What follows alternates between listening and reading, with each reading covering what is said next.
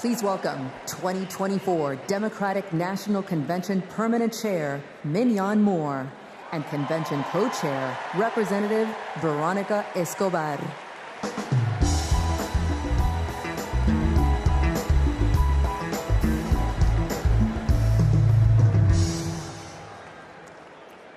Hello, fellow Democrats.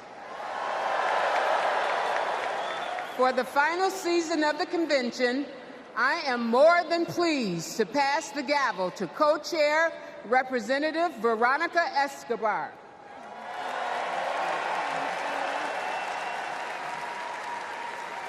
Thank you, Madam Chair. The fourth season of the 49th Quadrennial National Convention of the Democratic Party will now come to order.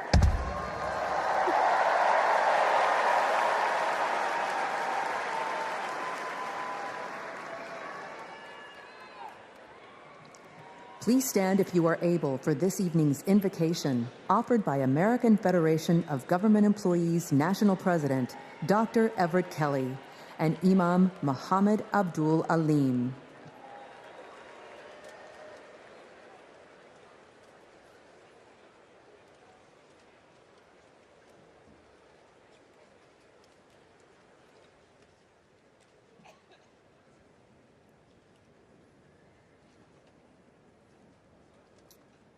Let us pray. Eternal God, our Father, creator of the universe, help us to rise together in unity and love. The work ahead is monumental. We must heed our call to feed the hungry, heal the sick, and comfort all who suffer. We must conquer fear, injustice, and despair. Our great democracy's foundation is our knowledge that all are equal in God's eyes, that righteous truth, your gift of freedom and equality, are being questioned once again. They're what our forefathers and mothers fought and died for. They died on battlefields, in factories, on farms and picket lines. They died in chains. They died for a better world. Beloved Creator, all this tonight, our democracy is now on the line. In the months that remain, guide Vice President Harris and Governor Walz with your wisdom and your thoughts. Eternal One, hear our prayer. Set our hearts afire that we may never weary in doing with your will in the pursuit of justice. In your Son's name, amen.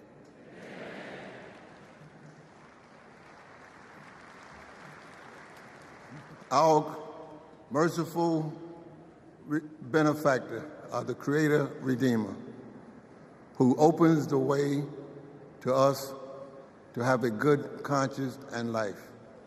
Grant that we continue as a nation out of many one, a people of faith, taking pride in caring for our common humanity.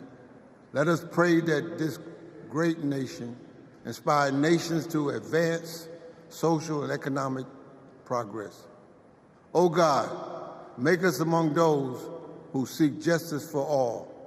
O God, help us stand with humanity against hate. O God, bless us to approach each day with a feeling of gratitude and remembrance of you. Bless our homes and our schools. Bless us to never be without hope. Bless us in every decision, endeavor, and undertaking. Bless the efforts of the presidency to secure more opportunities for all in our great society. And finally, bless Americans to cherish our freedom and noble essence. Amen. Amen.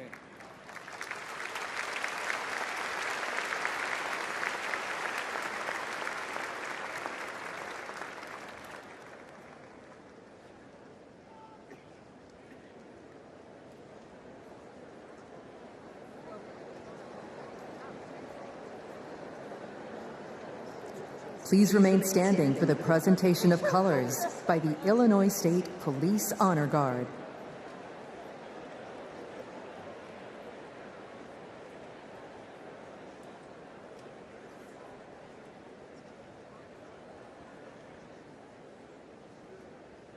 detail, attention.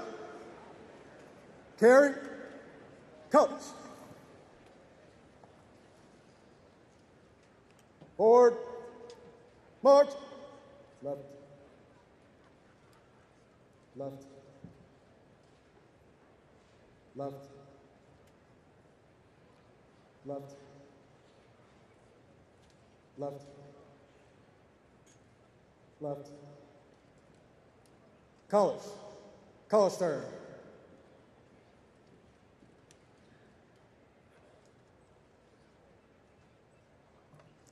Please remain standing for the Pledge of Allegiance, led by Luna Mehring, 6th grader from Oakland, California.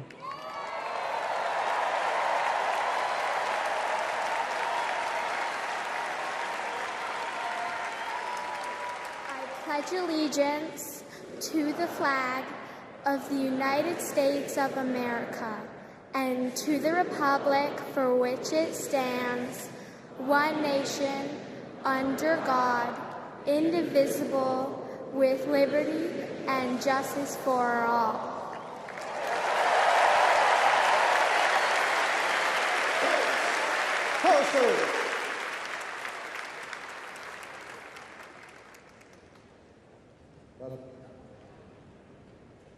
Left, left, left, left, left.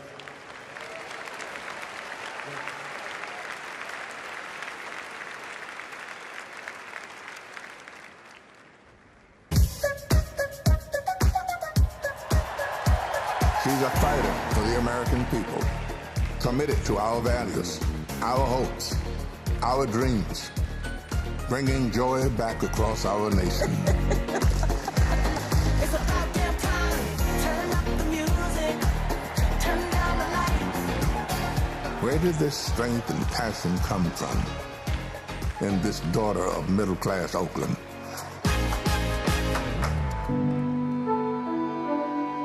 Well, it started with her parents, her mother, a South Asian scientist, and her father, a black economist. They took her to civil rights marches and inspired her to pursue her dreams. After her parents divorced, she and her sister were raised by her mother with the help of friends and neighbors, attending Sunday school at the 23rd Avenue Church. We grew up in this wonderful, loving, supportive environment.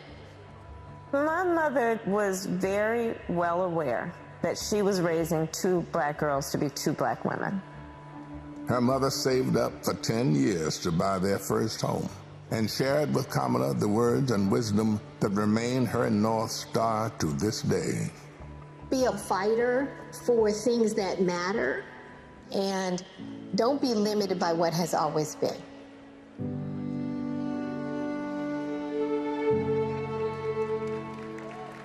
And then came a moment that changed Kamala Harris's destiny, that lit the fire within. When I was in high school, I had a best friend who I learned was being molested by her father. This particular day, she was like, hey, you really, really are not yourself. There's something going on. I said to her as soon as she told me, well, you have to come stay with us. As you get older, you really, really reflect on how pivotal that intervention was at that crucial point in my life. A big part of the reason I wanted to be a prosecutor was to protect people like her. And on her first day in court, she rose from her chair at the prosecutor's desk and said, Kamala Harris for the people. As a prosecutor, she put violent criminals and sexual predators in prison, leading to the highest conviction rate for serious and violent crime in 15 years, and created Back on Track, a program for first-time low-level drug offenders that became a national model. About, yeah, you did commit a crime, accept it, own up to it, and then let's talk about what we can do to change the circumstances going forward. Lowering recidivism rates for nonviolent offenders from 54% to 10%, giving people the training they needed to find a job after their sentence. I remember being so struck by having a district attorney who cared both about justice, about safety and accountability, but figuring out how to stop that crime from happening again. As California's Attorney General, she targeted transnational gangs and drug cartels, seized 10,000 kilos of cocaine and 12,000 pounds of methamphetamine, went after drug traffickers, and took 12,000 illegal guns off the streets. The new foreclosure crisis threatens to freeze up. She took on the nation's 5 largest mortgage banks that were stealing from homeowners. Prosecutors claim they duped desperate homeowners into paying thousands of dollars to get them out of foreclosure. She played hardball and delivered a landmark $20 billion settlement. This represents one of the largest dollar amounts to come to California. And in 2016, the people of California sent her to represent them in Washington, D.C. In the Senate, she earned a reputation for taking on the tough fights on the Judiciary and Intelligence Committees. Kamala hit the ground running. She came in with confidence. She was always respectful, but she would not let a witness off easily. I wouldn't. Yes or no? And if an argument didn't hold water, she could spot that flaw and get at it. I do want you to be honest. I'm not able to be rushed this fast. It makes me nervous. And when Joe Biden went looking for his vice president, I wanted someone who was strong and who was ready to be president on day one.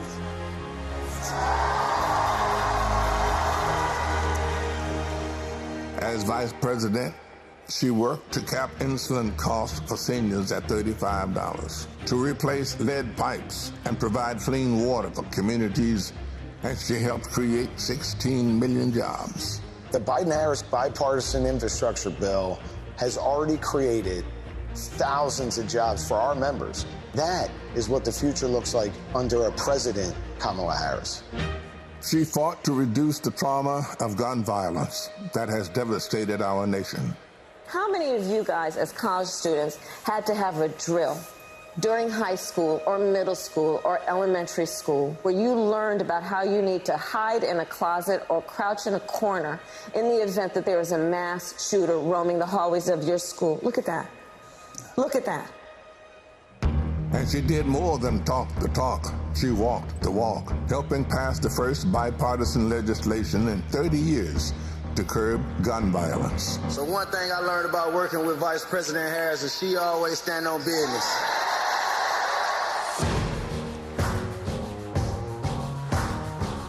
She has traveled the world to strengthen our national security and restore our global leadership, meeting with more than 150 heads of state.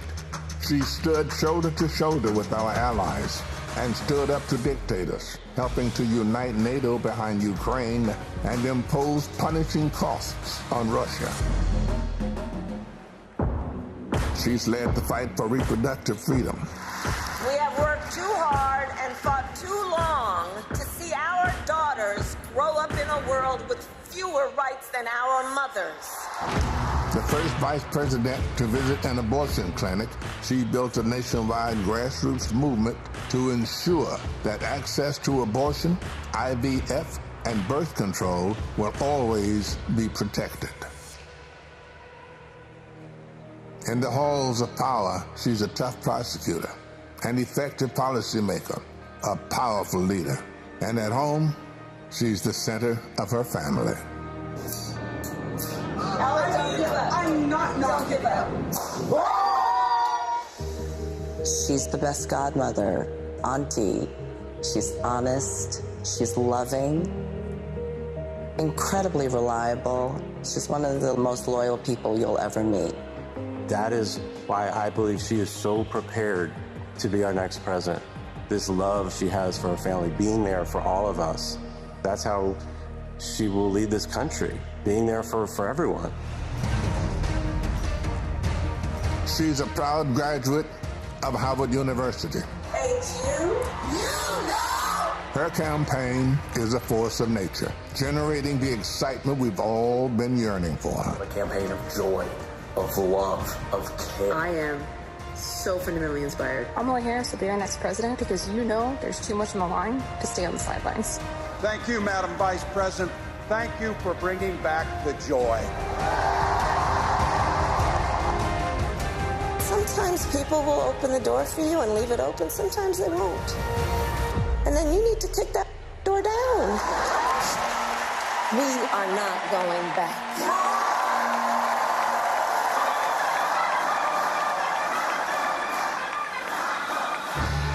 She's a protector, a strong voice for common sense, a leader for tomorrow, committed to healing our country, dedicated to doing the hard work to make us stronger. I now declare you spouses for life. Someone who truly understands the struggles of everyday Americans, poised by the challenges of the past, ready for any challenge that may arise. Now is the time, America. The joy is back, the pride is back, the hope is back. She's doing the work. She's fighting for us. She's the new way forward, our way forward.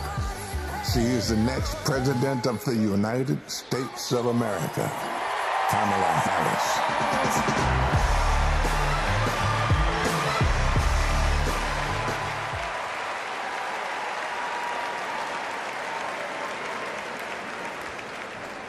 Wow. Bienvenidos todos to the final night of the Democratic National Convention. We have so much in store for all of you tonight, including a special rendition of our national anthem by our favorite country music rabble-rousers, the Chicks. And I just want to say, this week, our energy, hope, and joy have inspired the nation. Meanwhile, Donald Trump has been a small man, speaking in small venues, talking about small ideas. Our ideas, our vision for America brings us together. Our vision for America embraces every community and everyone. Kamala Harris and Tim Walz are working hard because they know our country is great.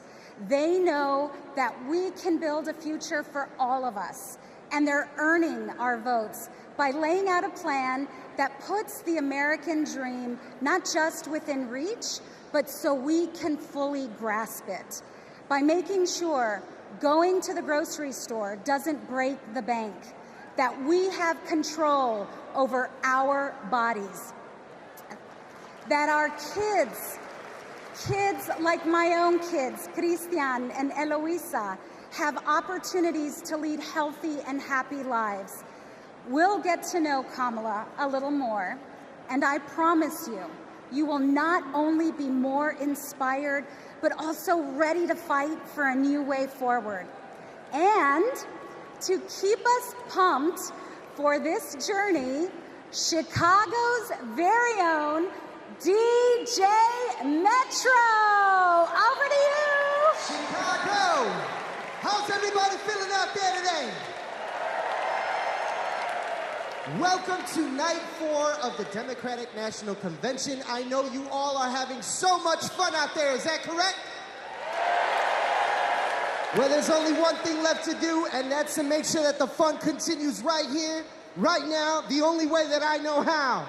The Chicago way, baby. Y'all ready? Let's go.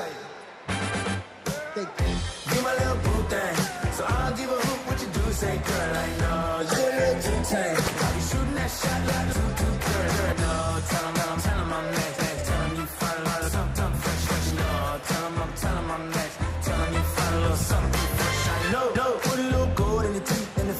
good, so I took the doors off the Jeep. Okay, I see a brother holding you, no beef, but I'm trying to get to know you at least. Don't take my talking to you around. I can keep it chill like the Soviet blunt. I'ma keep it real when your man long gone. If you're looking for a friend, everybody hands up, hands up. What's good?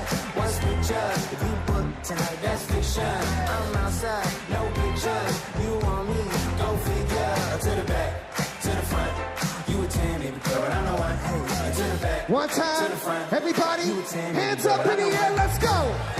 You my little boo thing, so I'll give a hoot what you do. Say, girl, I know you a little too tame. I'll be shooting that shot like 2K, girl, I know. Tell 'em I'm next. Tell 'em you find a little something too fresh, I know. Tell 'em I'm next. Tell 'em you find a little. Thank you very much, ladies and gentlemen.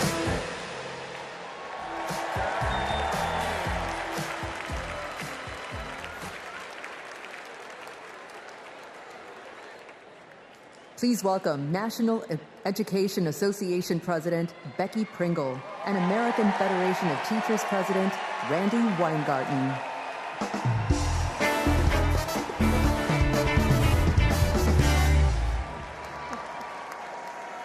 I am Becky Pringle, President of the largest labor union in this country, the National Education Association. As an 8th grade science teacher for over 30 years, I can tell you that Kamala Harris and teacher Tim Walz understand when our public schools are strong, our nation is strong. They know expanding free school meals, investing in healthcare, and keeping our communities and our schools safe creates opportunity for everyone. They will strengthen our schools, support our educators, and help our students live into their brilliance. Donald Trump and J.D. Vance are not just wrong, they're dangerous. It's all right there in Project 2025. They will shut down the Department of Education, end Head Start, and make educators pay a higher percentage in taxes than billionaires.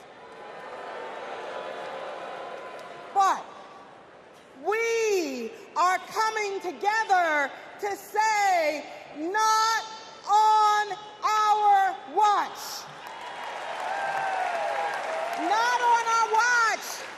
So we will organize, and we will mobilize, and we will win all the things. So come this January, we will have a president who sees us, who believes in us, and who knows the beauty and the power of this diverse democracy. And her name is Kamala Harris.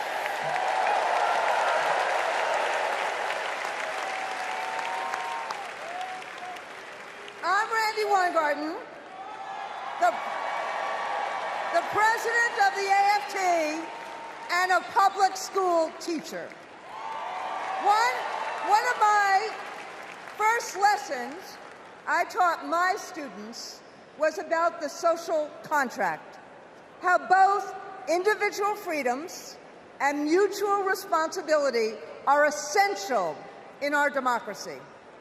This covenant underlies our commitment to public schools, where educators prepare students to spark innovations, steward the environment, create our arts, and shape our democracy. Now, one of the first lessons my students taught me was, you gotta walk the walk.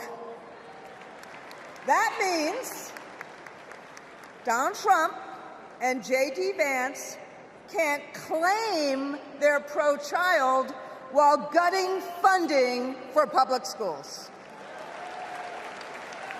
That means that being pro-family means we support access to good union jobs, affordable housing, health care, and higher education.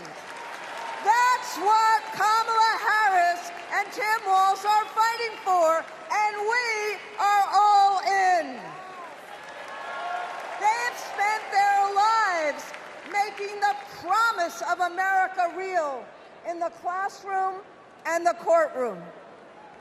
America, with Kamala Harris as our president, our best days are ahead.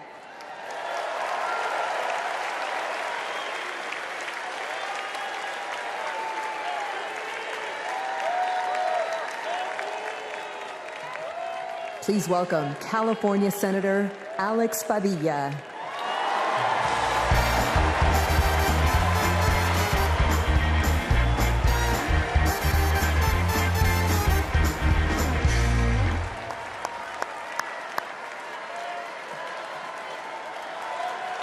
Good evening, Democrats. Buenas noches, demócratas. My name is Alex Padilla, and I am so proud to represent the great state of California in the United States Senate.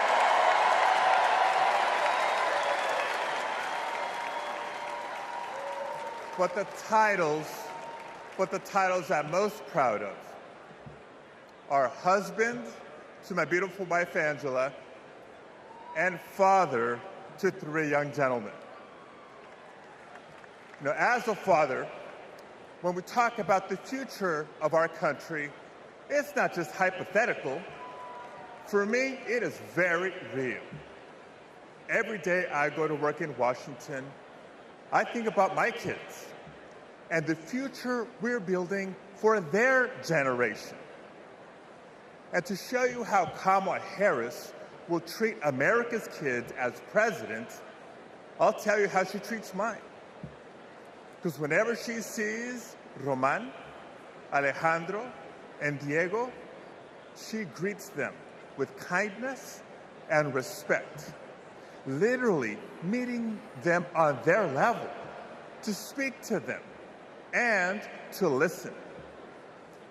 And every fight that Kamala and I have taken on together has been about making life better for this generation and the next. As a state senator, I stood with then Attorney General Harris as she took on the big banks to keep kids and their families in their homes. As California's Secretary of State, I knew her as a fearless United States Senator and my partner in defending our sacred right to vote. That's right. And when Kamala became vice president, I was honored to fill her seat. But I knew that I had some big Chuck Taylors to fill. But I was proud to carry on legislation that she championed to protect workers, to safeguard public lands, to provide kids with more access to quality education. You see, Kamala and I believe that all of our kids deserve a shot at the American dream. It's the American dream, after all, that brought my parents to the United States decades ago. Es cierto. Mis padres, Santos y Guadalupe Padilla, vinieron a los Estados Unidos en busca del sueño americano. But today, we know that the dream is out of reach for far too many families. So my question for all of you tonight is this. This November, who's ready to defend the dream? ¿Quién está listo a defender el sueño americano? Tim Walz is ready to defend the dream. Kamala Harris will defend the dream. And between now and Election Day, each of us must defend the dream too, by working to elect them as Vice President and President of the United States of America.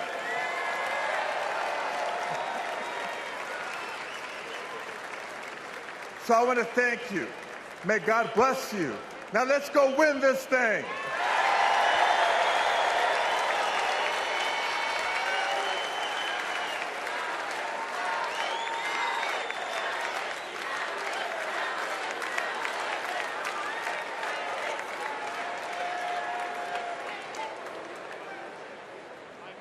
For families across our nation, the American dream starts at the same place, the place we call home. A home is more than four walls and a roof. It's the foundation of everything we hope for, the bedrock from which we build our own American dreams and write our own American stories. To share Kamala's vision to give more Americans a place to call home, please welcome former Secretary of Housing and Urban Development, Marcia Fudge.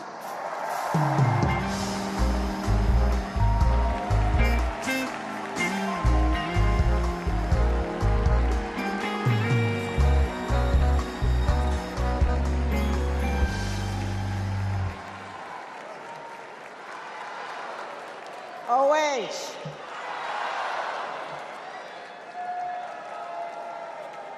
Kamala Harris has fought to protect homeowners and renters her entire career. As Attorney General, she held big banks accountable for their role in the foreclosure crisis and won billions of dollars for California homeowners. As Vice President, she and President Biden helped over 400,000 homeowners at the risk of foreclosure during the pandemic. And as President, she will build 3 million new homes and rentals, limit unfair rent increases, and offer down payment support for first-time home buyers. It's personal. Kamala remembers her mother's pride at buying their first home after saving for 10 years. She knows housing is a human right and a pathway to the middle class.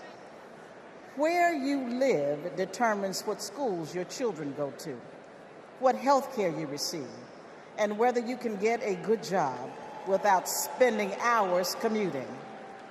Where you live too often determines how you live. Donald Trump has no idea how housing works for everyday Americans. He doesn't care. He started his career being sued for denying housing to black families. As president, he sat by while the cost of housing skyrocketed. Now, we can hand the keys to our housing policy back to a negligent landlord, or we can elect a president who believes in safe, affordable housing for all.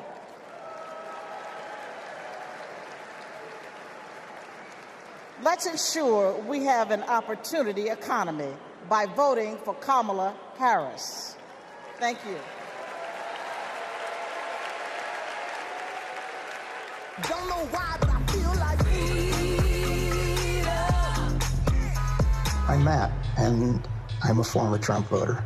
Hi, my name is Dave from Pennsylvania. I'm a two-time Trump voter, 2016 and 2020. I voted for Trump before, but I'm not going to do that again. I think his agenda has really been awful for America. He doesn't care about ordinary people. He's never been one, never known any. I'm extremely worried about Donald Trump getting into the White House again. People are working. All these people who weren't working under the Trump administration, they now have jobs. One thing I like about Kamala Harris is she talks about the issues. She talks about the economy. She talks about women's rights. I'm going to vote for Kamala Harris.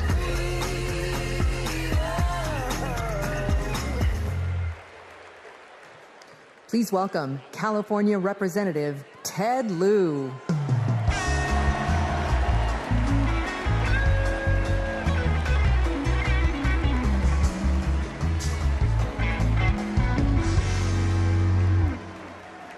As a computer science major, I am so impressed with how large this AI-generated crowd looks tonight.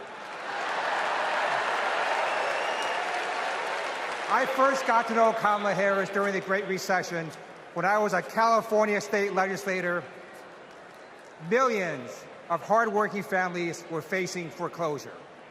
My constituents told me stories about predatory and unfair loan terms and about how hard they were fighting to keep the homes that they loved.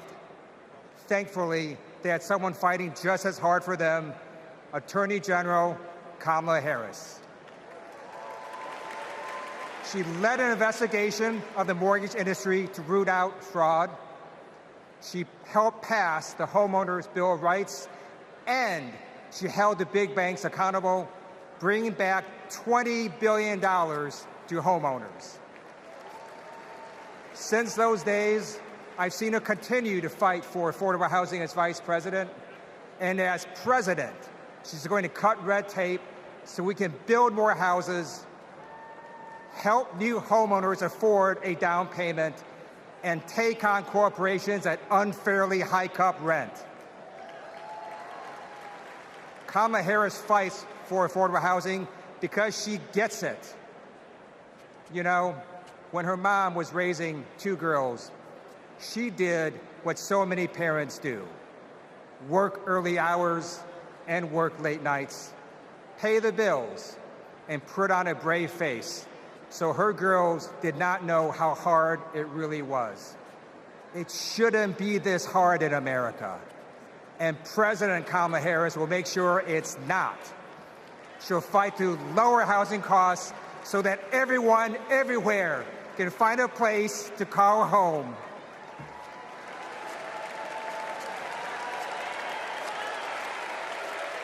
Don't know why, but I feel like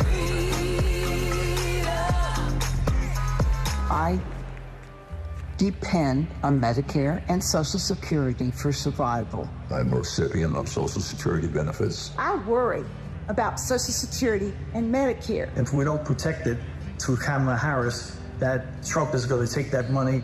Project 2025 is going to be disastrous for many of us. What are we supposed to do? Who's going to take care of us? Where are we going to live? I don't know, but I know I'm voting Democrat. I'm supporting Vice President Harris because she will protect my Social Security and that of all others.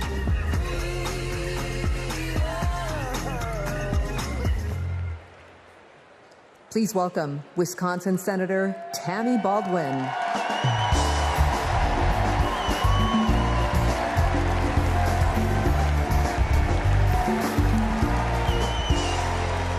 Hello, Democrats. And hey, Wisconsin. Tonight, I want to talk about family. We know that all families don't look alike. My mother was a teenager when I was born, and she struggled with addiction. I never met my father, but I had 2 incredible grandparents who stepped in and raised me, David and Doris Green. Everything I know, I learned from them. In every way a child needs, my grandparents were there for me. And as they grew older, it was my privilege to be there for them. So when I work to protect Medicare and Social Security, I do it with a personal knowledge of what those big programs meant in small but deeply meaningful ways to my grandparents.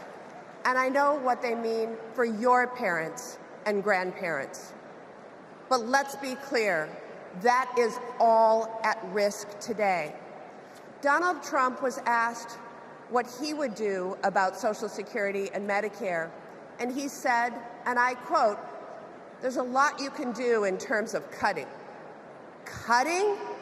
He's talking about cutting Social Security and Medicare while giving a huge new tax break to billionaires and corporations? Well, Kamala Harris is not going to let that happen. And Tim Walz is not going to let that happen. We are not going to let that happen. You know, they've got it backwards. We Democrats, we honor our elders and ask the wealthiest to pay their fair share. Wisconsin's state motto is forward, and my friends, that's where we're headed.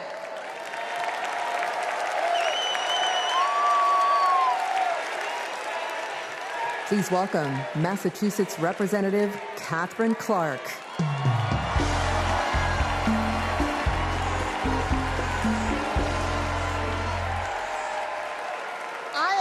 A proud mom of 3.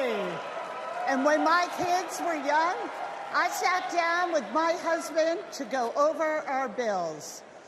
We realized that my entire income went to paying for childcare. We asked ourselves, how on earth will we make this work? So many parents will tell you a similar story. They'll tell you that preschool can cost as much as rent, or that they drive over an hour just to find childcare. They'll tell you that the workers who watch their children have it even worse. When parents have to choose between their kids and their jobs, businesses are hurt too. We shut out talent. We lose the prosperity parents could create. Childcare makes our economy run. And yet, Donald Trump's Project 2025 will eliminate Head Start, close classrooms, raise the cost of care. And J.D. Vance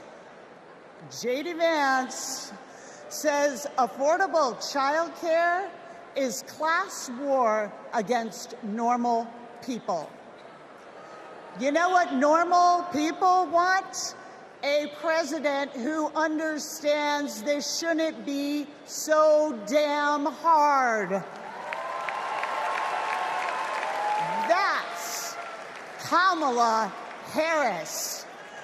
She's seen this firsthand. You've all heard Kamala talk about her mother.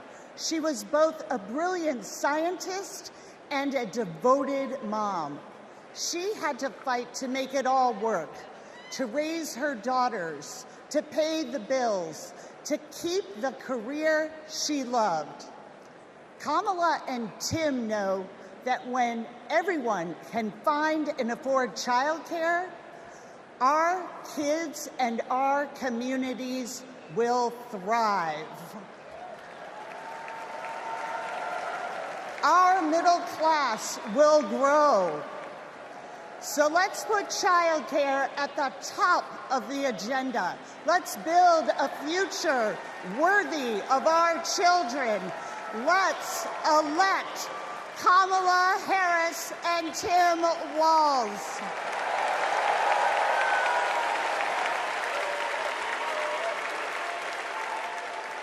Please welcome Colorado Representative Joe Neguse.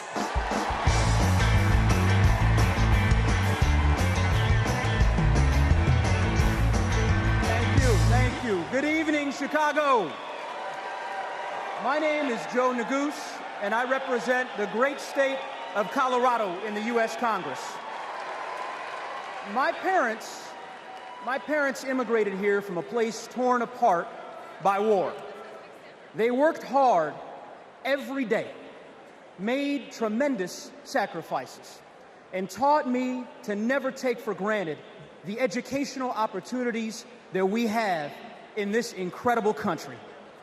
It's because of them and because of those opportunities that tonight their son stands before you as Assistant Democratic Leader of the U.S. House of Representatives. My fellow Americans, let me say this clearly. Don't let anyone tell you that the American dream is dead. It is alive and well, and it will grow even stronger with Kamala Harris as the next President of the United States. How do we know that? How do I know that? Well, it's because Kamala Harris believes that college can be a ticket to the middle class, and she has fought to make it more affordable her entire career. As California Attorney General, she took down one of the biggest for-profit colleges, securing $1 billion, $1 billion for students who were defrauded. Alongside President Biden, she expanded Pell Grants and secured record funding for HBCUs. And Kamala Harris made public service loan relief a reality for teachers and first responders and firefighters and nurses and countless others across our land. Vice President Harris delivered before, and she will do it again. As president, she will build a brighter future, a more affordable future, a future where going to college doesn't break the bank, a future where my 5-year-old daughter, Natalie, who's watching us back home in Colorado right now, a future where she can live her dreams. So those are the stakes. Let's make it happen, America. Let's make history, America. Let's elect Kamala Harris, the 47th President of the United States. Thanks so much. God bless. Thank you.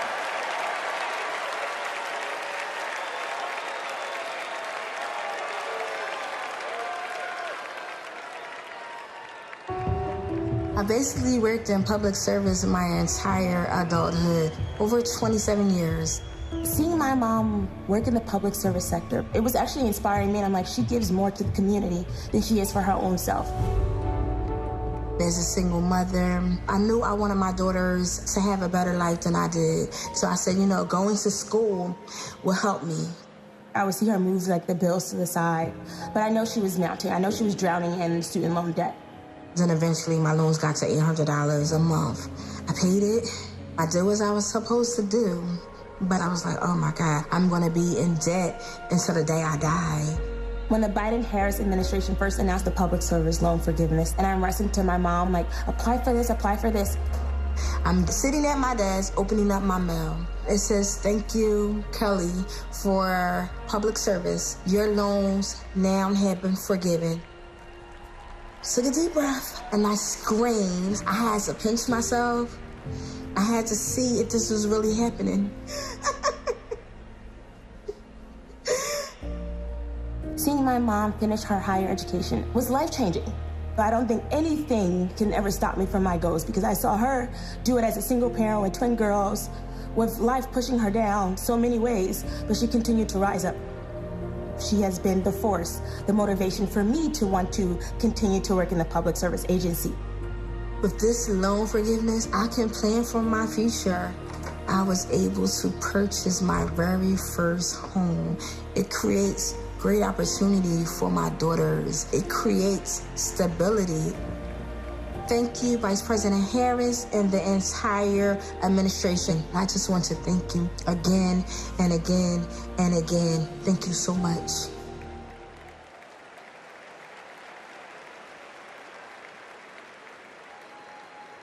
Our party's not over, Chicago! Let me see you just rock with me once. This hit that ice cold, Michelle fight for that white gold. This one for them hood girls, them good girls, straight masterpiece. Styling, wildin', living it up in the city. Got Chuck's on with Saint Laurent, gotta kiss myself, I'm so pretty. I'm too what? I'm too hot. Call the police and the fireman, I'm too hot. Make a dragon wanna retire, man, I'm too hot. Say my name, you know who I am, I'm too hot.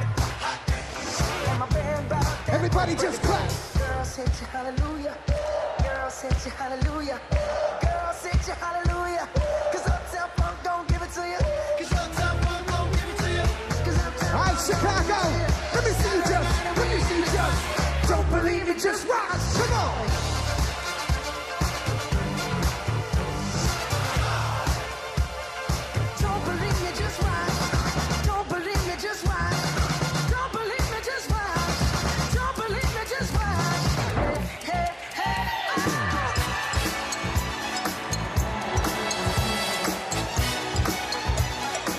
Anybody here ready to have a great time with me tonight? Let me hear you make some noise.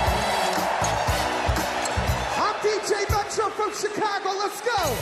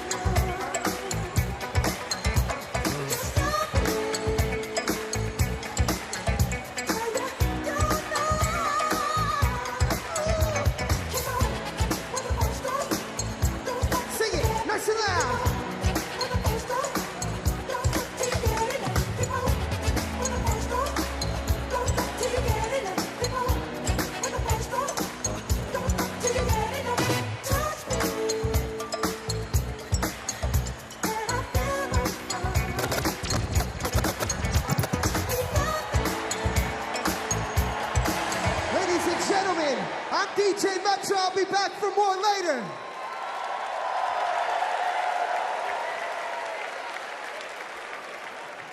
Please welcome Durham, North Carolina Mayor Leonardo Williams.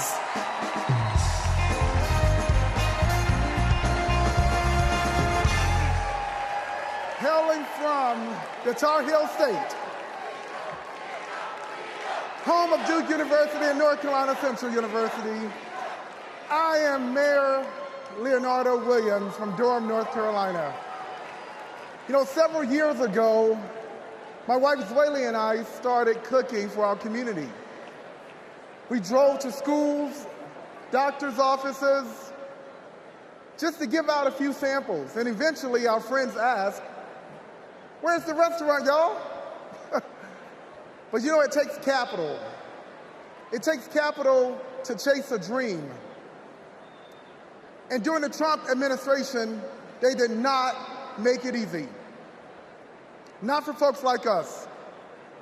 So what I thought was, I guess not everybody can have a multi-million-dollar loan from their father. So I'll tell you what we did. We emptied our savings, and in 2008, we launched Zweli's Kitchen, America's first Zimbabwean restaurant. And the Biden-Harris administration helped make that a reality. They helped make that dream come true for entrepreneurs like us. Now, thanks to small business grants and all of the help that we received from them, we now have 3 locations. And we employ nearly 30 employees with a living wage. But we are not alone. Under Joe Biden and Kamala Harris, more than 500,000 business applications have been filed in North Carolina. Kamala Harris is fighting to create an opportunity economy that can break down barriers for entrepreneurs like us. And as president, she will support risk takers and problem solvers who want to just do their part and claim their piece of the American dream. And also, I want to thank Maya from Nevada, who has served her famous dumplings for the past 3 years and opened new locations thanks to the historic support for small businesses. And Robert, I want to thank you from Minnesota. Robert owns a solar business, heated up once by Joe Biden and Kamala Harris. They passed the Inflation Reduction Act. And Paul from Arizona. Paul, who's a commercial cleaning company, landed huge contracts thanks to the Biden-Harris manufacturing boom. So Kamala Harris knows. She knows entrepreneurs like these. She knows that we are the backbone of our community. And when they succeed, we all succeed. Let's win this. Thank you.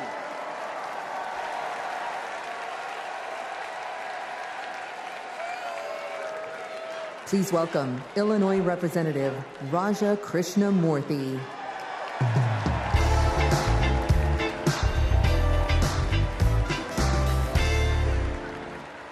America Against America.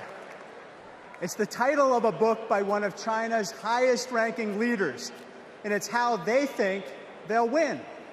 They know the only way they'll beat America is if we beat ourselves. In Congress, my job is to study China's economy. And mark my words, they want to see Donald Trump across the bargaining table, because he'll start endless trade wars that raise prices for Americans, because he'll cut programs that train workers in America. But most of all, Trump will pit American against American. And that's what China wants, for us to fight amongst ourselves, because that's how we lose. But we're not going back. What does Kamala Harris tell us? When we fight, we win. Because Kamala Harris knows how we fight best, not American against American. She knows that when we fight as one country, we win. When we fight as one team, we win. Which is why when Kamala Harris wins in November, we win. Thank you so much.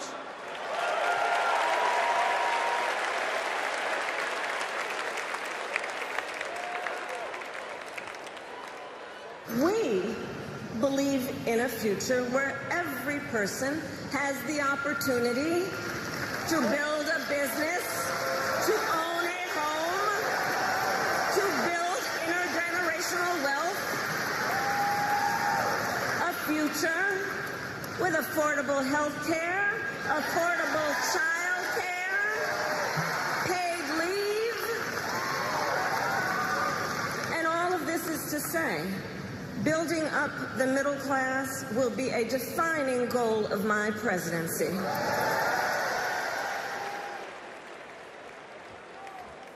Please welcome Pennsylvania Senator Bob Casey.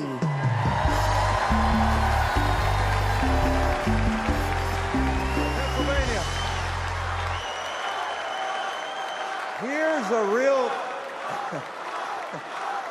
Here's a real question. Moms asked me in Pennsylvania, what am I supposed to do if I can't afford diapers? In just 6 months, a box of diapers went up $15. The corporations say your prices are up only because their costs are up. They're selling you a lie. It's in the bag with the diapers. Prices are up because these corporations are scheming to drive them up. Most companies are good companies. It's the food conglomerates that sit behind the supermarkets, the faceless wholesalers. They're the ones who are extorting families at the checkout counter. This is greedflation. I've been fighting it a long time. So has Kamala Harris. And finally, we're starting to win. When Big Pharma jacked up the cost of insulin, we passed a bill to stop them. Now, for millions of Americans, it's capped at $35 a month. So that's one. I've been fighting to ban price gouging on food. And next year, when she's president, Kamala Harris will sign a bill to do just that. So that's another. And when corporations take advantage of a crisis, like toilet paper during the pandemic, we'll hit them with harsher fines when Kamala Harris is president. Now, Americans don't expect stuff to be free, but we do expect it to be fair. The people I'm talking to, from Allentown to Erie, they don't tolerate being ripped off. Americans are hardworking, honest people. And that's what we've been fighting for.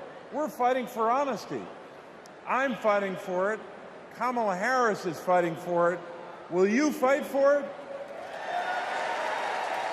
All right, let's go out and win this thing. Thank you.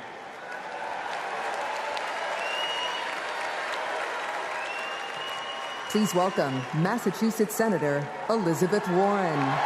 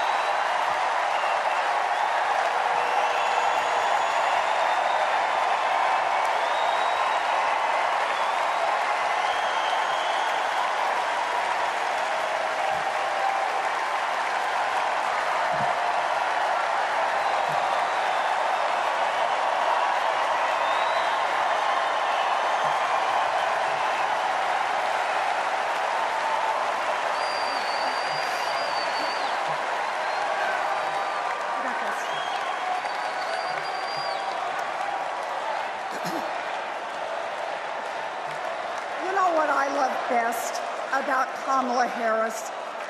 Kamala Harris can't be bought and she can't be bossed around. Now, I first met Kamala in the aftermath of the 2008 financial crash.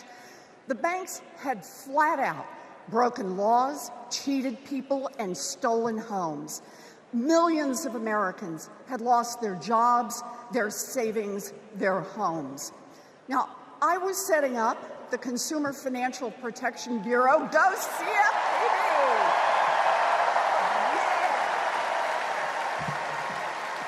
Kamala was protecting families as California's Attorney General.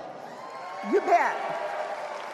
And Donald was scamming students at Trump University and trying to make money off people losing their homes. Kamala Harris stepped up.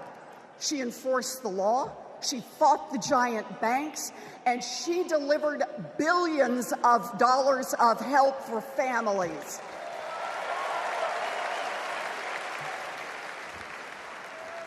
And that is the difference between a criminal and a prosecutor.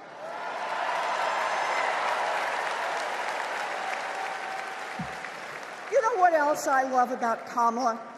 She gets it. We need to make life more affordable for working people. Yeah. Donald Trump, the felon, has no plans to lower costs for families. He doesn't know how, and basically, he doesn't really care. When did he ever fill up a gas tank or worry about a grocery bill? The only bills he worries about are from his criminal defense lawyers.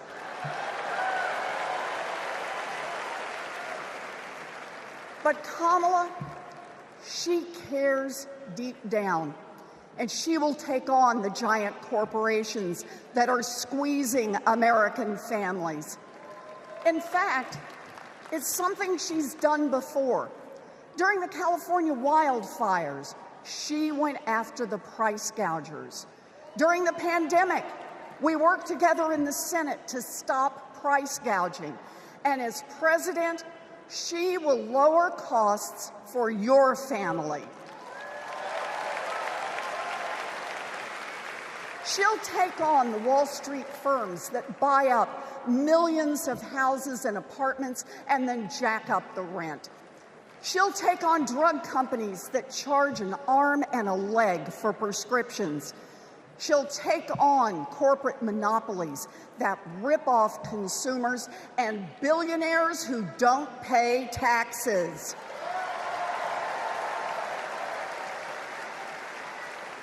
And she'll take on right-wing extremists who think they should decide who has access to abortion or IVF, Kamala will protect abortion rights nationwide.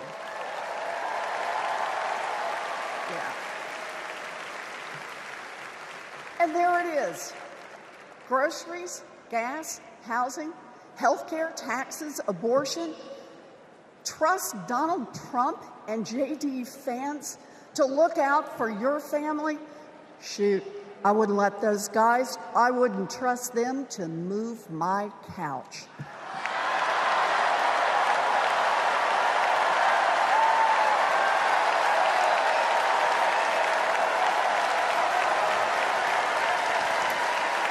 We need Kamala Harris. This election is about your family and your future. I've seen Kamala Harris fight. I've seen her win. And when it comes to our families and our futures, Kamala Harris is someone we can trust. So here it is, with joy in our hearts. Let's elect Kamala Harris the next President of the United States.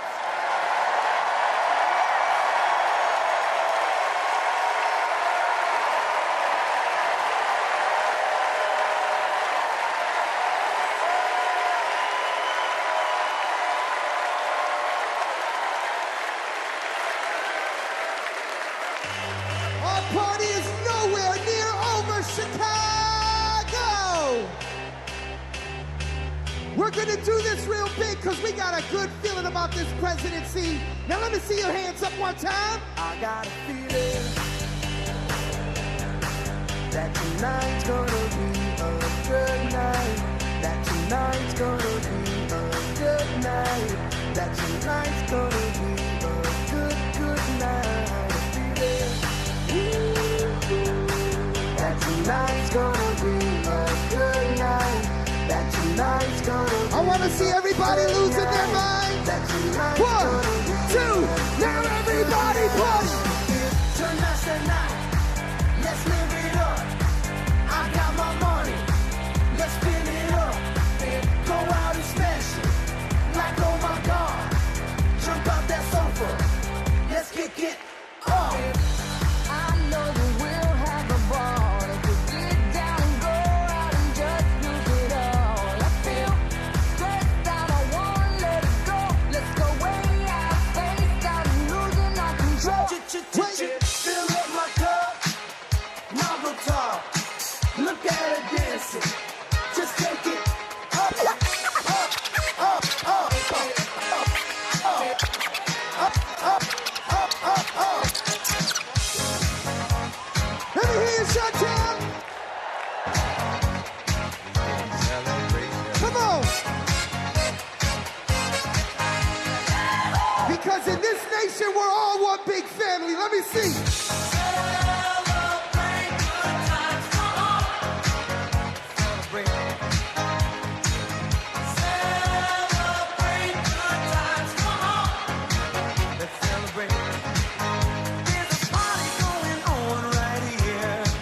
A celebration to last throughout the years. So bring your good times and your laughter too. We gon' celebrate your party with you. Come on now. Celebration. Let's all celebrate and have a good time. Celebration. We gon' celebrate and have a good time. It's time to come together. It's up to you. What's your pleasure? Everyone around the world, come on! Ladies and gentlemen, I'll see you guys in just a little while. Thank you.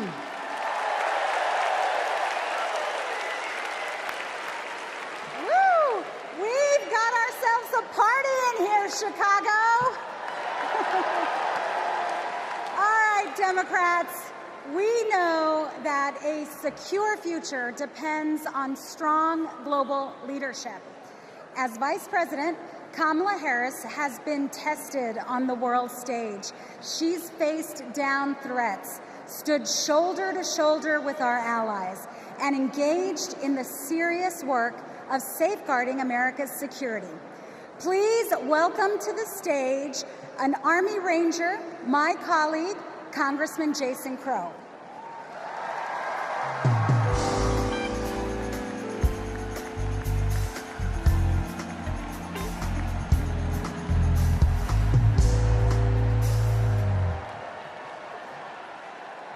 Before serving in Congress, I was a paratrooper and an Army Ranger. Over 100 combat missions in Iraq and Afghanistan taught me what really makes America strong and secure. You see, it's not tough talk, it's not chest thumping, because in war, talk is cheap. And trust me, I know a couch commando when I see one.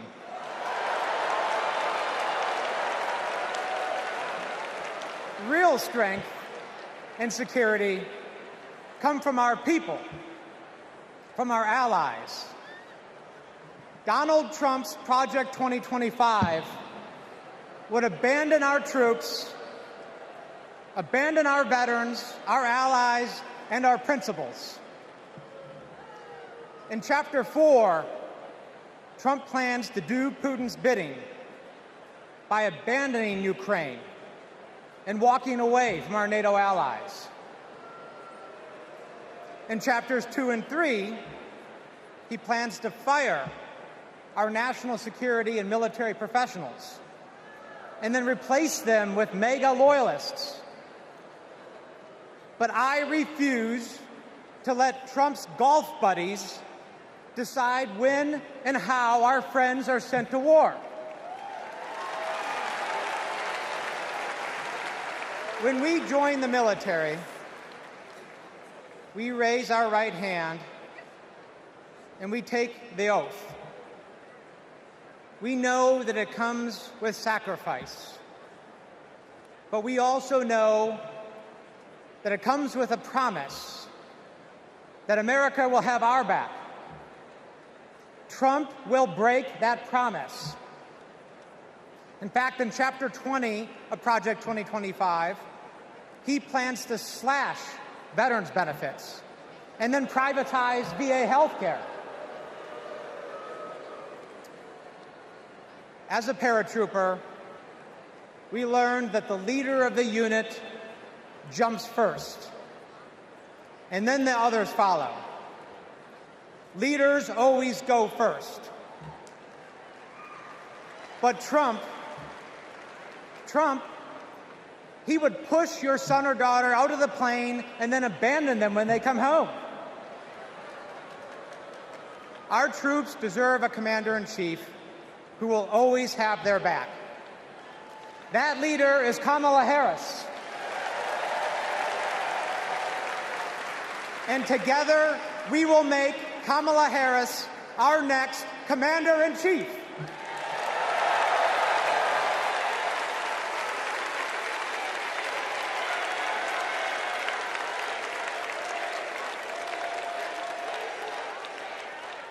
President Joe Biden and I, along with our entire country, are grateful, deeply grateful to each and every one of you for your service and for your excellence.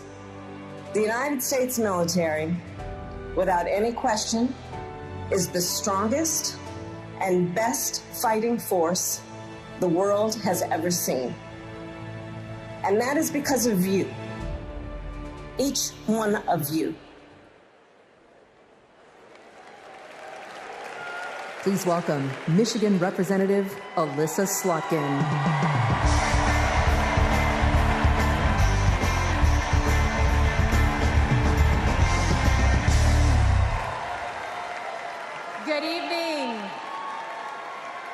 I'm Alyssa Slotkin. I am honored to be your U.S. Senate nominee from the great state of Michigan. Go blue, go green, my peeps from Michigan. My life in service began in New York City on September 11th. As the smoke cleared, I knew my career would be spent protecting the country we all love. I was recruited by the CIA and served 3 tours in Iraq alongside our military. And I worked at the White House under presidents of both parties and as an acting Assistant Secretary of Defense under President Obama. I want to talk tonight about national security because the choice in November is stark. America retreating from the world or leading the world. Trump wants to take us backwards. He admires dictators a lot. He treats our friends as adversaries and our adversaries as friends. But our vision is based on our values, the values that took us to the shores of Normandy and helped us win the Cold War. We believe America should inspire and lead at home and abroad. We recognize that it's not just about having a strong military, but about tackling global challenges like AI and climate change together. And guess what? That takes friends. You got to have friends to do that. Vice President Harris understands our strength abroad is inextricably linked to our strength here at home. Our schools, a strong middle class, and the health of our democracy. So, for everyone here and everyone watching, I want you to proudly claim your patriotism. You are here because you love your country. Do not give an inch to pretenders who wrap themselves in the flag, but spit in the face of freedoms it represents.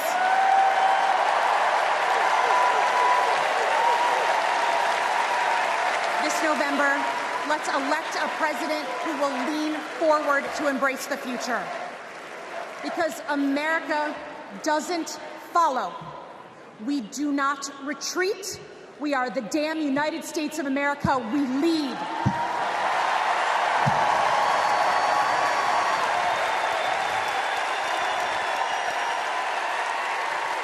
Please welcome New York Representative Pat Ryan.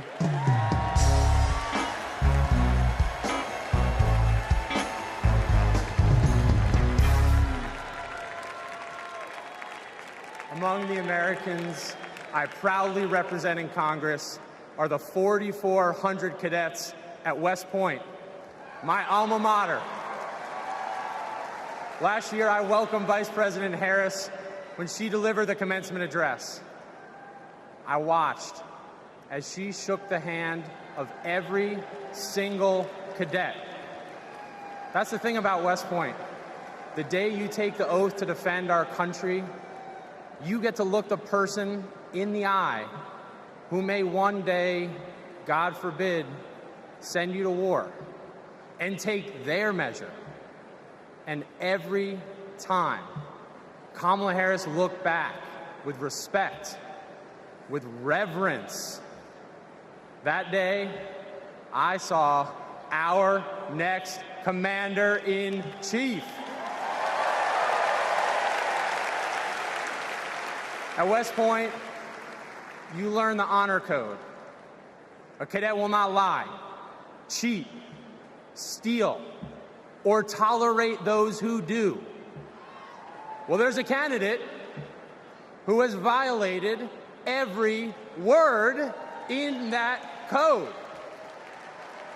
A serial liar, cheater, thief, who looked soldiers in the eye, then turned around and called fallen heroes suckers and losers, who insulted Medal of Honor recipients just last week. I tell you what I think of Donald Trump. They told me I can't say that word on TV. I'm going to use an Army term, FUBAR.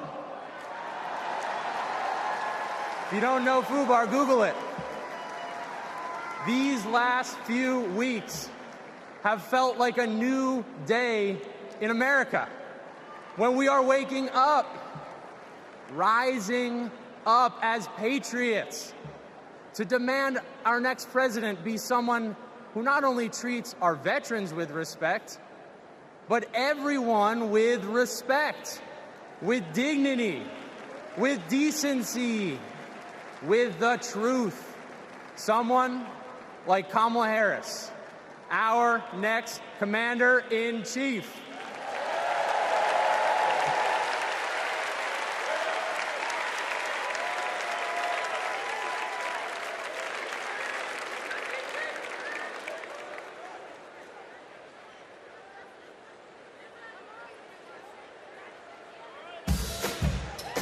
We are not done.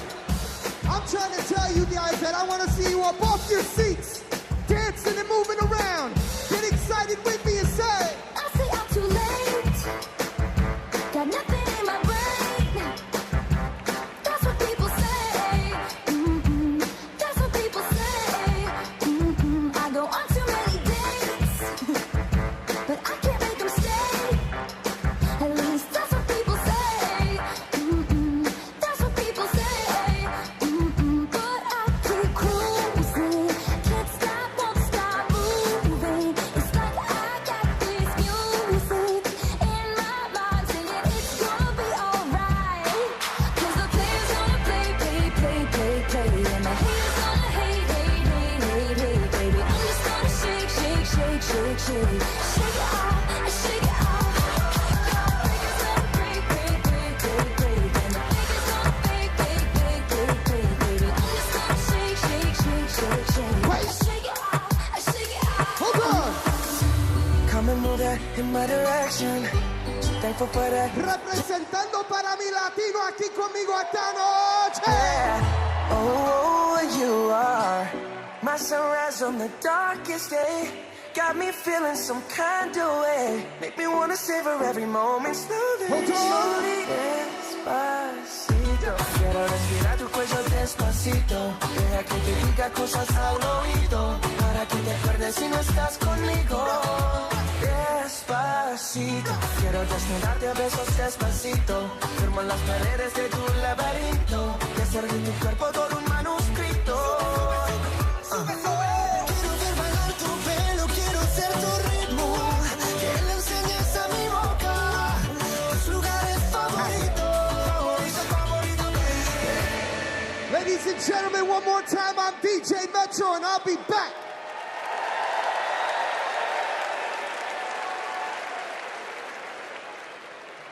Please welcome the president of the National Action Network, Reverend Al Sharpton.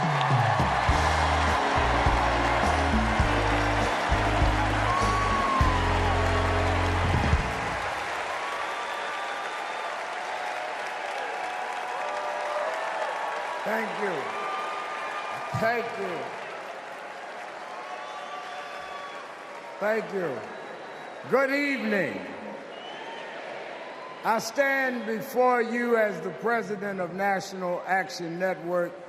We do not endorse candidates, but we report where candidates stand on criminal justice, economic empowerment, health equity, and other issues. On one side of this race is Donald Trump, a fellow New Yorker I've known for 40 years. Only once in that time, did he take a position on racial issues. He spent a small fortune on full-page ads calling for the execution of 5 innocent young teenagers. Well, I'm gonna bring them out in a minute, and you'll hear from them. Because they were not executed, they're here to continue to fight.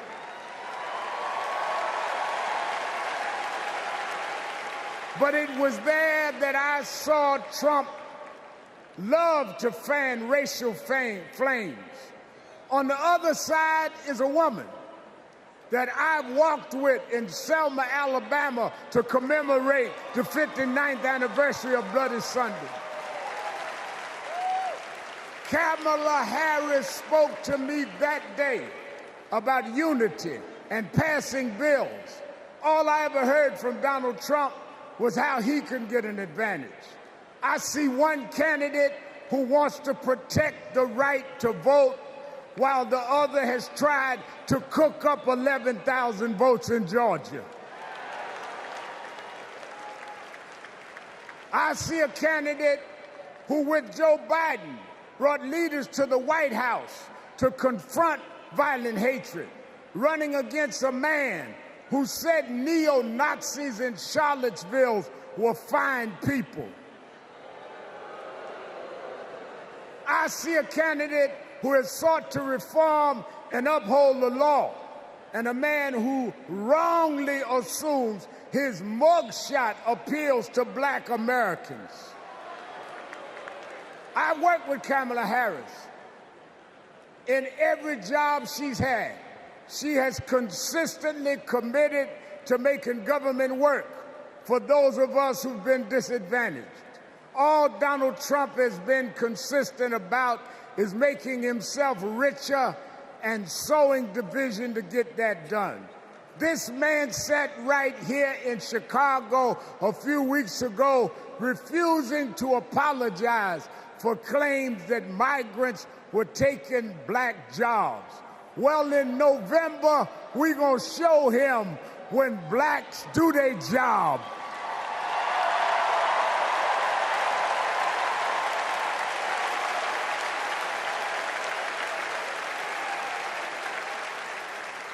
And we are going to join with whites and browns and Asians, and we're going to do a job on those that have done a job on us.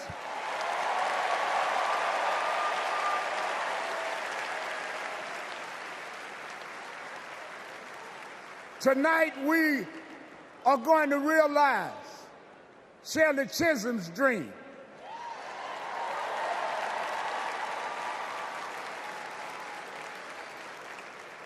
"52 years ago, I was one of the youth directors in her campaign for president. And 52 years after she was told to sit down, I know she's watching us tonight as a black woman stands up to accept the nomination for President of the United States.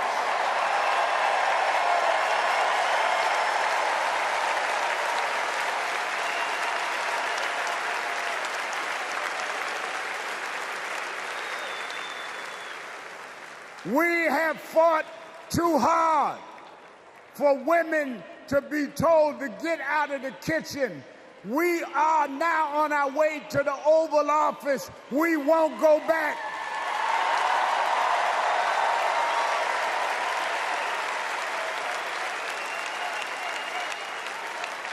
We fought hard.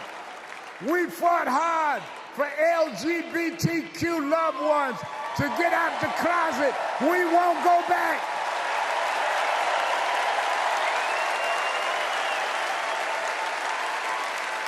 We fought hard for the right to choose, the right to education. We suffered and died and bled, went to jail to get the right to vote. We won't go back.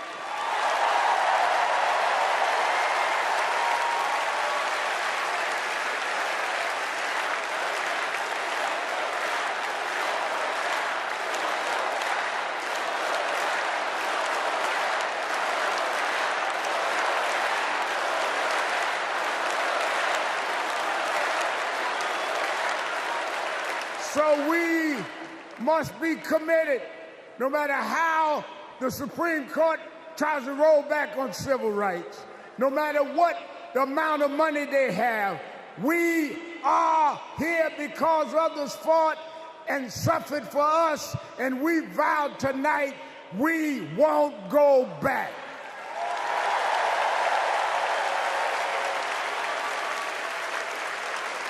This November, we will go forward to fulfill the promise of a just and fair nation. And let me say, as we transition, I'm a preacher. And in Psalms it says, weeping may endure for a night, but joy comes in the morning.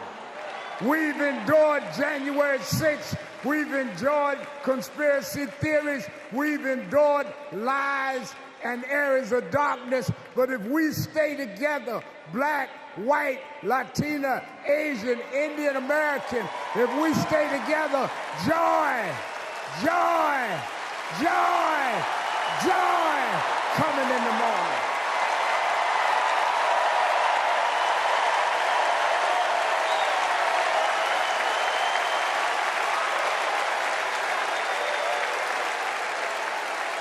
I want to now, since I was a teenager, I was mentored by Reverend Jesse Jackson.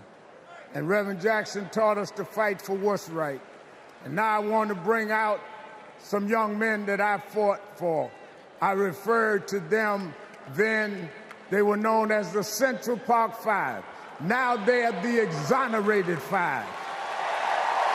Raymond Santana, Kevin Richardson, Yusef Salaam, Corey Weiss, the Exonerated Five.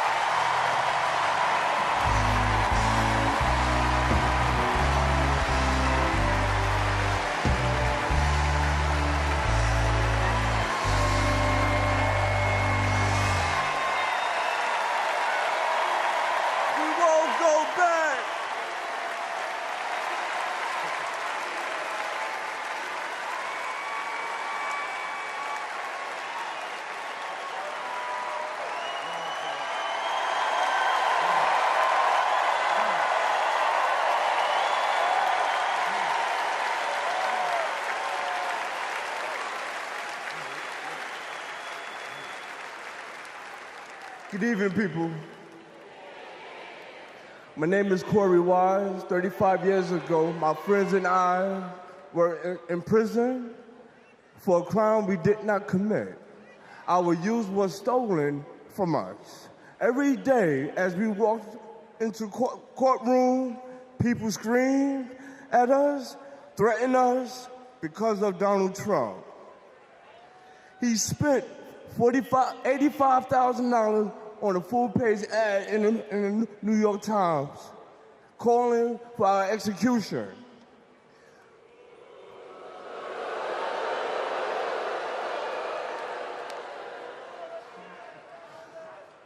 We were innocent kids, but we served a total of 41 years in prison.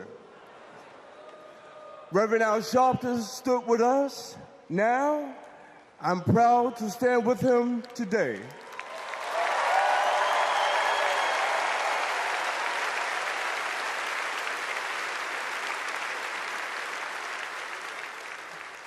Vice President Kamala Harris has also worked to make things fairer.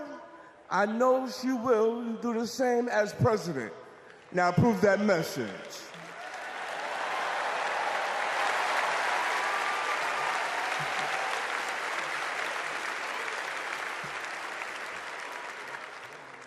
I love these guys. These are my brothers. These are my brothers. Yes, indeed. America. I am Yusef Salaam.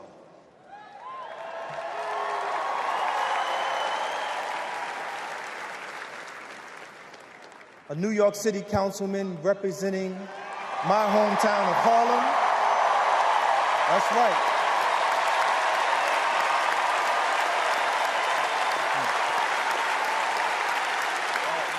Man. Representing my hometown of Harlem, USA. And listen, as my friend Corey Wise just said, 45 wanted us unalive. He wanted us dead.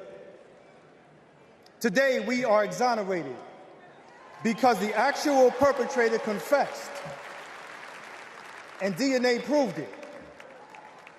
That guy says he still stands by the original guilty verdict. He dismisses the scientific evidence rather than admit he was wrong. He has never changed, and he never will.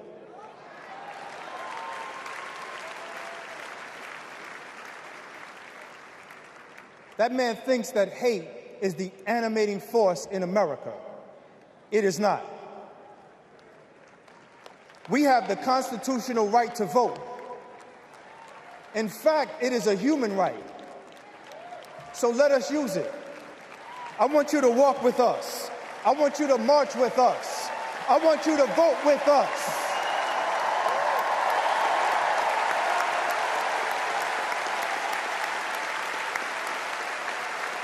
And together,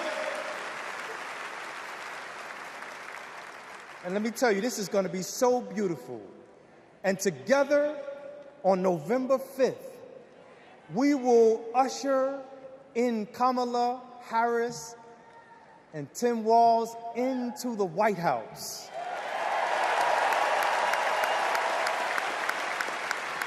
So I want to do this. When I say when they, I want you to say see us. When they, see us. When they, see us. When they see us, America will finally say goodbye to that hateful man.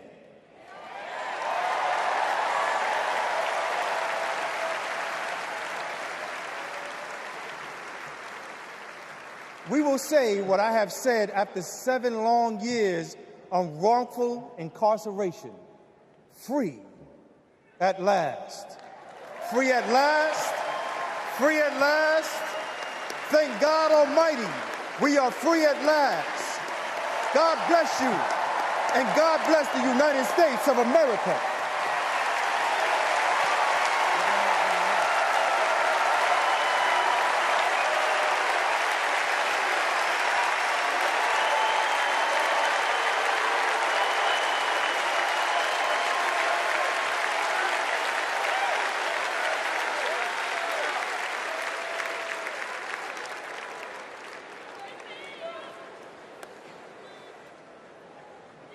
Wow. Our country is built on justice, and people's lives, as we just heard, can be harmed when we fail to do justice. But Kamala Harris fights to do justice. No one knows that better than the prosecutors who fought alongside her. These are their stories.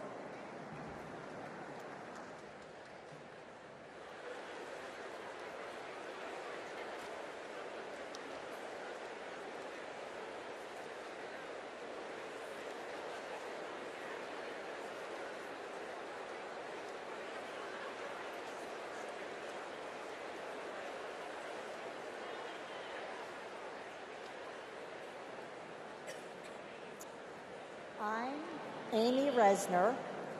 I was a colleague in the courtroom when my friend Kamala tried one of her first cases and made the prosecutor's promise for the people.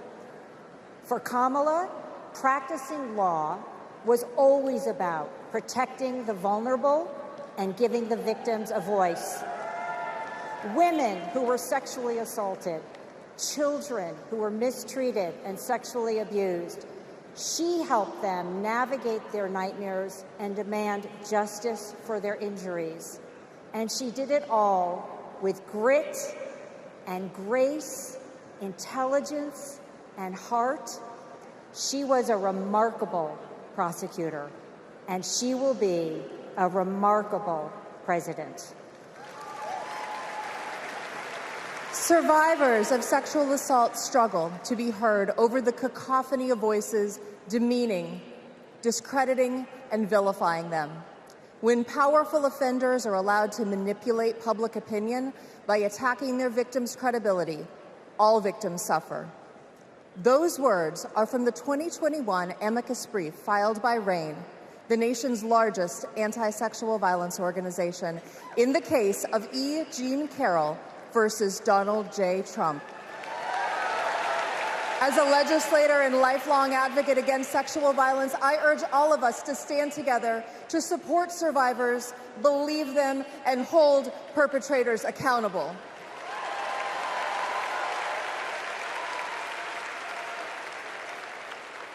I'm Lisa Madigan, former Attorney General of Illinois. I worked with Kamala Harris during the Great Recession to protect homeowners from foreclosure. As Attorney General of California, Kamala met thousands of people on the verge of losing their homes and their faith in the American dream. She demanded big banks provide mortgage relief to allow families to stay in their homes. She stood her ground, and together, we prevailed. For as long as I have known her, Kamala Harris has always taken principled positions and never wavered. Thanks to Kamala's determination, countless Americans have a home they can call their own.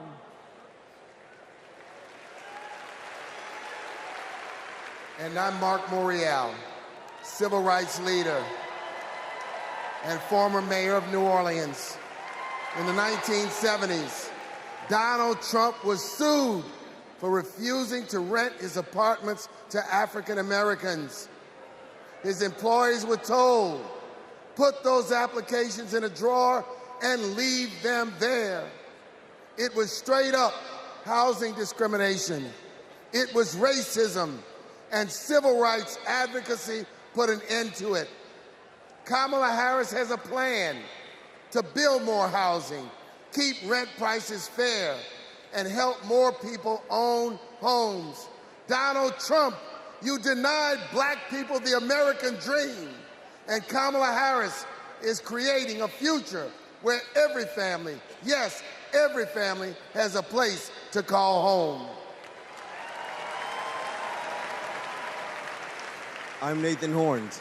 In 2010, I went to college in California to pursue my dreams, but ended up with a nightmare.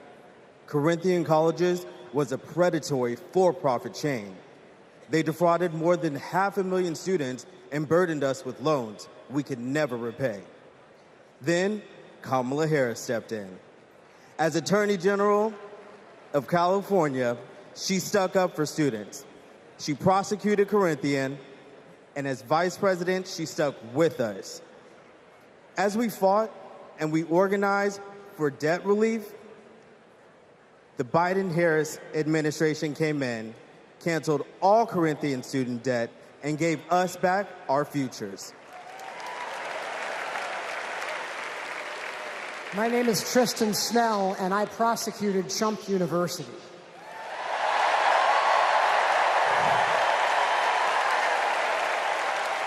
I interviewed over 100 victims of Trump's fraud, a retired police sergeant, an Iraq veteran with PTSD, a mother caring for her son with special needs. They trusted Trump.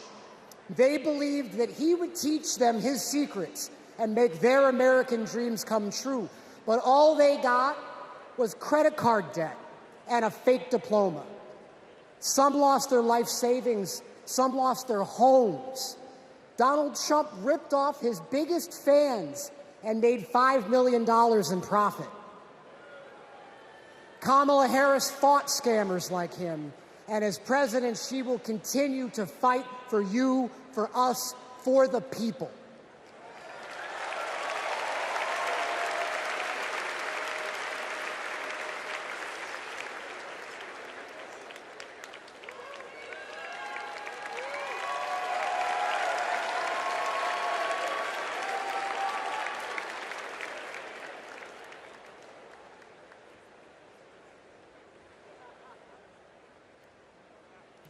Please welcome Massachusetts Governor Maura Healey.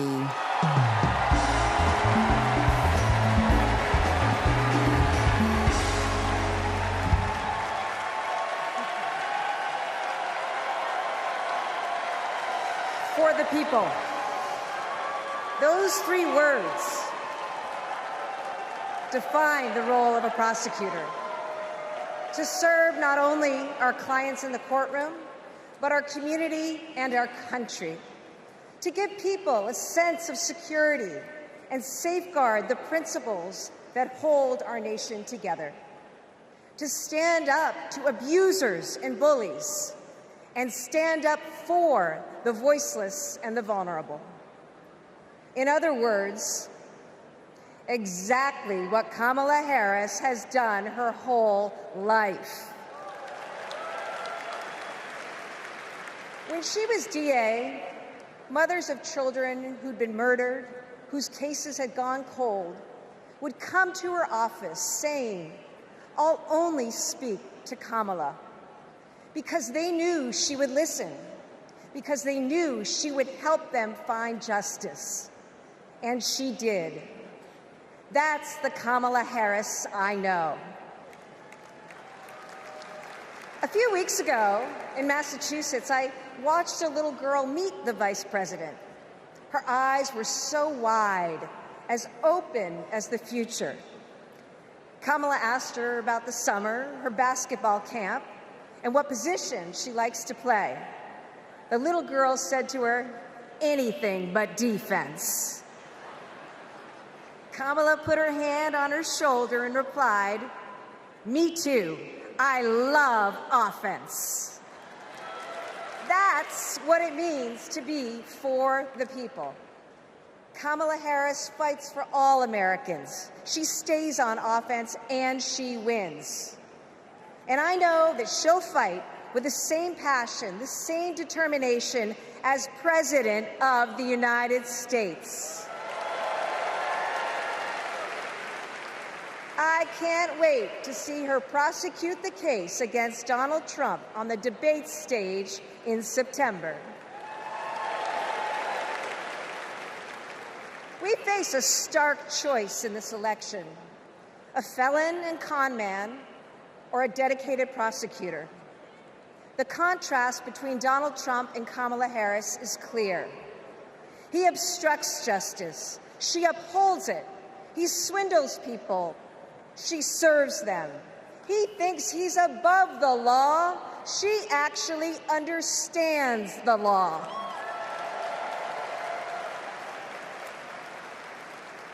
That's what this election comes down to. One candidate who's out for himself, or Kamala Harris for the people. It's a battle for the future of our nation.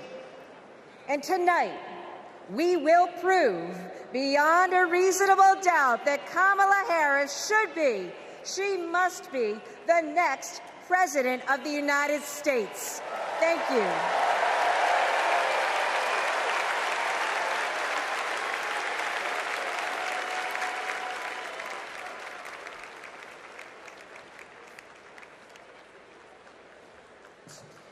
Please welcome survivor and advocate Courtney Baldwin.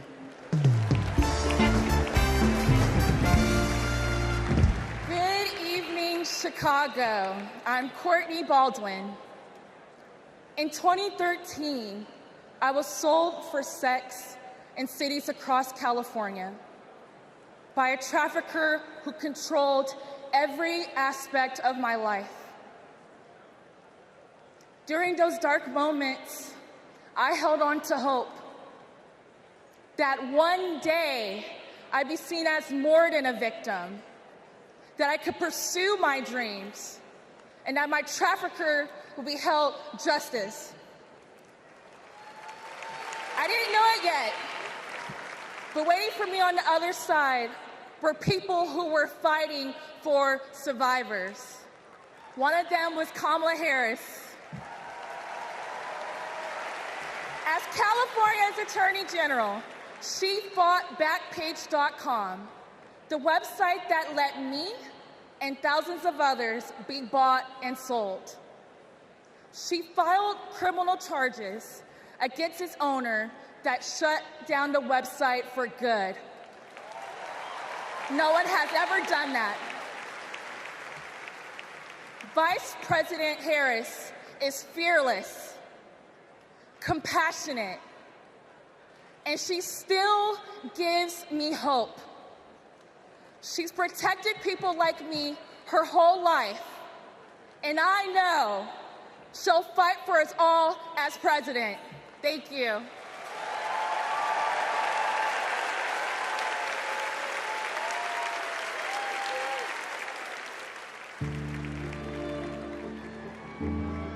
We have to wake up at 2 a.m. in the morning.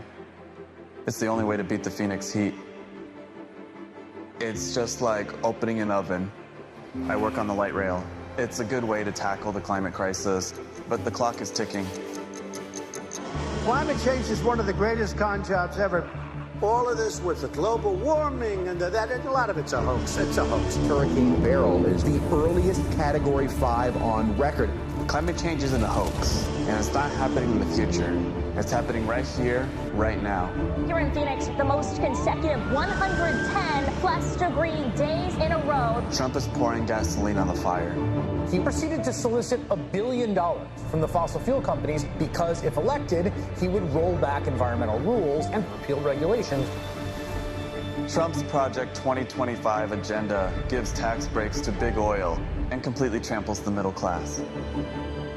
Trump would gut clean energy jobs like mine. This work gives us security and economic freedom. Trump would rip that away. Kamala Harris sees the future differently. She's a clean energy champion. She took on big oil that gouged Americans. Harris was the deciding vote that passed Democrats' epic clean energy investments. Kamala will fight for climate and clean energy policies that protect our health and hold big polluters accountable. The clock is not just ticking, it is banging. And that is why President Biden and I made the largest climate investment in America's history. We are not going back. I was raised to care for my community. That means jobs for my guys and a clean energy future.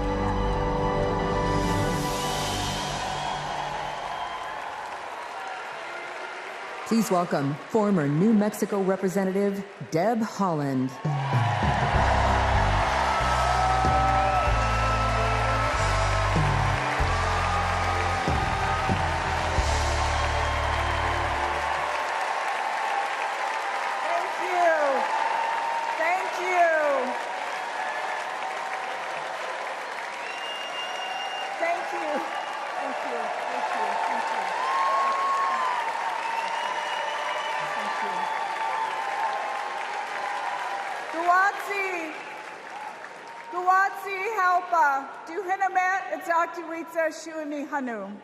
In my Karis language, greetings, friends and family. My name is Kresh Turquoise, and I'm from the Turquoise clan. 35 generations ago, my ancestors built lives in the high desert of New Mexico. I am on this stage tonight because of them. While fishing with my dad and running through the desert with my cousins, I learned that we have a responsibility to take care of our planet. Donald Trump never learned that lesson. He called the climate crisis a hoax. He made it easier for big companies to poison our air and water. An American president must lead the world in tackling climate change. We need a president who understands that assignment. That's Kamala Harris.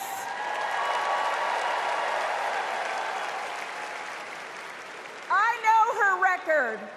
She held polluters accountable for spilling oil into the San Francisco Bay. She defended President Obama's Clean Power Plan in court. And as vice president, she cast the tie-breaking vote for the most ambitious climate action plan in our nation's history.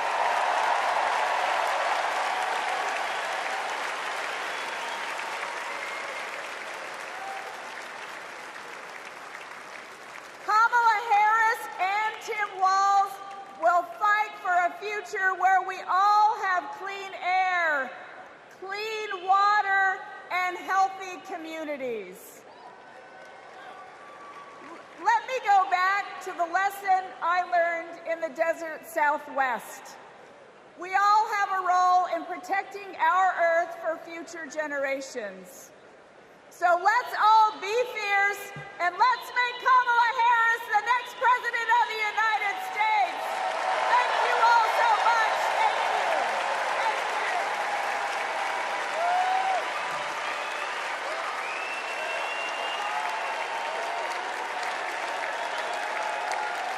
you. It's an election year, and both parties are battling to prove that they stand with workers.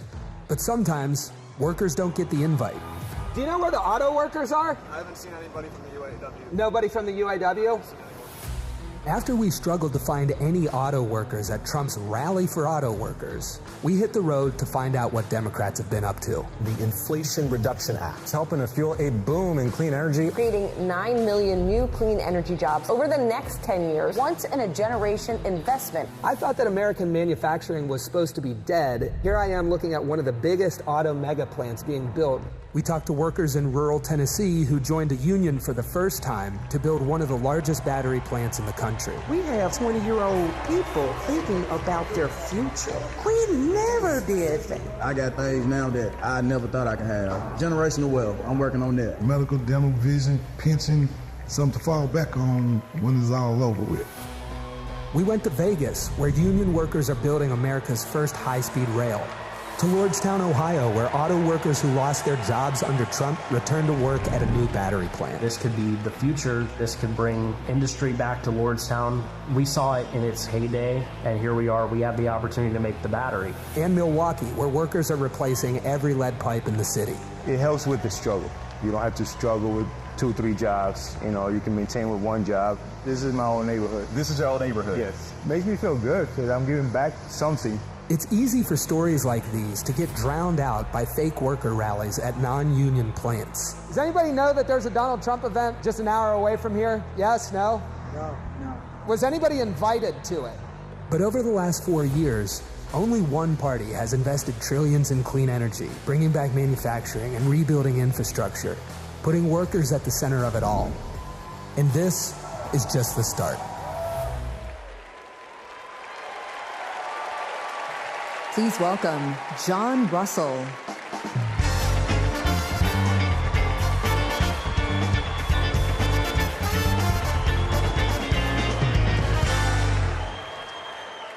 Hello, America. Thank you to the workers that make this convention happen. Let's never forget how essential all of our labor is. I come from Appalachia. We kept the lights on in this country for generations. But the wealth made by our broken backs and our black lungs never did trickle down. And Washington listened to rich men demanding that we stick with dirty energy at any cost. Across the country, working class people are looking for a political home after years of both parties putting profit above people. Now, Trump, a billionaire, says that he'll take on the elites, but then he promises handouts to big oil, and he punches down at anyone with the guts to be different. But populism that insists we are too different to get along, is just divide and conquer by a different name. There's another sort of populism with roots in this party that we in West Virginia know well. They called us rednecks back in the 1920s because striking workers from all different races wore red bandanas around their necks as they fought and died for respect and a living wage. Their fight yesterday is our fight right now. Right now. It is our choice to build on this progress and to create a political home for the mass of working Americans fighting for control over their government, their workplaces, and their planet. And it is our moment to live up to.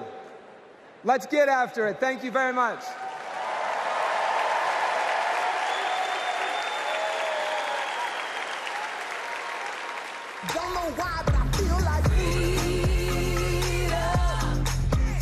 When our team of students passed one of the first climate justice policies in our nation, Vice President Kamala Harris showed up. She came to highlight our initiative because she believes in us. Last year, my dad retired after spending more than 30 years working at one of our country's most polluting power plants. Donald Trump doesn't care about people like my dad. I know Vice President Harris will put working families ahead of big oil billionaires. Kamala Harris approaches climate policy through the eyes of future generations, like mine. As new voters and as new leaders, I'm excited to join Harris in the fight for our future.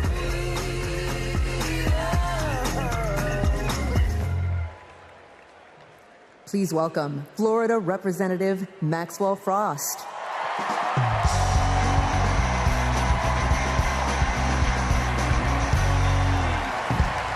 I'm Maxwell Alejandro Frost, and I'm proud to be the first member of my generation in Congress.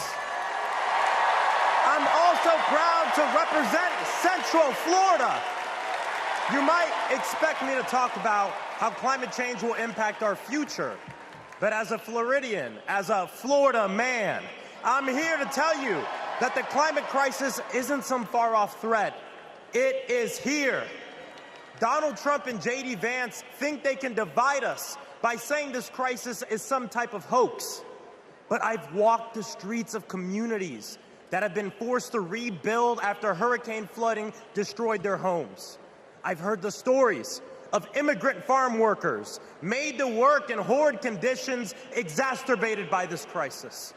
And I felt the scorching record heat and know that climate change can sometimes feel like an unstoppable force. But with our movement and with organizing and an administration that cares, we are making progress. Kamala Harris and Joe Biden have proven that tackling this crisis creates jobs, that investing in clean energy protects our health, and that investing in mass public transit builds strong communities. And we must always remember that peace is essential to our climate and war destroys our environment. This election is about every drop of water that we consume and every breath we breathe. Fighting the climate crisis is patriotic.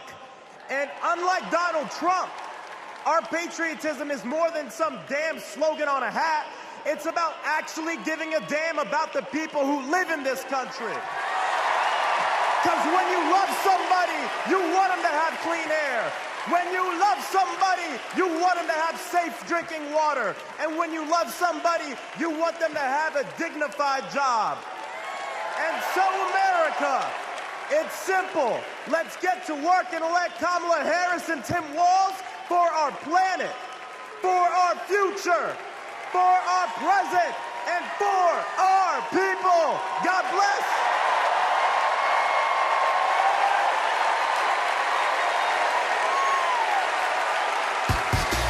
Ladies and gentlemen, if y'all are ready to say Madam Vice President and keep her in the White House, let me hear you make some noise! No matter what, say, and every time I hit the building, everybody's hands go. Let me see. And they stay there, and they stay there, and they stay there, and they stay there, and they stay there, and they stay there, and they stay there, and they. I want to hear you nice and loud, Chicago. Are there any union workers here today? Make some noise. Are there any teachers in this building? Make some noise. Now everybody hands up.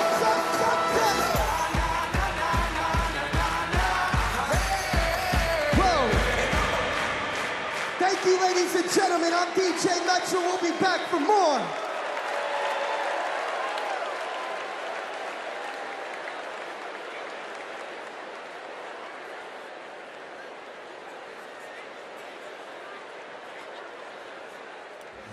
What's up, everybody? Stephen Curry here.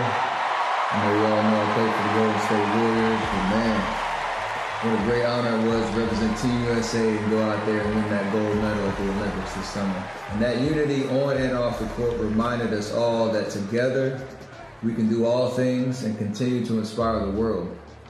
That's why I believe that Kamala, as president, could bring that unity back and continue to move our country forward. This is about preserving hope and belief in our country, making sure families can be taken care of during their most precious times. I got to visit Kamala with my team in the White House last year, and I can tell you one thing I knew then and I definitely know now. The Oval Office suits her well. So in the words of Michelle Obama, do something. Go vote. Be active. Let's show out in November like never before. It's been an honor for me to represent our country. It's an honor to support Kamala. So let's all do our part. God bless. Please welcome Democratic nominee for U.S. Congress in Alabama, Shamari Figures.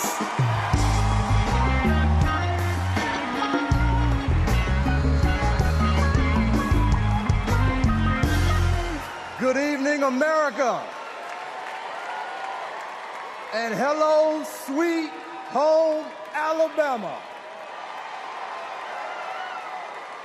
I am running for Alabama's 2nd Congressional District. This is the district that gave America the Tuskegee Airmen, Rosa Parks, Fred Gray, and it is the birthplace of the civil rights movement in Montgomery, Alabama. And of course, this district is home to Mr. Good Trouble himself, Congressman John Lewis. Look, my pathway to this stage was paved by a legacy of fighters. Fighters that include my mother, Alabama State Senator Vivian Davis Figures, who is here at her 11th DNC. And it also includes my father, my late father, Michael Figures, who was also a state senator and civil rights lawyer who sued the Klan into bankruptcy. Listen, all of America, all of us owe a debt to courageous freedom fighters, both known and unknown, a debt that can never be repaid. But what we can do is ensure that the work of those fighters who came before us continues, and that our sacred right to vote is always protected. Kamala Harris gets this. She's working to protect our freedoms every single day. And that's why she will sign into law the John Robert Lewis Voting Rights Act once it is introduced again by Congresswoman Terry Sewell.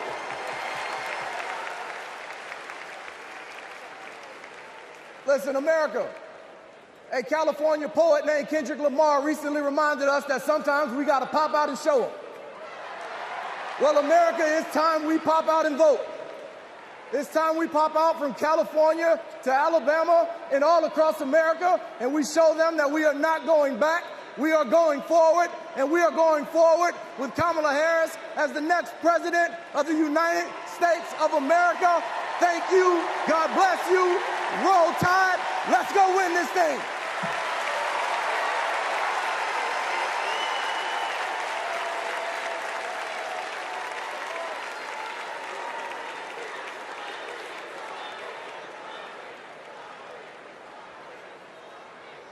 As I close out my segment tonight, I got to send a quick message. Madrecita querida, I love you. Kamala Harris and Tim Walz understand what everyday Americans are going through because, unlike Donald Trump, they actually grew up in families where every dollar mattered, where everything was earned and nothing was handed to them.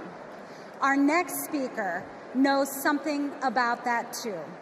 Please welcome my dear friend, our fellow Texan, our next senator, Representative Colin Allred.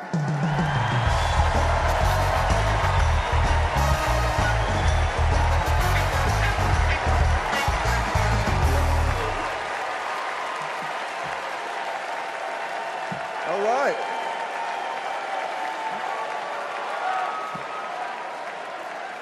Hey, everybody. I'm Colin Allred.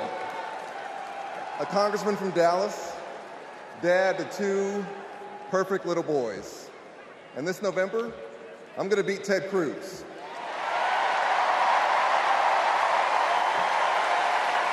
And I'm so proud to be here to support our next president, Kamala Harris.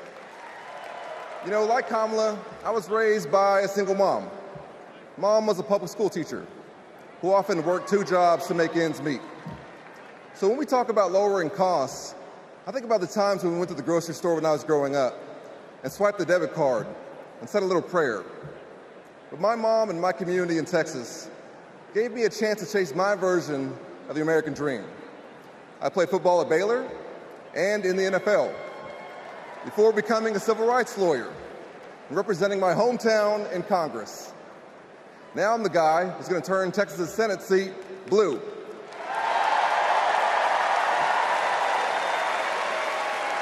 You know, in the NFL, we had a term for guys like Donald Trump and my opponent Ted Cruz. Me guys. You know the type. Talk a big game, only care about themselves, but you don't want to be stuck with them at a barbecue. The truth is, America has never been about me.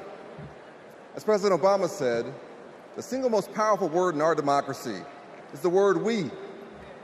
We the people. We shall overcome. Yes, we can. And we've got a message for the me guys. We is more powerful than me. We will protect and restore reproductive freedom. We will secure the border. We'll protect Medicare and Social Security. And we'll turn the page and write a new chapter for this country. And let Kamala Harris be the next president and beat Ted Cruz. Thank you all so much. God bless you, and may God bless Texas.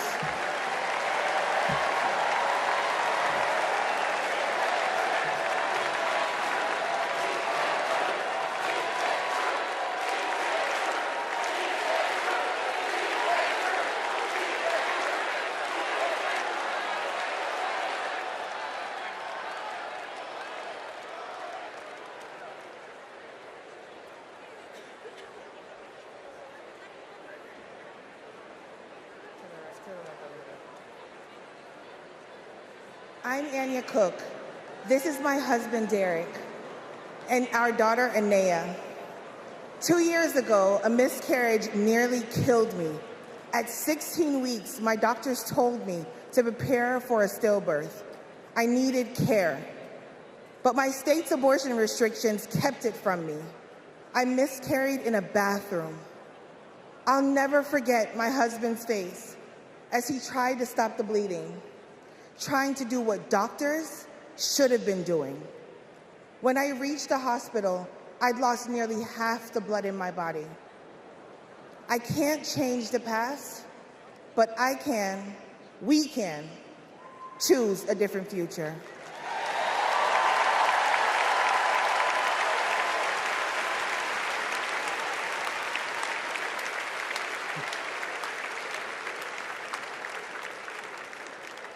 I'm Craig Sicknick, and this is my mother, Gladys.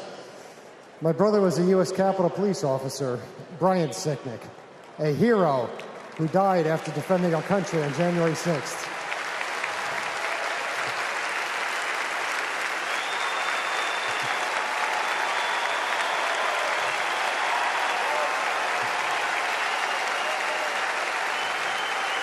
My family knows how dangerous Trump is. He incited the crowd while my brother and his fellow officers were putting their lives at risk. We need a real leader, not an autocrat who is stuck in the past. Brian, we miss you every day.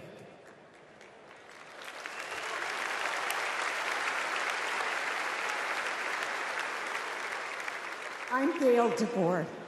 I've had type 1 diabetes since I was 11. Stressing about insulin cost has been a constant in my life. President Biden and Vice President Harris have moved mountains to help. Medicare can finally negotiate prescription drug prices.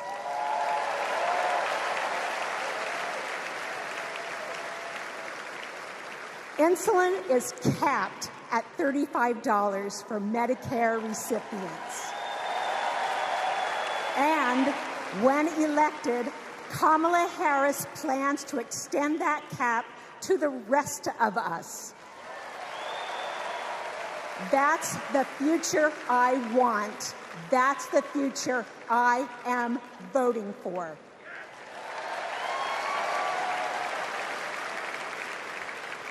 I'm Wani Romero, owner and CEO of Mothership Coffee in Las Vegas. I put in work to build my business. When COVID hit, this administration's support kept us moving. I hired staff and we grew. We've more than doubled in size since the pandemic, and it's just not us. Over the last 4 years, 19 million new business applications have been filed. Like Trump, I grew up in Queens, but unlike him, I built my business with grit. That's my story. That's the American story. Let's turn the page on Trump.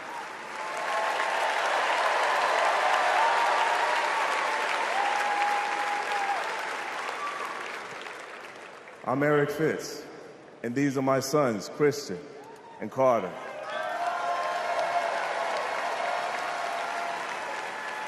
I always try to set an example for my boys, to teach them compassion, accountability, and resilience. I want those values to be reflected in our leaders.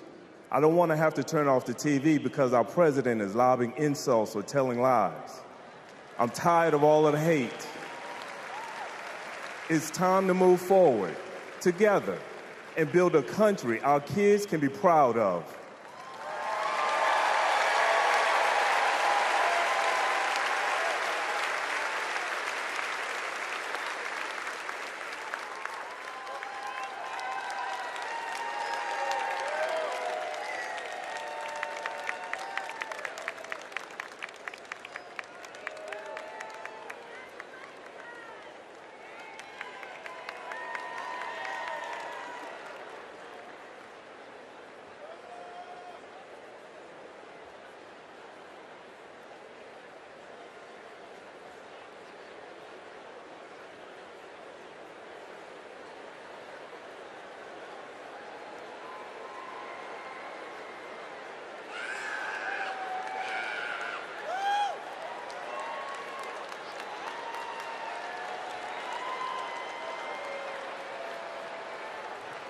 Please welcome the Bulls' official drumline, Chicago's own Pack Drumline.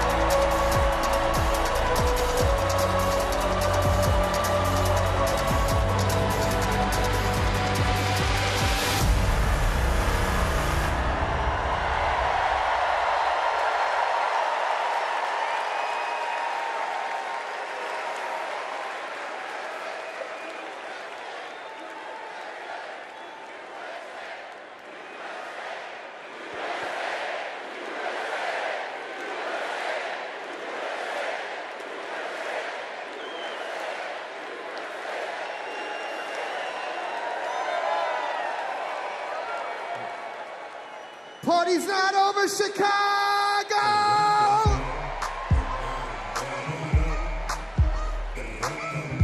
What I want to see is those flags and those hands up in the air. Help me sing it out nice and loud. Y'all ready to get down and party with me one time? DNC say 369, damn, that's fine. Take a second to me one more time and go. Get low, get low, get low, get low, get low. To the wall, to the wall. Way drop down my body.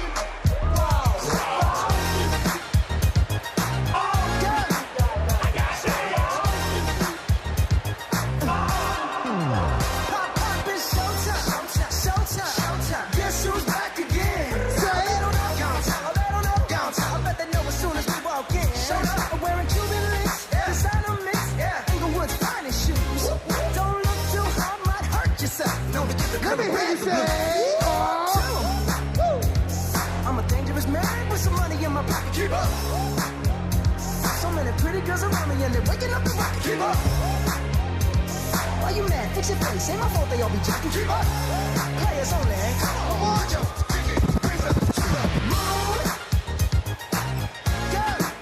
y'all trying to do? 24 karat magic in the air.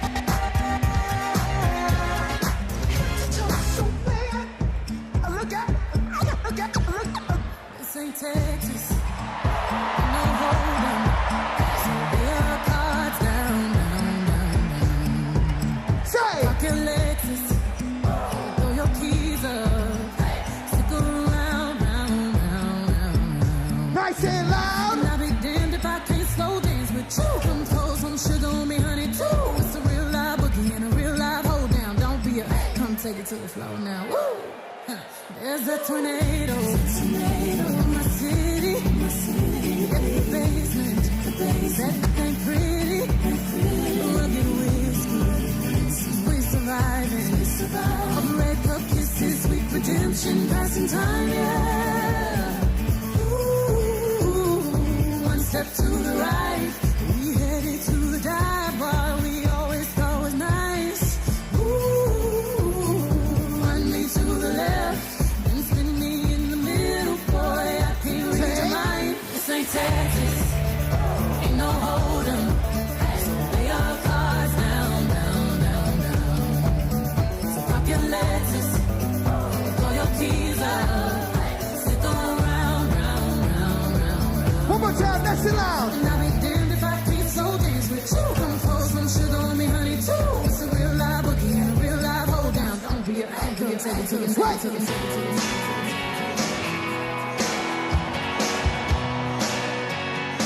If you've been with me all 4 days, let me see you make some noise right now. And if this is your first convention, let me hear you make some noise. I was born in a small town, and I live in a small town. Papa died in a small town, small communities. All my friends are from small town. My parents live in the same small town. My job is a small town, but that's little opportunity.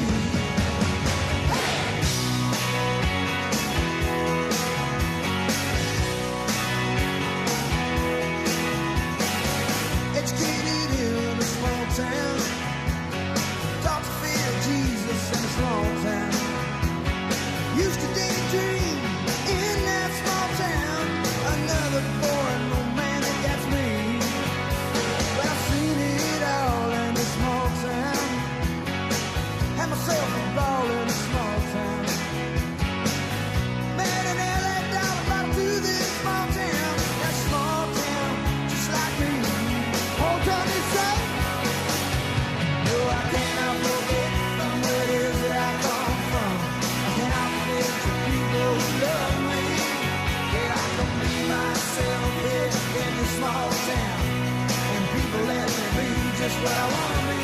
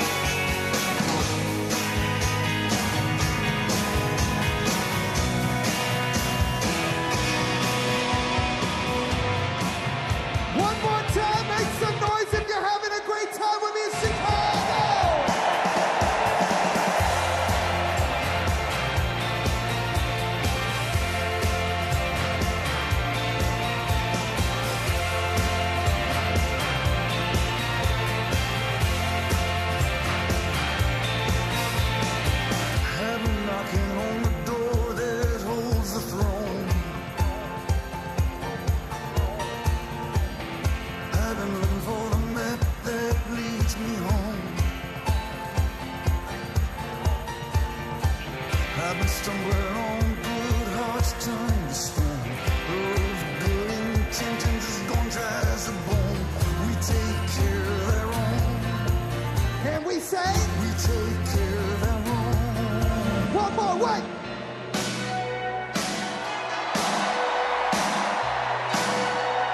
Because if you're proud of your country and you're ready to say, Madam VP, and keep her in the White House, make some noise.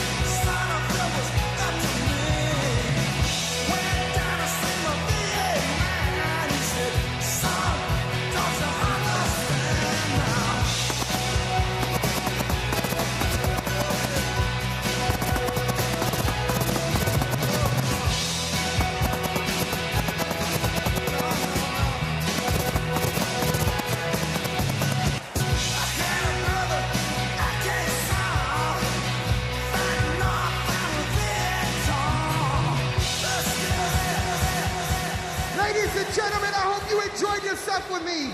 My name is DJ Metro from Chicago. Thank you for having me.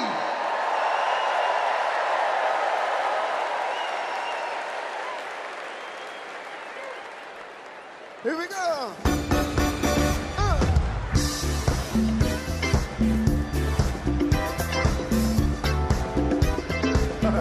Knock me out.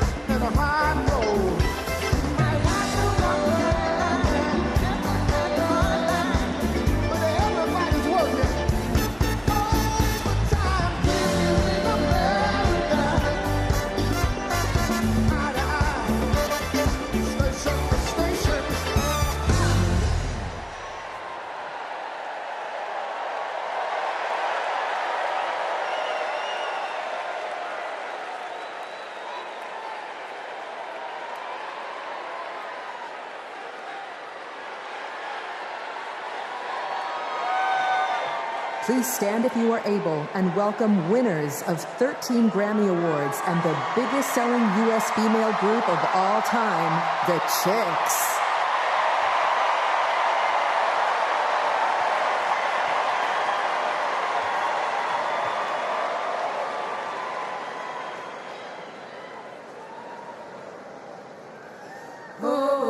say, can you see by the dawn's early light what so proudly we hailed at the twilight's last gleam, whose broad stripes and bright stars through the perilous fight o'er the ramparts we watched were so gallantly streamed, and the rocket's red glare, the bombs bursting in air, gave proof through the night that our flag was still there.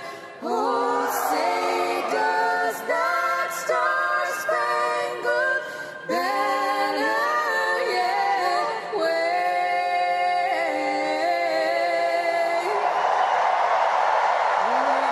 Land of the free and the home of the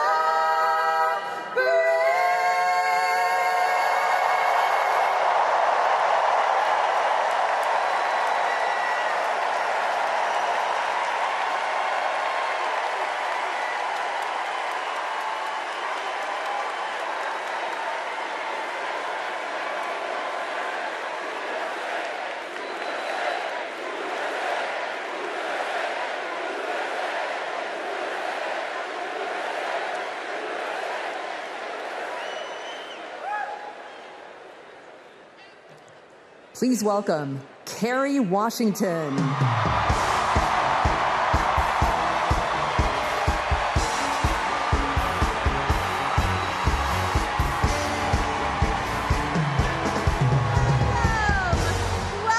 to the final night of the Democratic National Convention.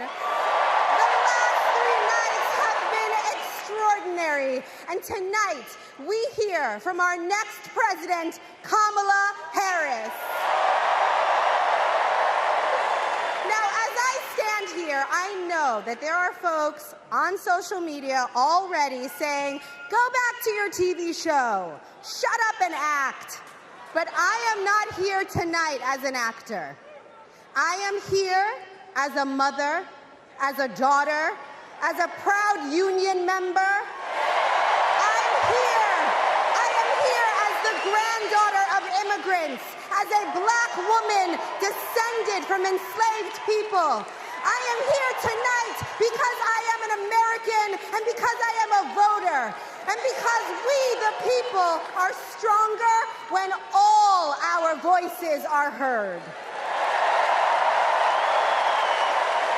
Look, I know that I am the one standing on this stage, but I am not the lead character in this story. You are. All of you.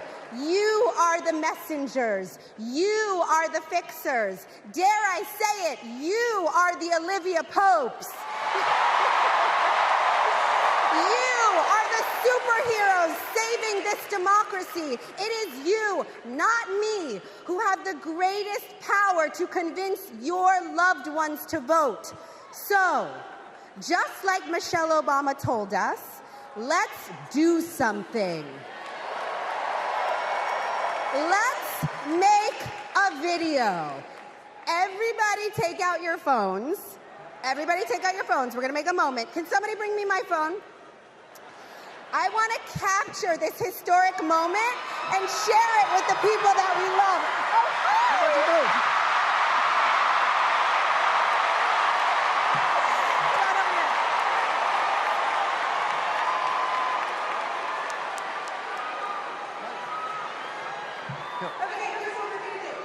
Take this video, guys. We're all going to take it together. We're going to post it to social media, text your friends, send this message out into the world. When I say when we fight, you're going to say? Are you ready? Okay, let's record. We're recording. You ready, Tony? Yep, I'm ready. Okay, ready? When we fight, when we fight, when we fight,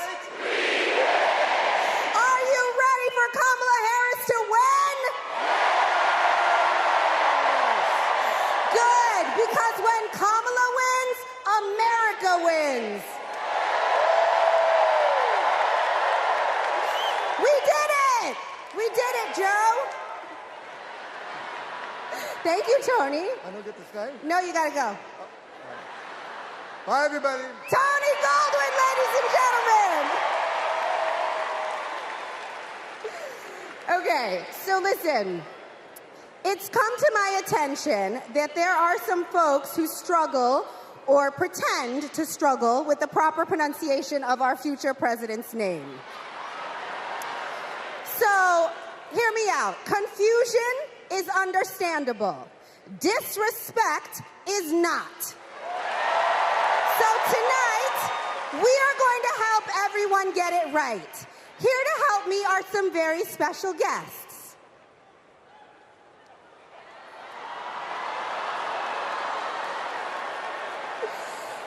Thank you, ladies. Can you tell us your names? Hello, everybody. My name's Amara. And my name is Leela, her little sister. And what are you here to do? To teach you how to say your auntie's name. Okay. So how do you pronounce it? First you say comma like a comma in a sentence. Then you say la like la la la la la. Put it together and it's 1, 2, 3, Kamala. All right, so let's practice. Let's practice. Everybody over here say comma. Everybody over here say la. Together.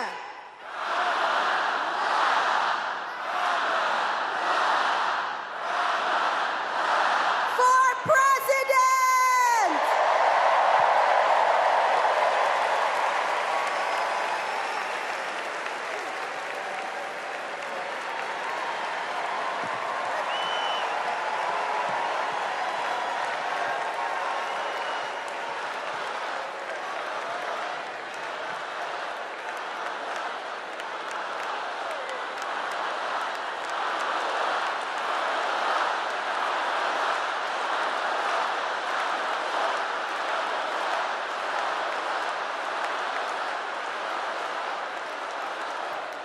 Please welcome Mina Harris, Ella Emhoff, and Helen Hudlin.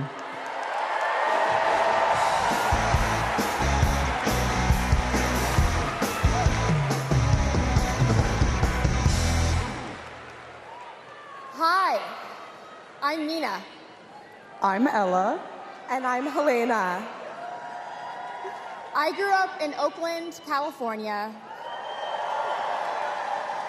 in a house full of extraordinary women.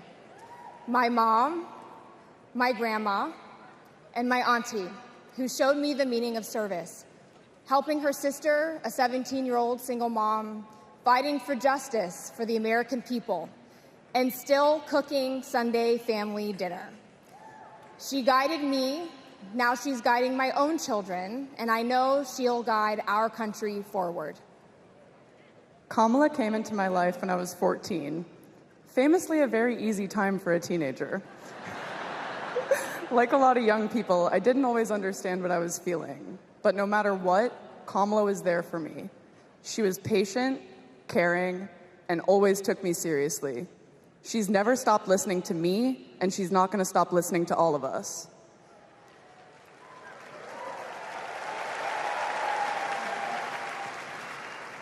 Kamala Harris is my godmother. To me, her advice means everything. Whether it's pursuing my passions, making an impact, or finding hope when the world doesn't feel so hopeful. She taught me that making a difference means giving your whole heart and taking action. She's fighting for economic opportunity, LGBTQ plus equality, and reproductive freedom, because we are not going back. She's fighting for social justice, health justice, environmental justice, and she isn't alone. We're all in this fight together. So let's keep up the fight, let's keep up the joy. And let's elect this extraordinary woman as our next president.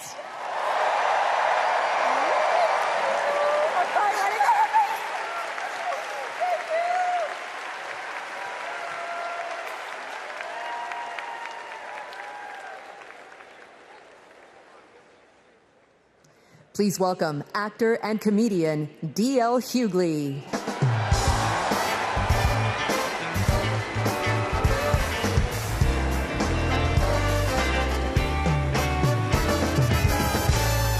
Hey now, hey Chicago, how y'all doing? What's happening, California?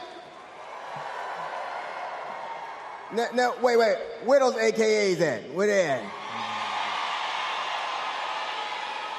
You know what? In 3 months, ain't gonna be no living with y'all.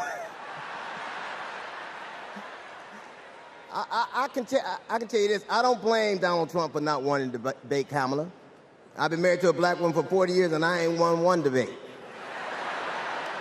I'm owing $93,000. Now, of course, Trump is saying that Kamala isn't black. I guarantee you this, Kamala's been black a lot longer than Trump's been a Republican.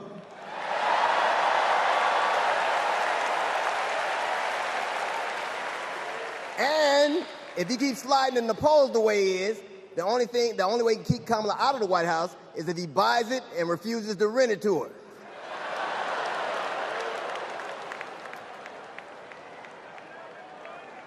Of course, Kamala's getting broad support. They got black men for Kamala, white men for Kamala, Latinos and Asians for Kamala. They even have Republicans for Kamala.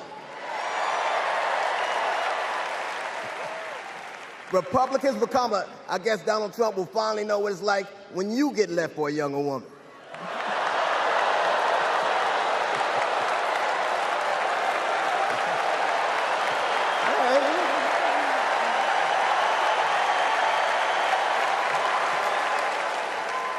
But seriously, Kamala knows the truth about the American dream, that hard work is not enough.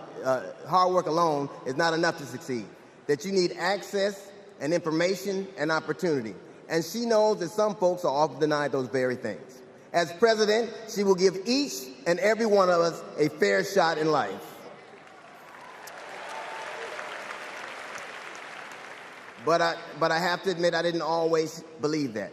I mean, if you told me the 15-year-old me would be on stage supporting a prosecutor and a teacher,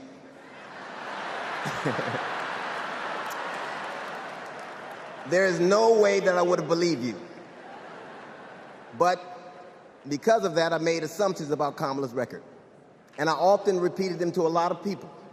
Then one day, Kamala invited me to her house. She put her hand on my shoulder and she asked me to do some research.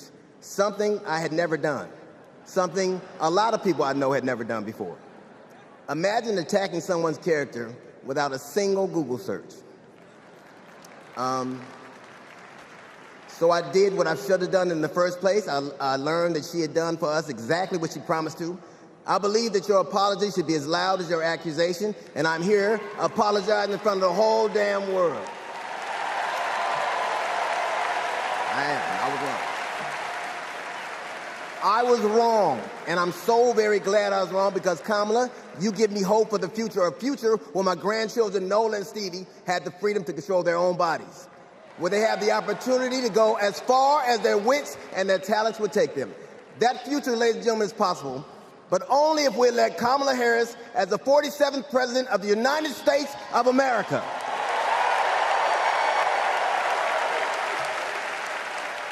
I will say this to you. The best piece of advice I've ever gotten in my entire life is you don't have to know what you will do, just know what you won't. And we won't go back.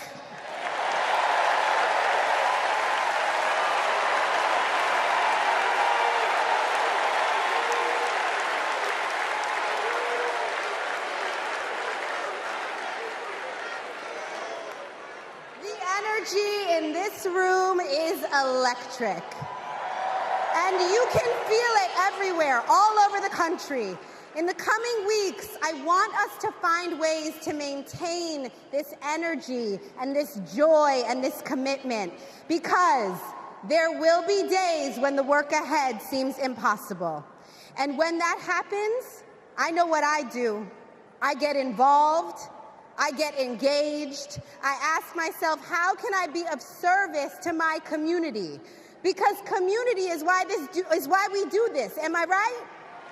Yes, we do this for our children, for our parents, for our teachers and care workers who treat our loved ones like their own.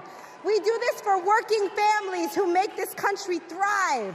We do this for the planet and for each other. We do this for justice and for peace and for democracy. And as we are about to hear, we do this for the safety of our communities.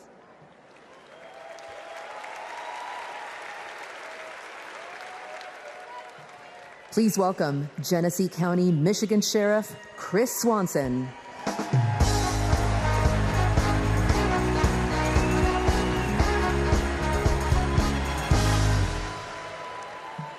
My job is to protect people, all people.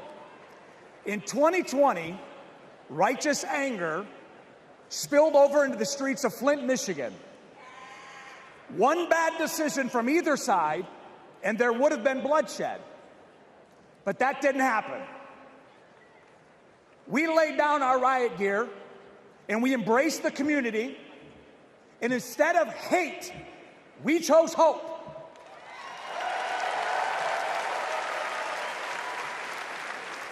On January 6th, the opposite occurred. That day was paved with division, deceit, and denigration. Police officers were attacked that day. It could have been stopped. We need a leader who will embody what's affixed to all three sides of my sheriff patrol cars: protect, serve, and unify. Kamala Harris is that leader.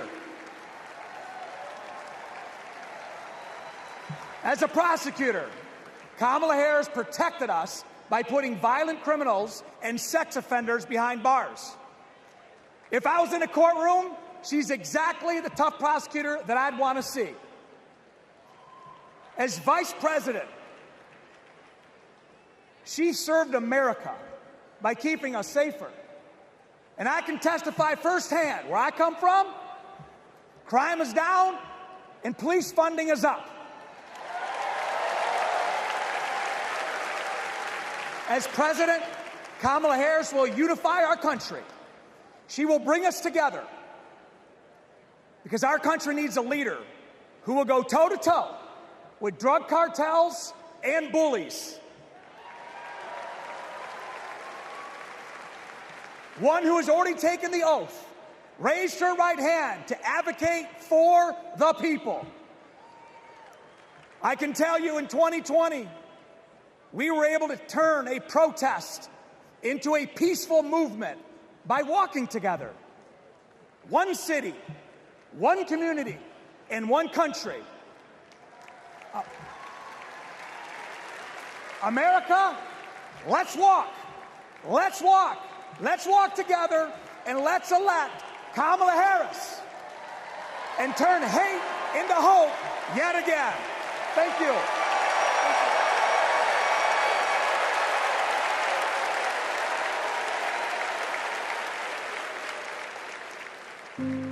We were contemplating adopting, and then, out of nowhere, I got pregnant.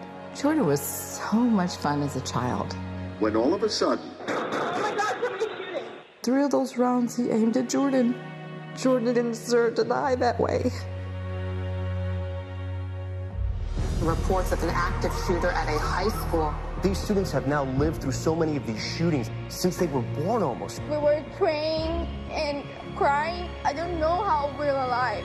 An active shooter at an elementary school in Uvalde, Texas. Multiple children have been killed. Most of the body so mutilated that only DNA tests or green Converse could identify. Trump did nothing on guns and was proud of it. There was great pressure on me. We did nothing. After a mass shooting in Iowa, Trump said, I have to get over it. You never get over it.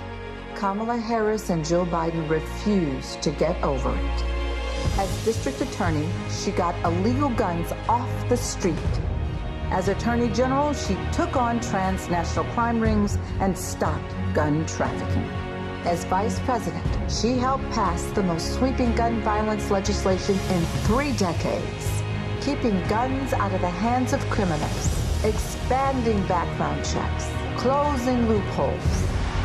We'll finally pass red flag laws, universal background checks, and an assault weapons ban.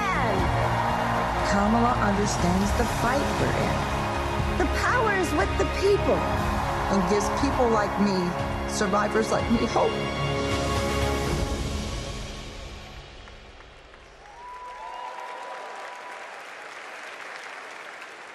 When I worked for every town Please for gun welcome safety. Georgia Representative Lucy McBath.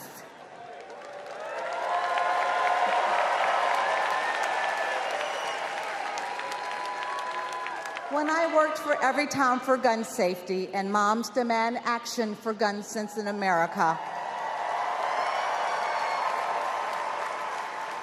I saw firsthand the power of telling our stories. You've just heard mine, but there are many more to tell.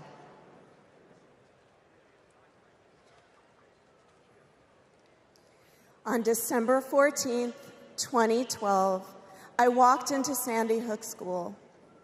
I stopped at the office, chatted with my principal, then started my day with my second graders.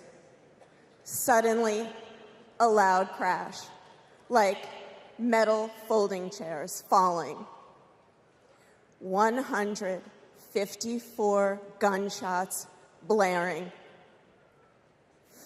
Hiding in the coats, trying to sing with my students, trying to read to them, trying to drown out the sounds.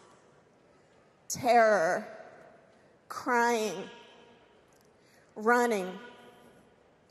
I carry that horrific day with me. 20 beautiful first grade children and 6 of my beautiful colleagues were killed. They should still be here.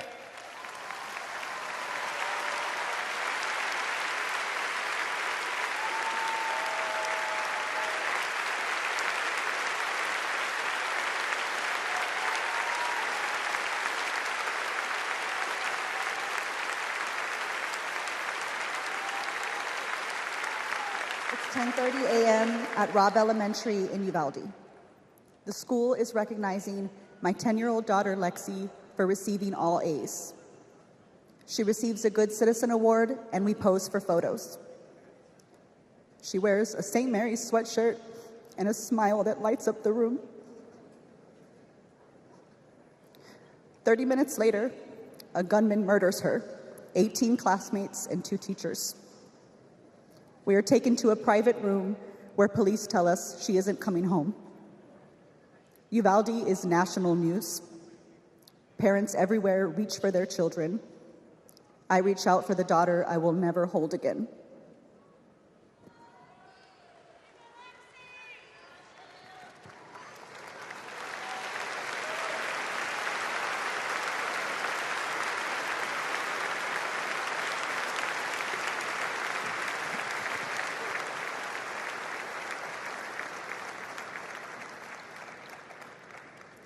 My niece, Sandy Patrice, was 22. She drove to Myrtle Beach for sun and fun and motorcycle parades. Hours later, my phone rang. Shooting on the beach. No one can find Sandy. I stayed calm. You see, my mother, Patricia Ann, had been shot and killed by an abusive partner. I was calm then, too. I got to handling business. I called relatives, the police, hospitals, and I kept calling, voice steady, heartbeat pulsing. Then I was connected to the coroner. 10 years of waiting, and Sandy's murder is still unsolved. I'll keep calling, and I'll keep fighting.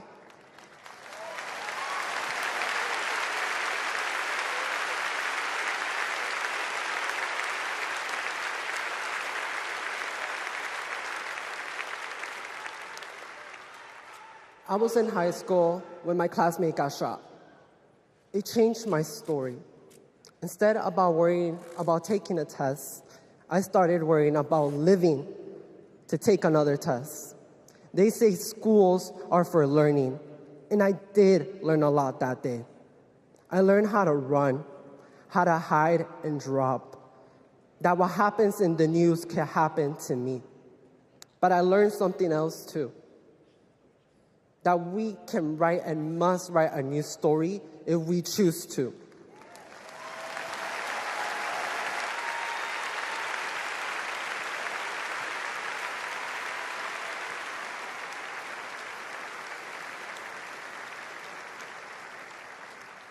Our are stories of loss. But make no mistake, our losses do not weaken us. They strengthen our resolve. We will secure safer futures that we all deserve. We will organize. We will advocate. We will run for office.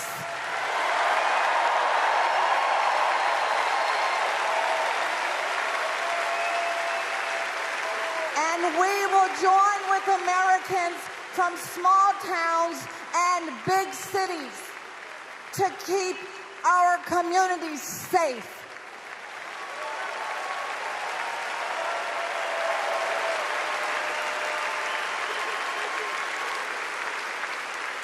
And we will elect leaders like Kamala Harris, who won't just empathize, but will act.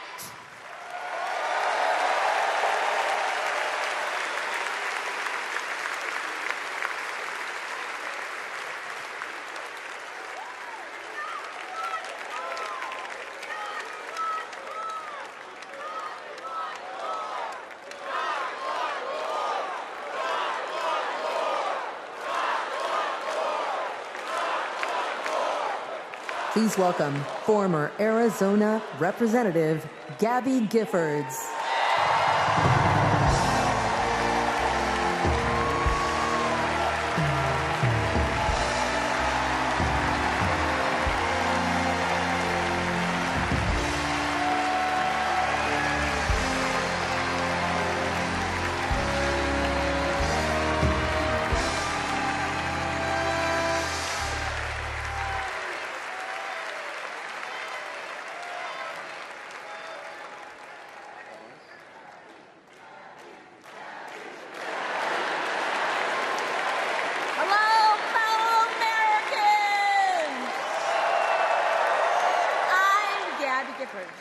I was born in the great state of Arizona. I was born with grit. I grew up racing motorcycles, mucking stalls, and exploring the beautiful desert. I fell for an astronaut.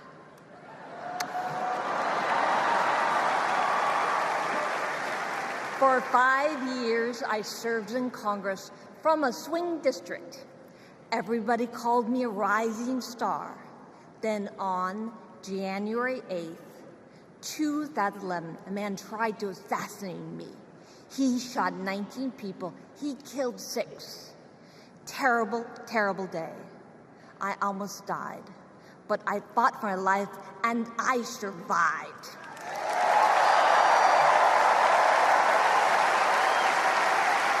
I learned to walk again, one step at a time.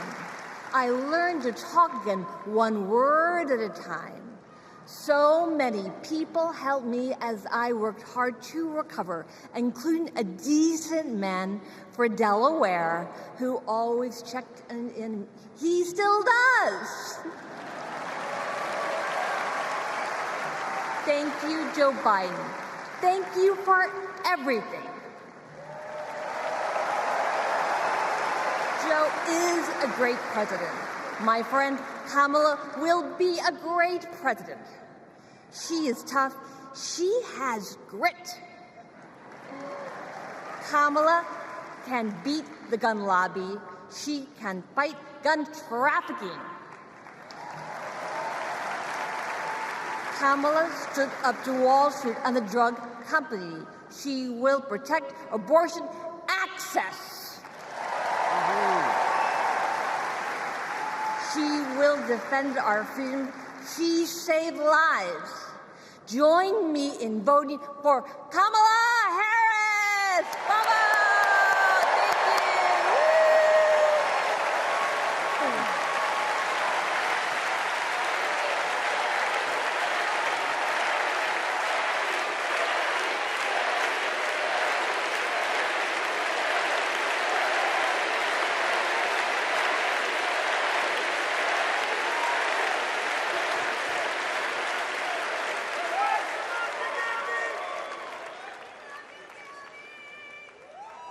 Don't know why, but I feel like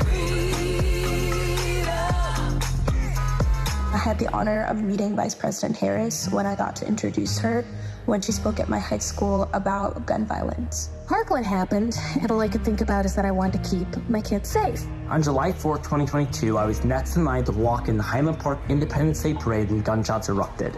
7 people were shot and killed, and 48 more were injured. Vice President Harris has been a gun sense champion since she was our California AG. We have 2 options in November. We have Kamala Harris, who has already proven her leadership in the Biden-Harris administration. They passed the first ever comprehensive gun reform in 30 years. Meanwhile, Donald Trump has cozied up to the NRA and the gun lobby. I have full confidence in Vice President Harris that she's dedicated to and committed to finding a solution to end gun violence.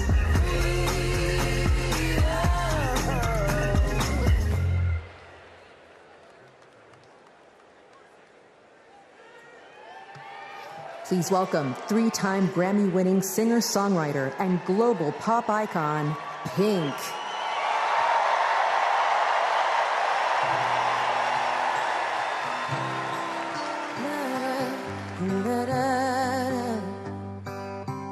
we are searchlights we can see in the dark. We are rockets pointed up at the stars.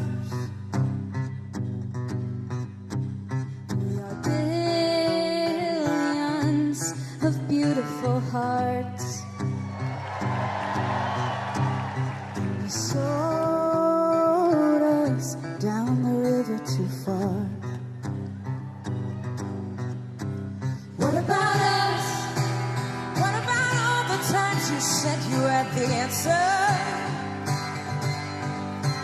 What about us? What about all the broken happy ever afters? Oh, what about us? What about all the plans that ended in disaster?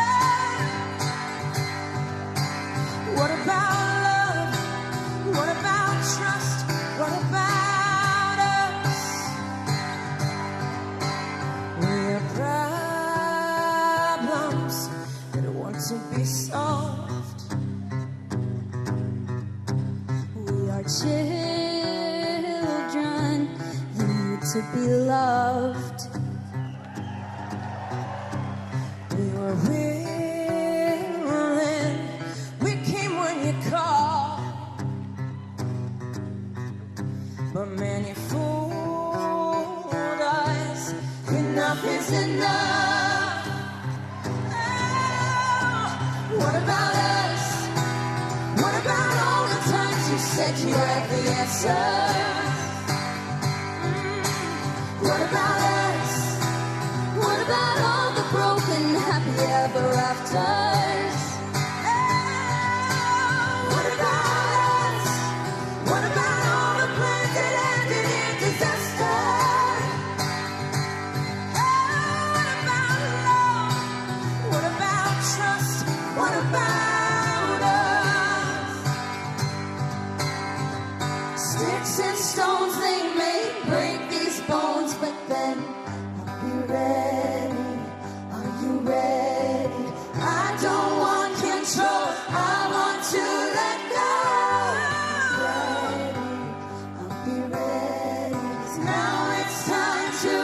Let them know.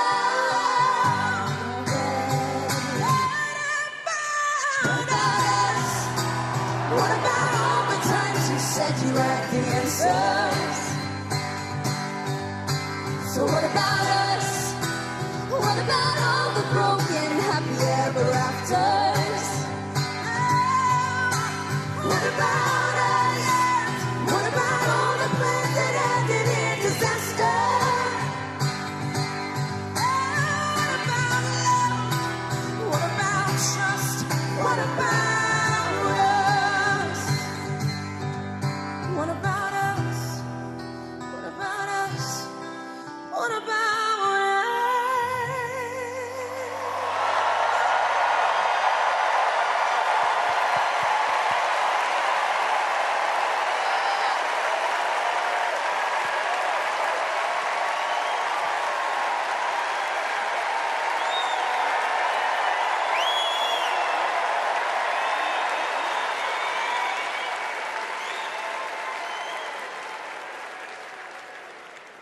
Global security and global prosperity depend on the leadership of the United States of America.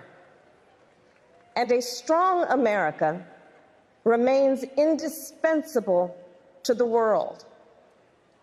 Our democratic ideals of freedom and liberty inspire billions, and our military is the strongest in the world.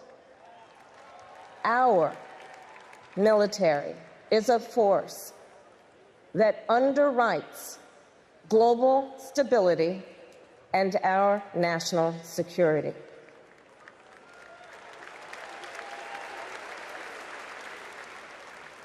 Please welcome Arizona Senator Mark Kelly.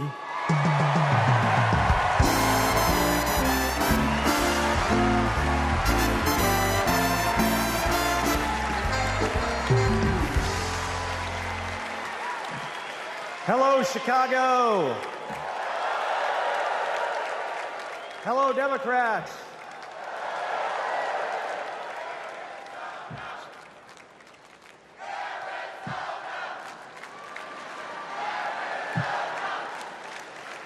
So, President Obama had to follow Michelle.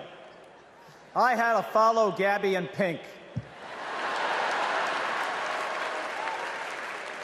Gabby amazes me every single day. She was able to walk out and address you tonight because she's a fighter. And thanks to a team of doctors, nurses, and especially her speech therapist. We all need a team. I've flown into space 4 times.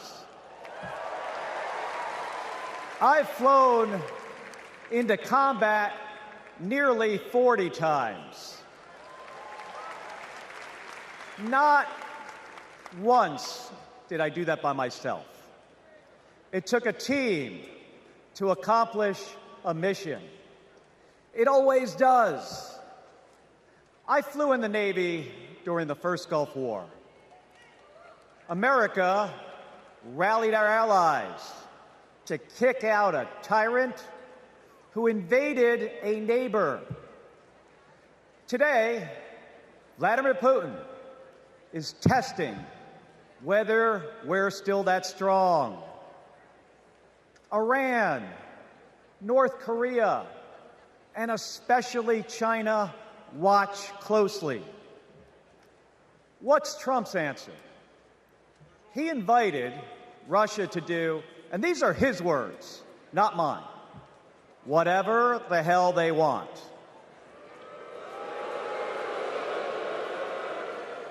Vice President Harris has always championed America's support for NATO, for Ukraine, and for the Ukrainian people. On the Senate Intelligence Committee, she investigated Russian interference in our election. She defends free and fair elections everywhere. You already know how Trump feels about those. Donald Trump skipped his intelligence briefings. He was too busy sucking up to dictators and dreaming of becoming one himself. Trump thinks that Americans who have made the ultimate sacrifice are suckers and losers. If we fall for that again and make him the commander-in-chief, the only suckers would be us. Kamala Harris knows that standing with our allies means standing up for Americans. She'll keep modernizing our military to support our troops and to support our veterans like our next Vice President, Tim Walz.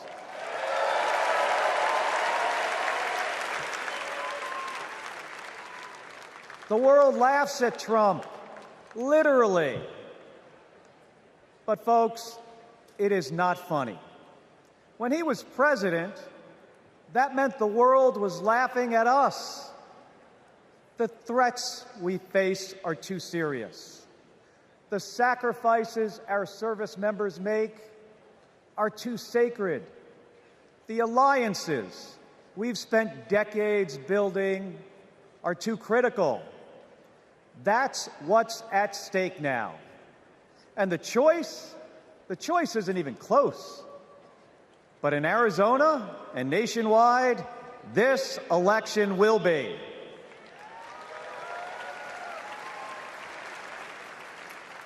We'll win in the same way we launch rockets into space and land fighter jets on an aircraft carrier as one team on one mission.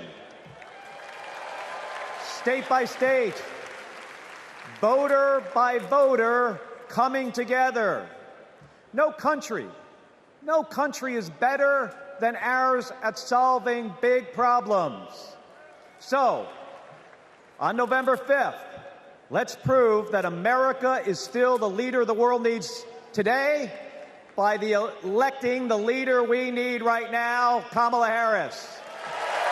Thank you, everybody. Thank you.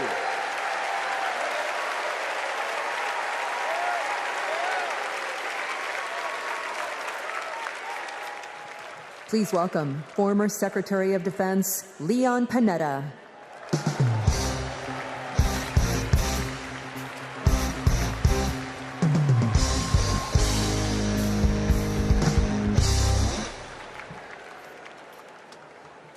My fellow Americans, I'm proud to have served in the Army, the Congress, the White House, Chief of Staff, CIA Director, and Secretary of Defense.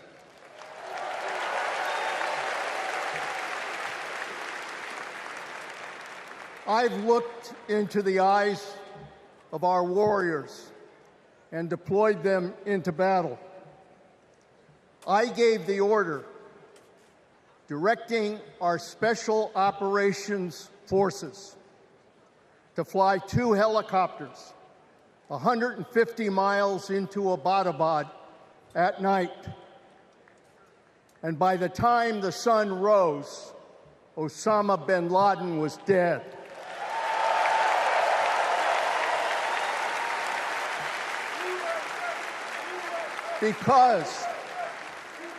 Because nobody attacks our country and gets away with it. Nobody.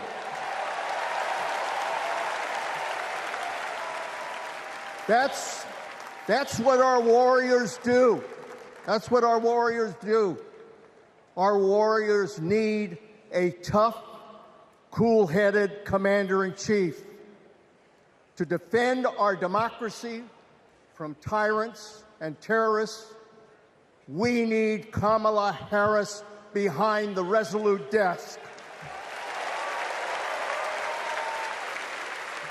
She knows a tyrant when she sees one. And our allies know a leader when they see one. On the Senate Intelligence Committee and as vice president, she worked with more than 150 world leaders. She's looked our allies in the eye and said, America has your back. Trump would abandon our allies and isolate America. We tried that in the 1930s. It was foolish and dangerous then, and it's foolish and dangerous now.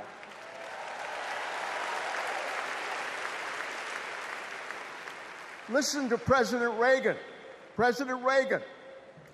Isolationism never was and never will be an acceptable response to tyrannical governments. Never. Trump tells tyrants like Putin they can do whatever the hell they want. Kamala Harris tells tyrants, the hell you can, not on my watch. She's worked with President Zelensky to fight back against Russia. She knows that protecting their democracy protects our democracy as well. Look, Donald Trump does not understand the world, and he does not understand the service and sacrifice of our military. Our fallen veterans are not suckers. They are not losers. They are our heroes.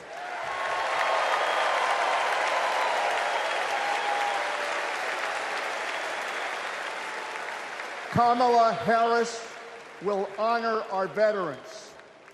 And in Tim Walz, we will have a vice president who has served in uniform honorably for 24 years.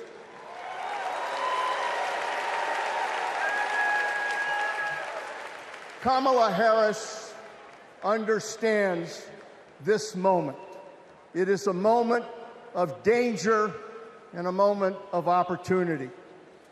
She'll keep America's military the strongest in the world, the strongest ever known. And she understands what our military is for. The role of our military is to defend us from foreign enemies. It is not to threaten Americans, and it sure as hell isn't to put immigrants in camps.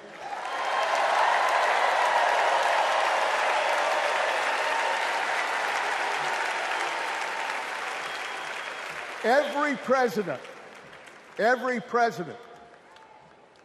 since World War II, Republican and Democrat, has shared the belief that America must protect democracy in the world.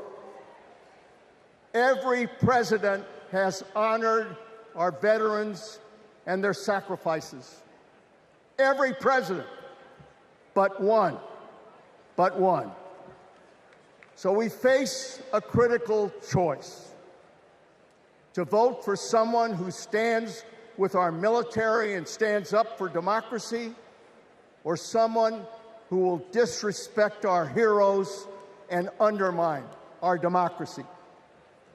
My fellow Americans, there is only one choice. One choice. And let me tell you something. When she takes her oath of office, as she will this January,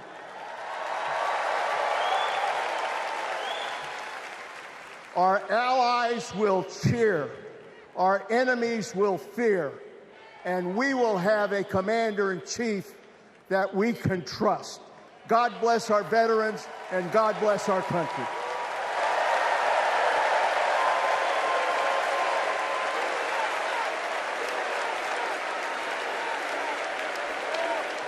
Please welcome Arizona Representative Ruben Gallego.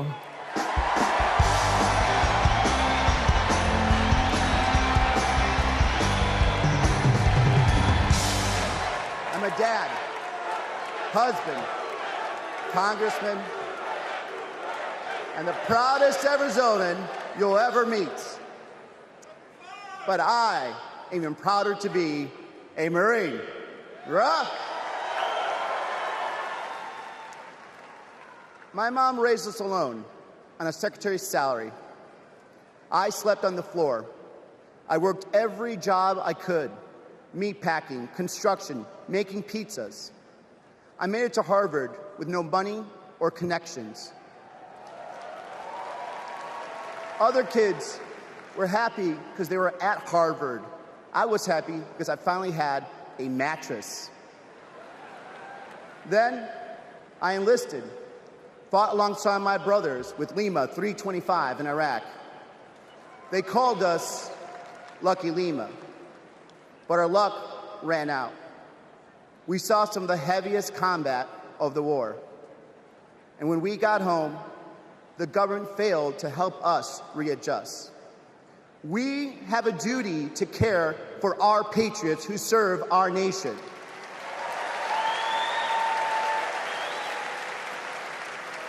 For the Vietnam veteran in Buckeye who relies on the VA for his medication. For the Afghan veteran in Pittsburgh who finally got treatment for his PTSD. For the Marine in Milwaukee who relies on the benefits she earned. For my Navajo brothers and sisters who serve the Marines with me, I remember you too.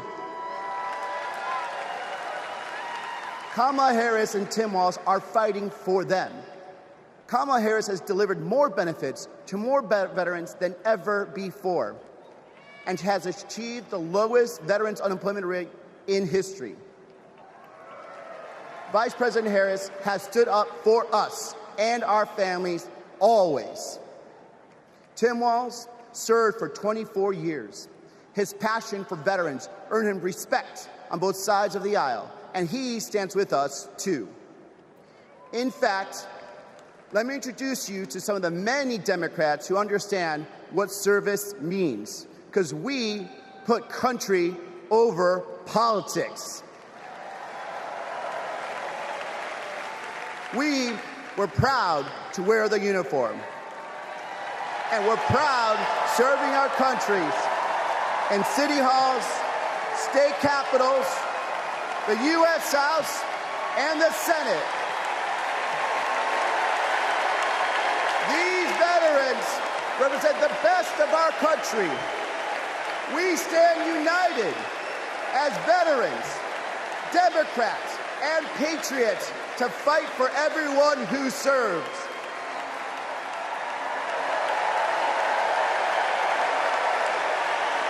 But politicians like Donald Trump, they don't stand with us. They call patriots like Senator McCain losers. John McCain was an American hero. Show some respect. Trump's Project 2025 will slash veteran benefits and force VA hospitals to close across the nation. Show some respect. So, for the 18-year-old who decides to enlist, for the families like mine who prayed every night that their loved one would come home, for our troops stationed thousands of miles away, for my Marines of Lima Company, let's elect Kamala Harris and Tim Walz, who don't just respect our service, but revere it. Because the veterans who defended this country aren't just the reason we can sleep at night. They're the reason we can dream. And together, we'll fight for our veterans and everyone who served our country. Thank you.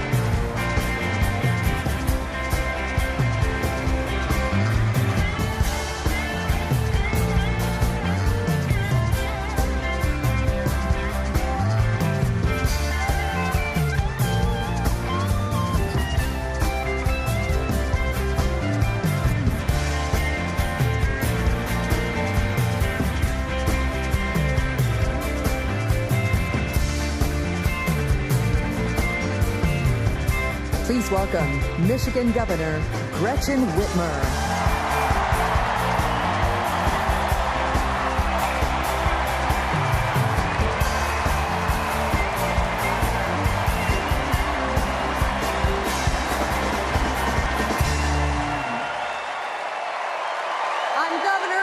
Whitmer. In Lansing, they call me governor, but in Detroit, they call me Big Gretch.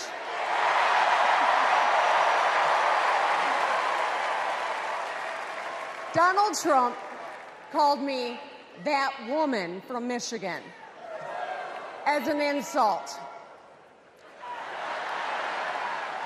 Being a woman from Michigan is a badge of honor.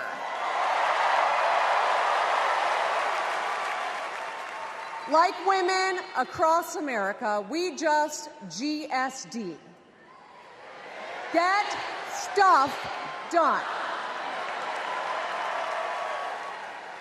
At 29, I joined the sandwich generation. Sandwiched between working and raising my newborn and caring for my mom, who was dying from brain cancer. It was hard, but not extraordinary. It's life. Those nights reminded me who I was fighting for. People just trying to make it. Kamala Harris knows who she's fighting for, too. She took care of her mom, who also battled cancer. As president, she'll fight to lower the cost of health care and elder care for every family. She's lived a life like ours. She knows us. Donald Trump doesn't know you at all. You think he understands that when your car breaks down, you can't get to work? No. His first word was probably chauffeur. You think he's ever had to take items out of the cart before checking out? Hell, you think he's ever been to a grocery store? That's what the chauffeur is for. But Kamala Harris, she gets us. She sees us. She is us.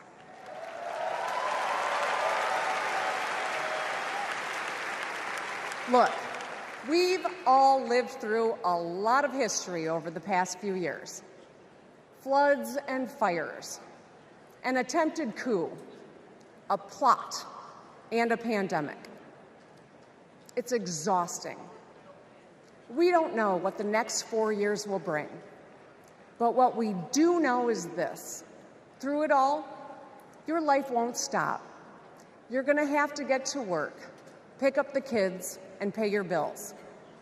And then one day, when you're just trying to get everyone out the door, a news alert goes off. Something happened. Something hit the fan.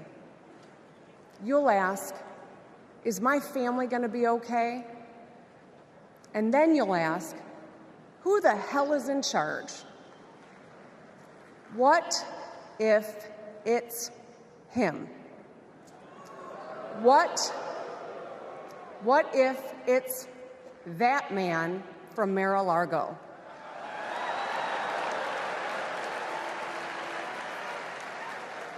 I know, in a crisis, we need someone strong enough to come up with a plan, to tell the truth, and to bring people together.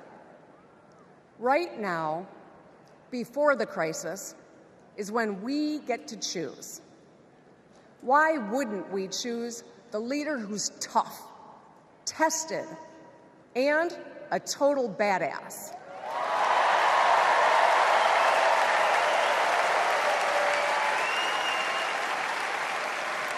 I know who I want as our commander-in-chief.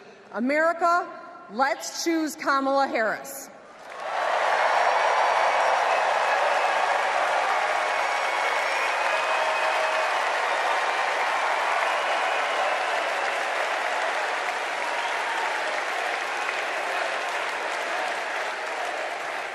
Please welcome actress, director, and philanthropist, Eva Longoria.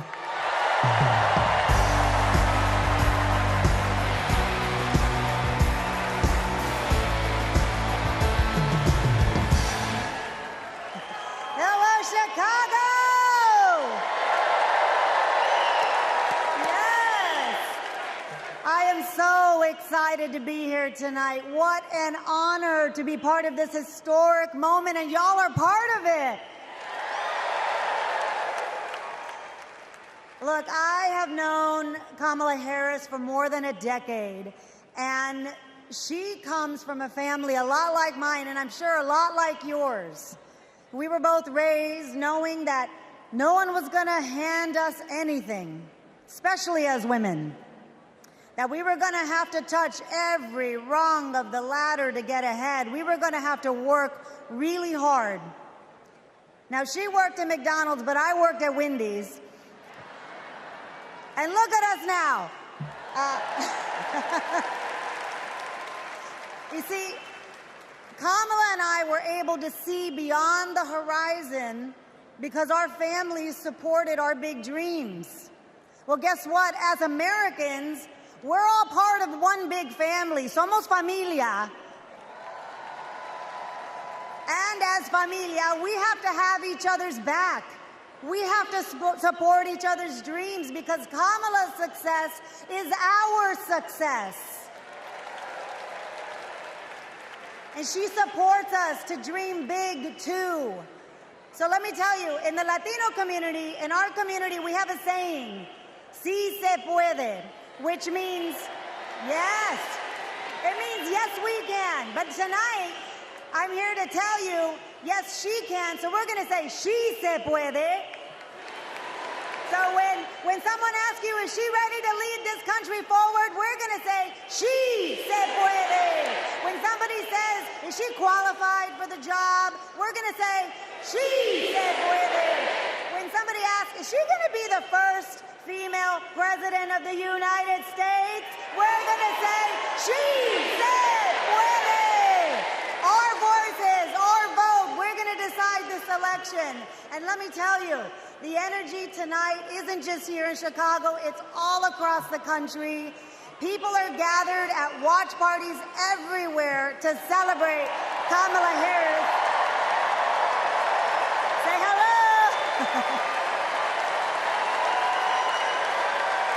Yes. All right. We know how to work, so let's get to work. Let's turn all of this enthusiasm and joy into action between now and November 5th. Let's go. She se puede. She se puede.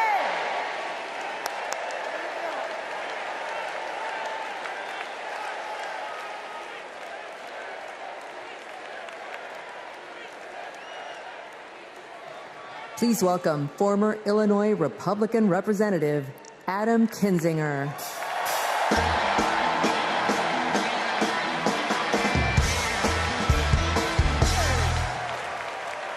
Hey, good evening. Good evening. Thank you, thank you, thank you. I'm Adam Kinzinger, and I am proud to be in the trenches with you as part of this sometimes awkward alliance that we have to defend truth, defend democracy, and decency. I was just a kid when I was drawn to the party of Ronald Reagan, to his vision of a strong America, the shining city on a hill. I was a Republican for 12 years in Congress, and I still hold on to the label. I never thought I'd be here, but listen, you never thought you'd see me here, did you? But I've learned something about the Democratic Party, and I want to let my fellow Republicans in on the secret. The Democrats are as patriotic as us.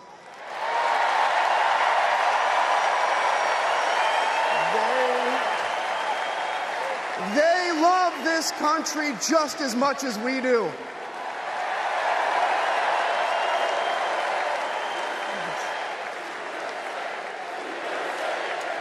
And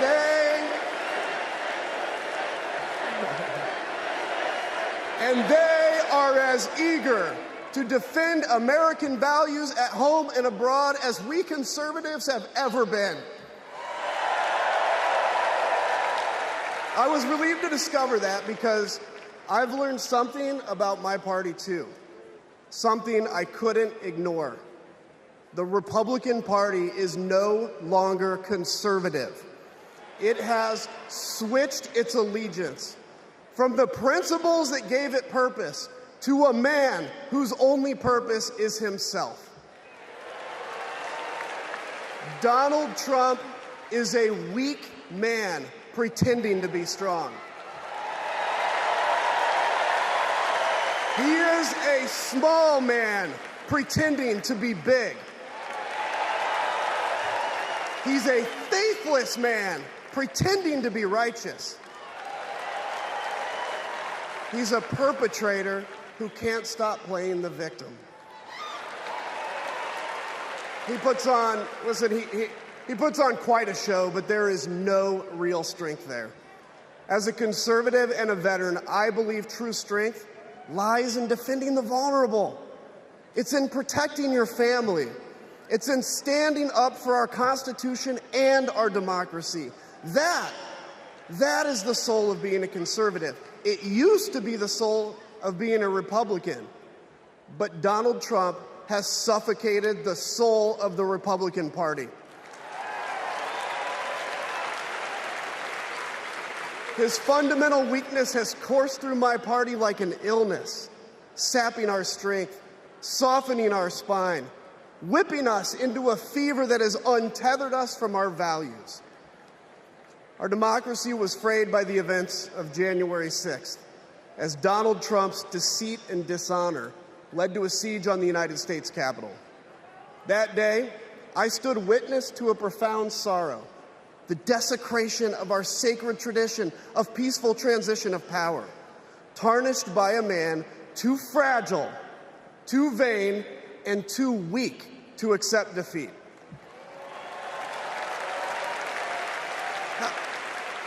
How can a party claim to be patriotic if it idolizes a man who tried to overthrow a free and fair election?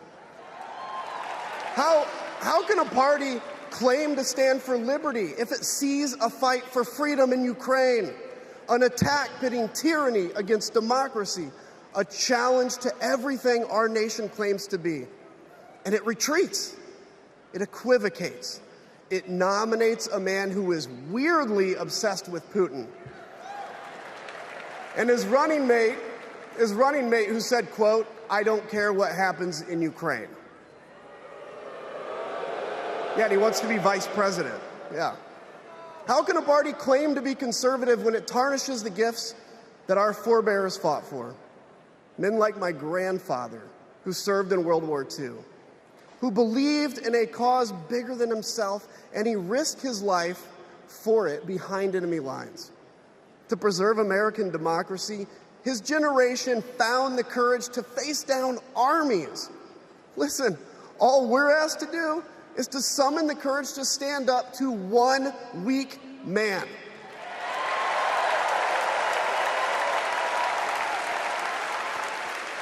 Some have questioned why I've taken the stand I have. The answer is really simple, ladies and gentlemen. We must put country first. And tonight, as a Republican speaking before you, I'm putting our country first.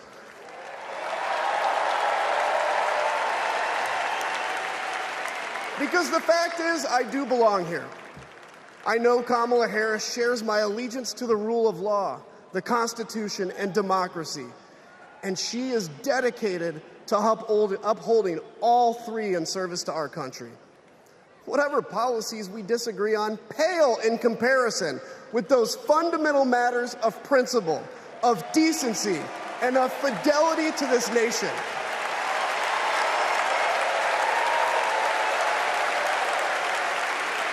Listen, to my fellow Republicans, if you still pledge allegiance to those principles, I suspect you belong here too. Because Because democracy knows no party. It's a living, breathing ideal that defines us as a nation.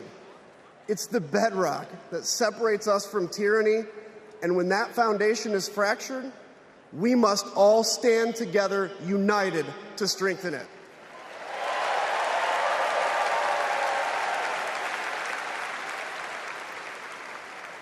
If you think those principles are worth defending, then I urge you, make the right choice. Vote for our bedrock values and vote for Kamala Harris. God bless you.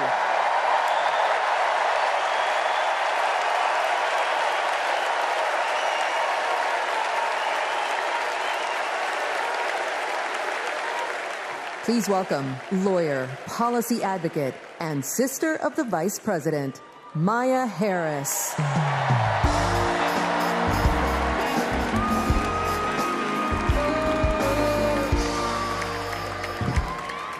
Hello, Chicago. In 1958, a 19-year-old from India left the only country she'd ever known to chart her own path in America. She came here to pursue an education, but she stayed here to build a life.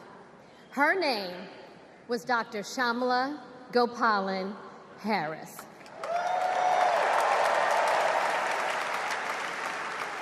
But we called her Mommy.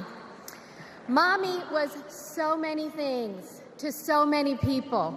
A civil rights activist, a scientist, a devoted mother to her 2 little girls. But most of all, Mommy was a trailblazer who defied the odds and defined herself.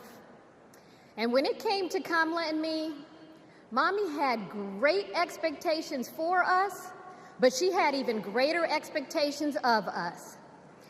She raised us to believe that we could be and do anything. And we believed her. You see, Mommy understood the power and the possibility that come with knowing and showing who you truly are. She knew we could be the authors of our own stories, just as she'd been the author of her own. Mommy's journey and the opportunity that she wanted for Kamala and me, that's a distinctly American story.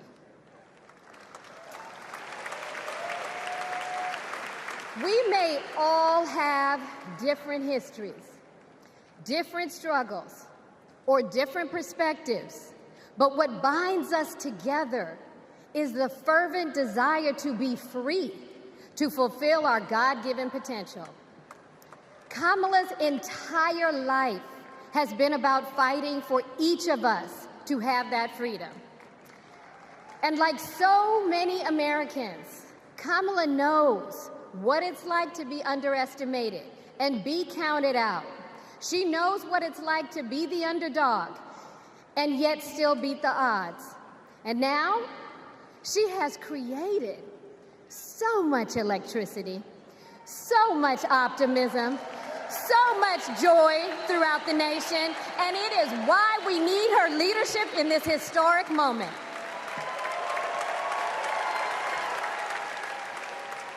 We are living in a time when some are trying to divide us, to separate us in ways that make it difficult for us to come together. Well, look, my sister rejects that view. Where others push darkness, Kamala sees promise.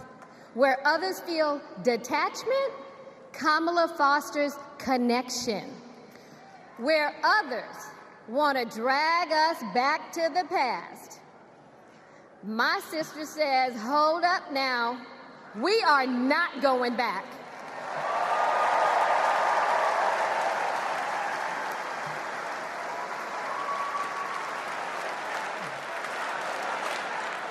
Because Kamala understands we have so much more in common than what separates us.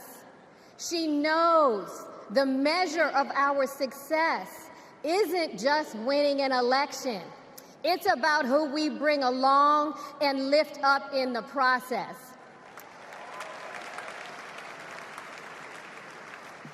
And so as I look out at all of you today and take in this incredible moment, I so wish that Mommy could be here tonight. I can just see her smiling, saying how proud she is of Kamala. And then, without missing a beat, she said, "That's enough. You got work to do." She would tell all of us to roll up our sleeves and get to work, to elect a leader who sees the potential in each of us, a leader who cares for all of us, a leader who fights for every one of us. Our Democratic nominee, my big sister, the next President of the United States, Kamala Harris.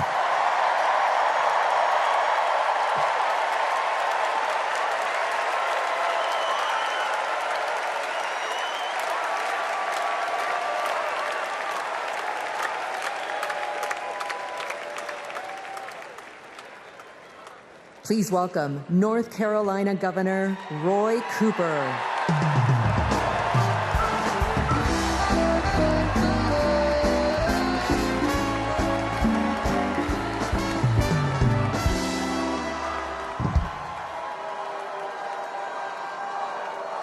Hello, America.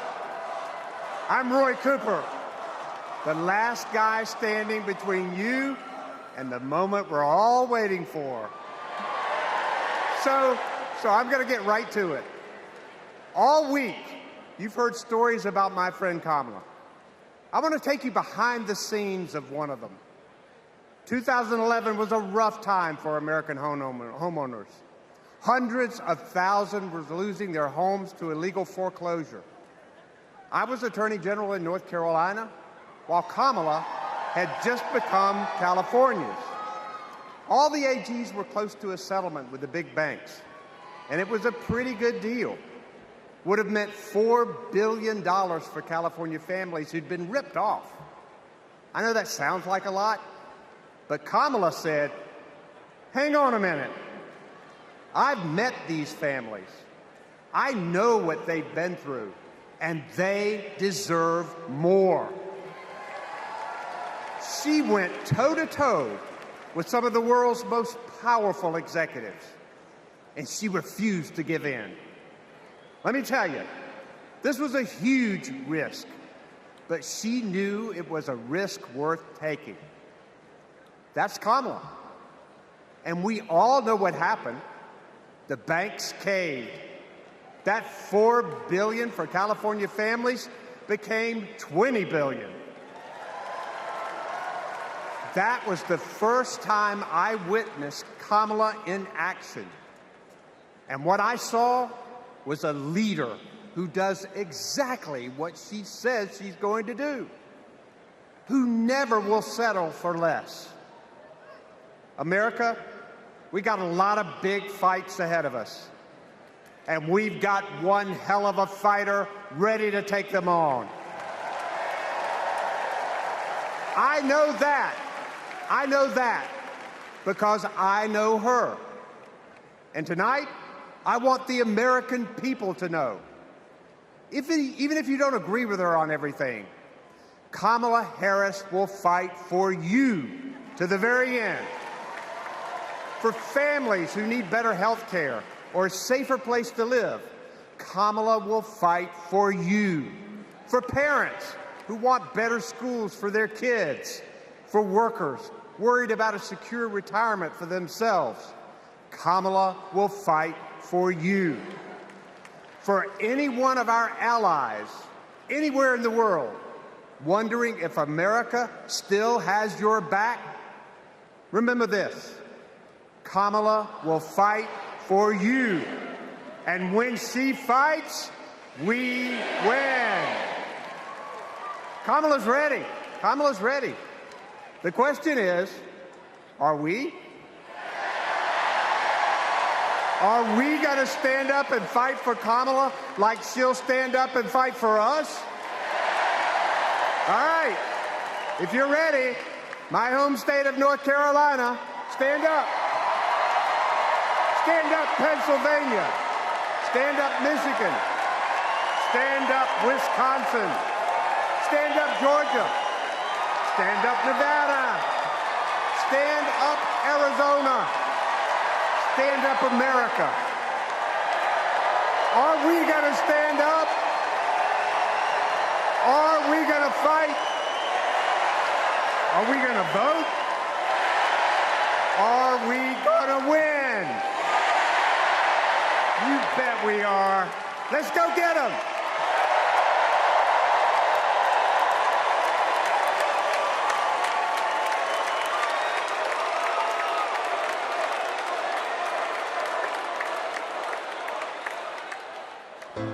She grew up in a tight-knit neighborhood. It was the kind of place where your neighbor would look after you when school let out, where your first-grade teacher would show up at your law school graduation. It's where Kamala Harris learned what it means to be in the middle class, making every paycheck count. She was raised by a working mom who taught her about standing up for what's right and protecting the people you love. Kamala carries the lessons of our mother, the fighting spirit of our mother, the compassion. She was all of 5 feet tall. If you met her, you would have thought she was 7 feet tall. And our mother, if I'd ever come home complaining about anything, she wouldn't have it. The first thing she'd say is, well, just stop the complaining. Just tell me what you're going to do about it. And since she was a young girl, Kamala Harris has been fighting for families like the ones she grew up with. That is Kamala. She can't help herself from standing up for people and standing up for what she thinks is right. She has been that way our whole lives. Being a protector is what led her to become a prosecutor. Looking back now, I could say it was her calling. As a courtroom prosecutor, she went after predators who targeted women and children, and fraudsters who ripped off working families. And she put dangerous gang members and human traffickers behind bars. We didn't have partnerships with DOJ or FBI or DEA or any of those law enforcement agencies. Now, we all work collaboratively. She was the person who built the foundation in how we do criminal justice in America. As Attorney General of California, she held the big Wall Street banks accountable for fraud, winning $20 billion for California families. She took on one of the largest for-profit colleges that was scamming students. And in the Senate, she fought for her constituents with the determination of a prosecutor, standing up for reproductive freedom. Can you think of any laws that give the government the power to make decisions about the male body? I'm not thinking of any right now, Senator. She fought to keep our children safe from the terror of gun violence. How many of you guys had to have a drill where you learned about how you need to hide in a closet or crouch in a corner in the event that there is a mass shooter? Look at that. Look at that. On the Intelligence Committee, she defended our nation against foreign adversaries. And in 2020, she made history as the first woman to be elected Vice President of the United States. She cast the tie-breaking vote to deliver urgent relief to the American people during the pandemic. She beat Big Pharma to lower prescription drug costs and capped the cost of insulin, and led the fight to restore reproductive rights after Roe v. Wade was overturned. We have worked too hard and fought too long to see our daughters grow up in a world with fewer rights than our mothers. Because she's never been afraid to stand up to powerful interests. Sometimes people will open the door for you and leave it open, sometimes they won't. And then you need to kick that door down.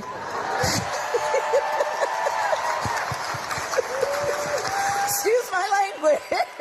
Now, she's running for president, still fighting for families like the one she grew up with. Our campaign is about saying we trust the people.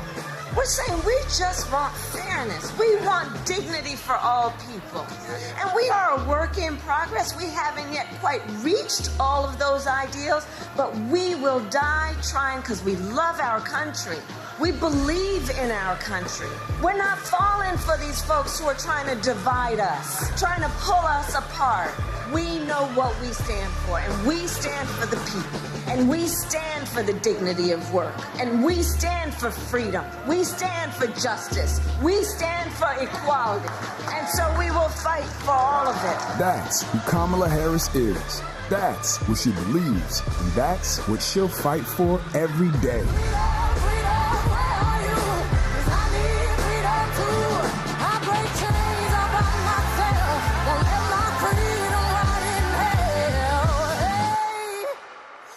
Keep running, cause the winner don't quit on themselves.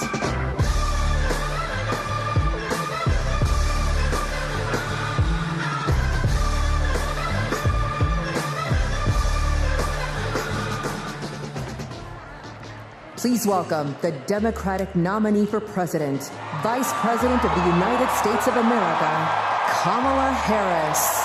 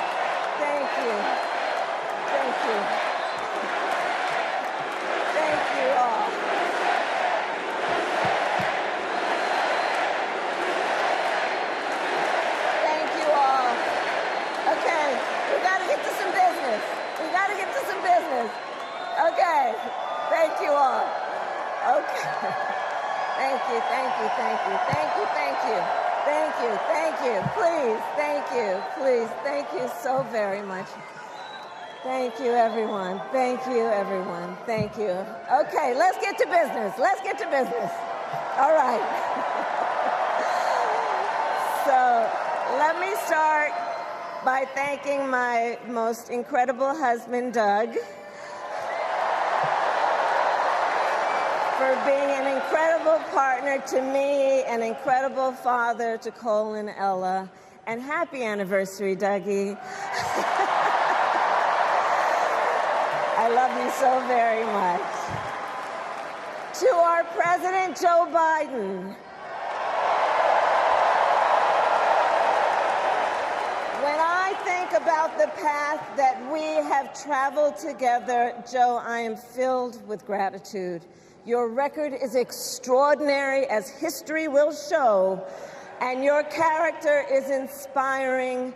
And Doug and I love you and Jill and are forever thankful to you both.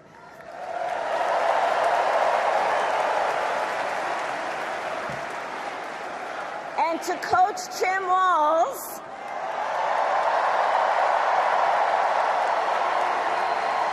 you are going to be an incredible vice president. And to the delegates and everyone who has put your faith in our campaign, your support is humbling. So, America, the path that led me here in recent weeks was no doubt unexpected. But I'm no stranger to unlikely journeys. So, my mother, our mother, Kamala Harris, had one of her own. And I miss her every day, and especially right now. And I know she's looking down smiling. I know that. So my mother was 19 when she crossed the world alone, traveling from India to California with an unshakable dream to be the scientist who would cure breast cancer. When she finished school, she was supposed to return home to a traditional arranged marriage. But as fate would have it, she met my father, Donald Harris, a student from Jamaica.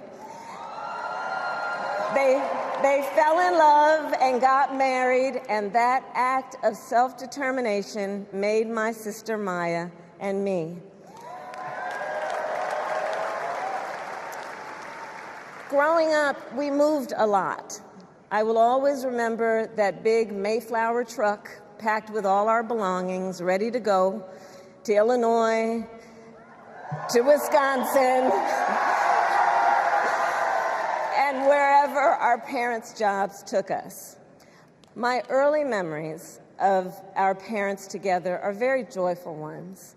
A home filled with laughter and music, Aretha, Coltrane, and Miles. At the park, my mother would say, "Stay close." But my father would say, as he smiled, "Run, Kamala, run. Don't be afraid. Don't let anything stop you."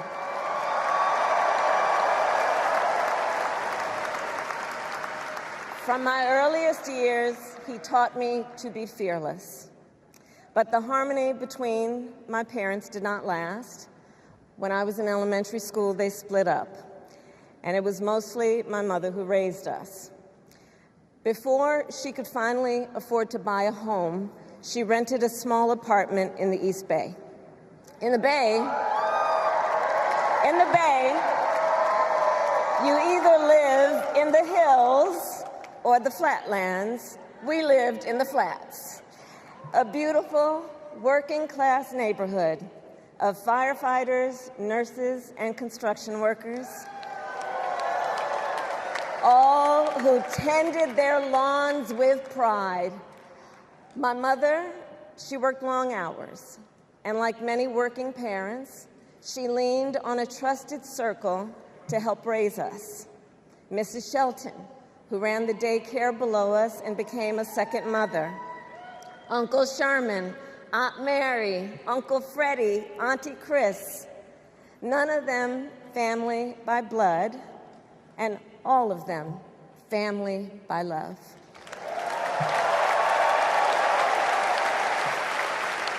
Family who taught us how to make gumbo, how to play chess, and sometimes even let us win.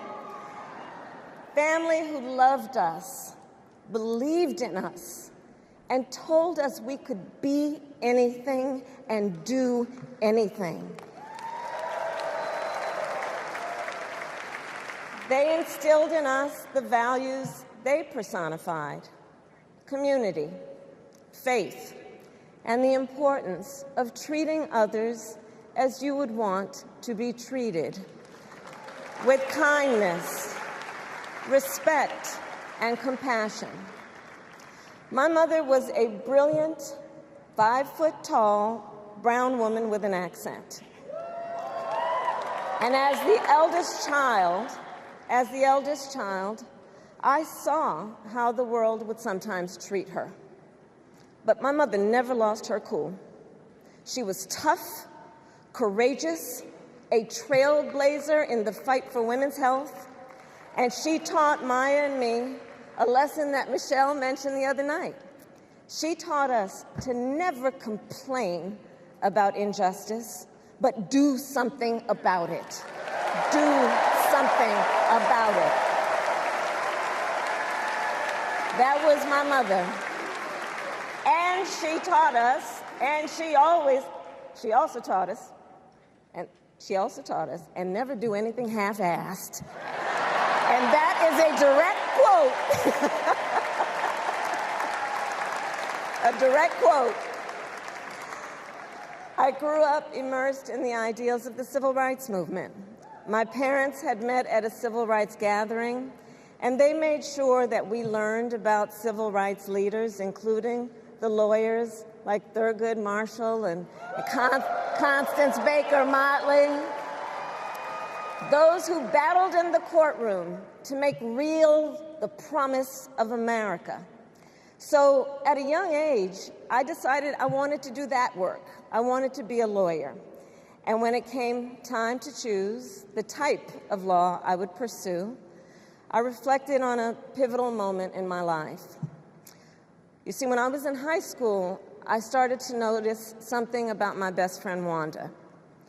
She was sad at school, and there were times she didn't want to go home. So one day I asked if everything was all right, and she confided in me that she was being sexually abused by her stepfather. And I immediately told her she had to come stay with us, and she did.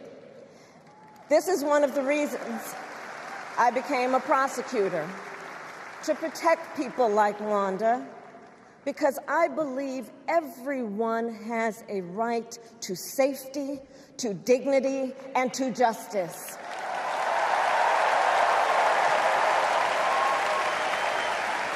As a prosecutor, when I had a case, I charged it not in the name of the victim, but in the name of the people.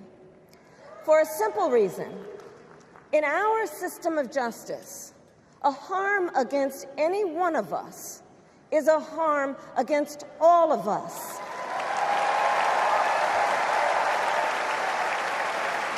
And I would often explain this to console survivors of crime, to remind them no one should be made to fight alone. We are all in this together.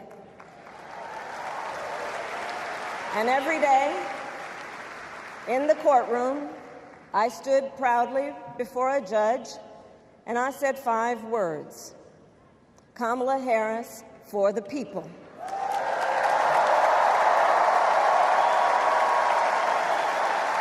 And to be clear, my entire career, I've only had one client, the people. And so, on behalf of the people, on behalf of every American, regardless of party, race, gender, or the language your grandmother speaks, on behalf of my mother and everyone who has ever set out on their own unlikely journey, on behalf of Americans like the people I grew up with, people who work hard, chase their dreams, and look out for one another, on behalf of everyone whose story could only be written in the greatest nation on earth, I accept your nomination to be President of the United States of America.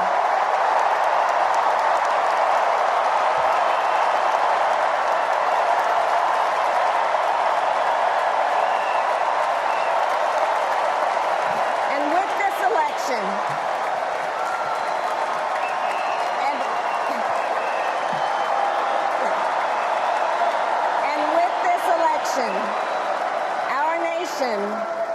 our nation with this election has a precious, fleeting opportunity to move past the bitterness, cynicism, and divisive battles of the past, a chance to chart a new way forward.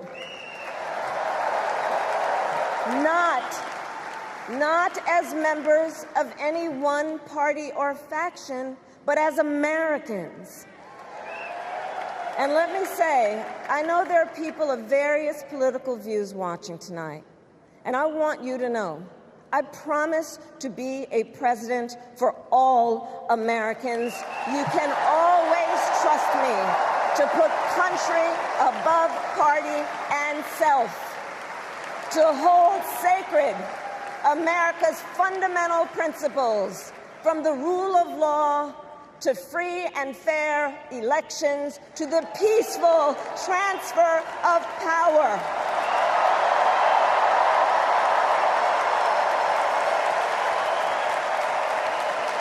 I will be a president who unites us around our highest aspirations, a president who leads and listens, who is realistic, practical, and has common sense, and always fights for the American people.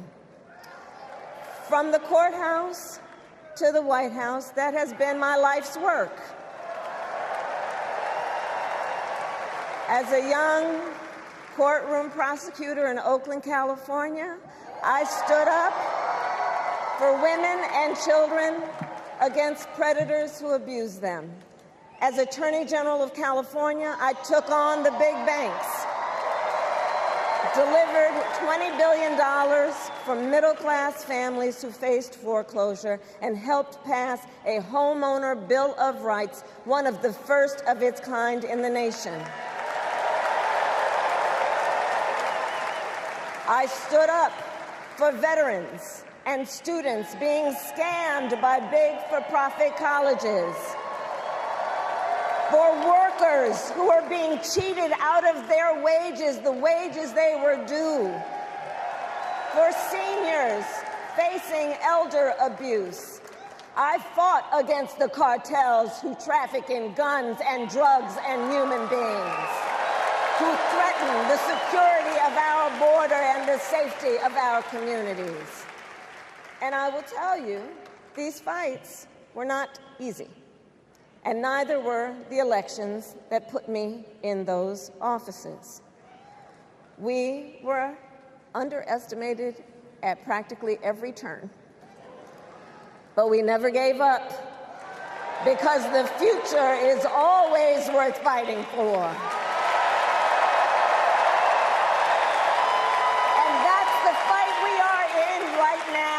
A fight for America's future.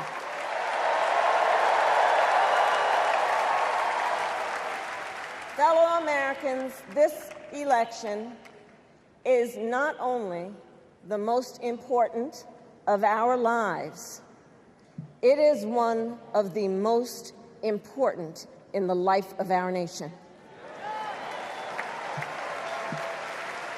In many ways, Donald Trump is an unserious man. But the consequences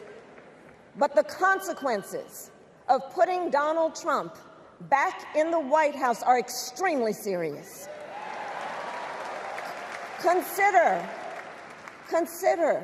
not only the chaos and calamity when he was in office, but also the gravity of what has happened since he lost the last election. Donald Trump tried to throw away your votes. When he failed, he sent an armed mob to the United States Capitol, where they assaulted law enforcement officers. When politicians in his own party begged him to call off the mob and send help, he did the opposite. He fanned the flames. And now, for an entirely different set of crimes, he was found guilty of fraud by a jury of everyday Americans and separately found liable for committing sexual abuse. And consider what he intends to do if we give him power again. Consider his explicit intent to set free violent extremists who assaulted those law enforcement officers at the Capitol. His explicit intent to jail journalists, political opponents, and anyone he sees as the enemy. His explicit intent to deploy our active duty military against our own citizens. Consider the power he will have, especially after the United States Supreme Court just ruled that he would be immune from criminal prosecution. Just imagine Donald Trump with no guardrails, and how he would use the immense powers of the presidency of the United States, not to improve your life, not to strengthen our national security, but to serve the only client he has ever had, himself.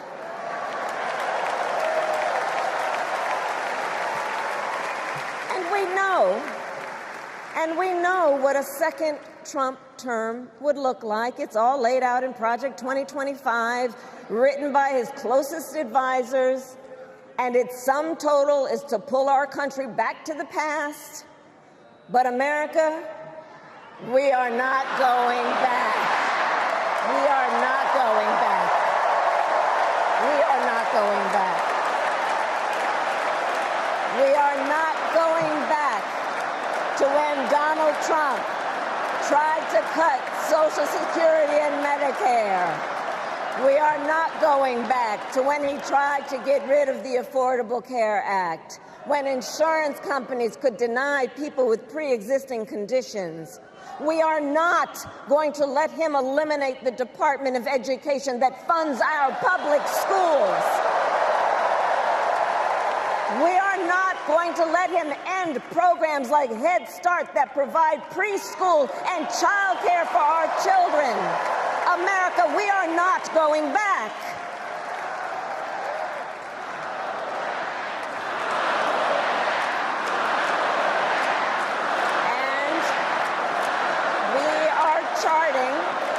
And we are charting a new way forward.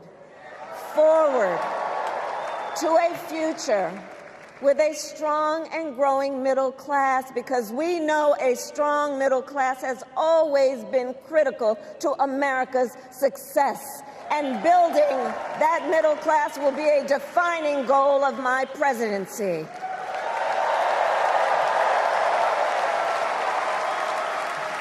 And I'll tell you, this is personal for me. The middle class is where I come from.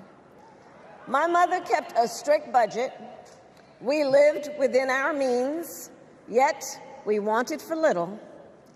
And she expected us to make the most of the opportunities that were available to us and to be grateful for them. Because, as she taught us, opportunity is not available to everyone. That's why we will create what I call an opportunity economy, an opportunity economy where everyone has the chance to compete and a chance to succeed. Whether you live in a rural area, small town, or big city. And as president, I will bring together labor and workers and small business owners and entrepreneurs and American companies to create jobs, to grow our economy, and to lower the cost of everyday needs like health care and housing and groceries. We will provide access to capital for small business owners and entrepreneurs and founders. And we will end America's housing shortage and protect Social Security and Medicare. Now compare that to Donald Trump, because I think everyone here knows he doesn't actually fight for the middle class. He doesn't actually fight for the middle class. Instead, he fights for himself and his billionaire friends. And he will give them another round of tax breaks that will add up to $5 trillion to the national debt. And all the while, he intends to enact what in effect is a national sales tax, call it a Trump tax, that would raise prices on middle-class families by almost $4,000 a year. Well, instead of a Trump tax hike, we will pass a middle-class tax cut that will benefit more than 100 million Americans.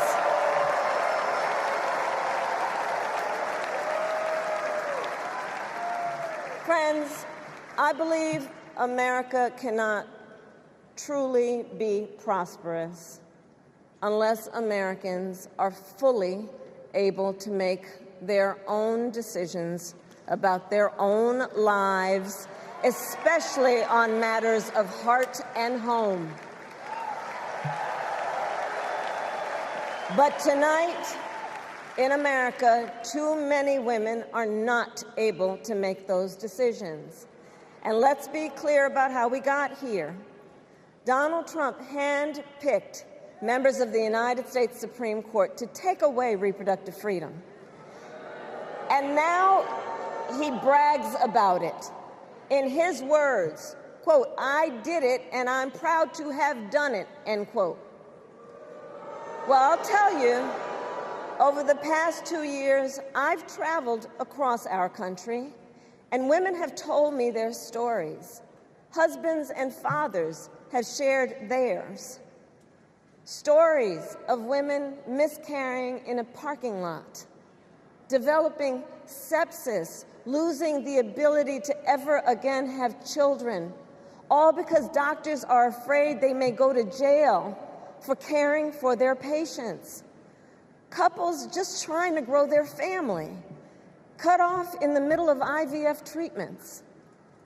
Children who have survived sexual assault, potentially being forced to carry a pregnancy to term. This is what's happening in our country because of Donald Trump. And understand, he is not done.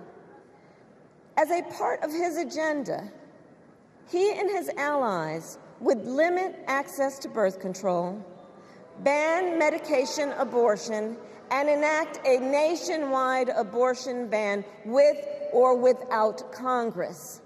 And get this, he plans to create a national anti-abortion coordinator and force states to report on women's miscarriages and abortions. Simply put, they are out of their minds.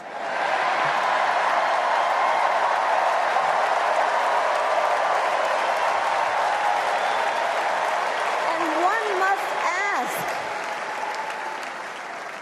must ask, why exactly is it that they don't trust women? Well, we trust women. We trust women. And when Congress passes a bill to restore reproductive freedom, as President of the United States, I will proudly sign it into law.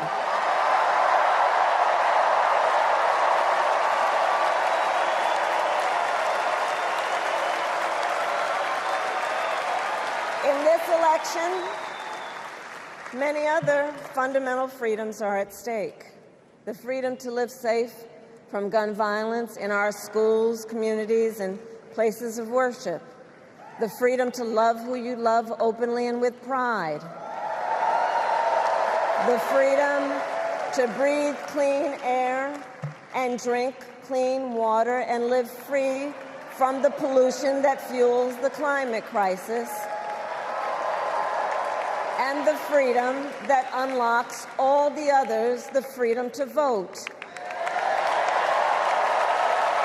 With this election, we finally have the opportunity to pass the John Lewis Voting Rights Act and the Freedom to Vote Act.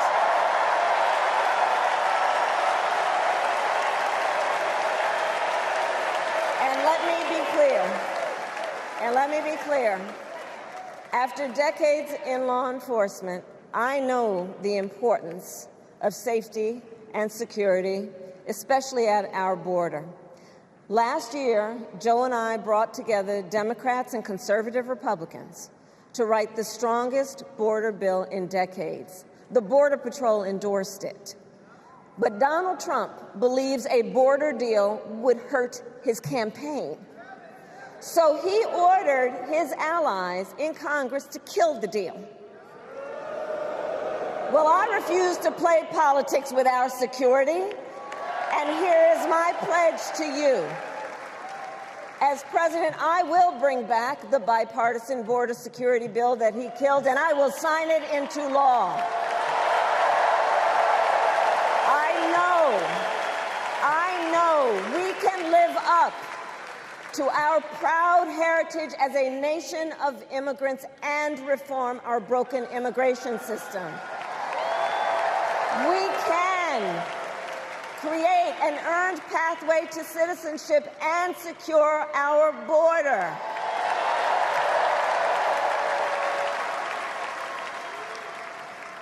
And America, we must also be steadfast in advancing our security and values abroad.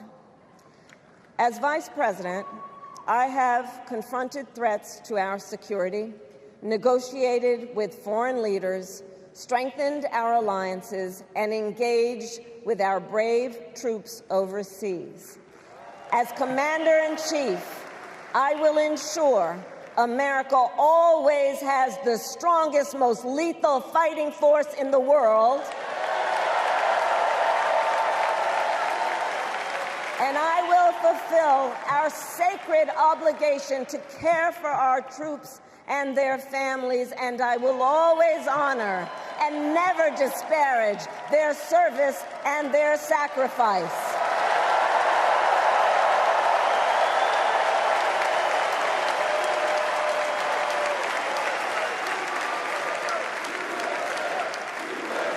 I will make sure that we lead the world into the future on space and artificial intelligence, that America, not China, wins the competition for the 21st century, and that we strengthen, not abdicate, our global leadership.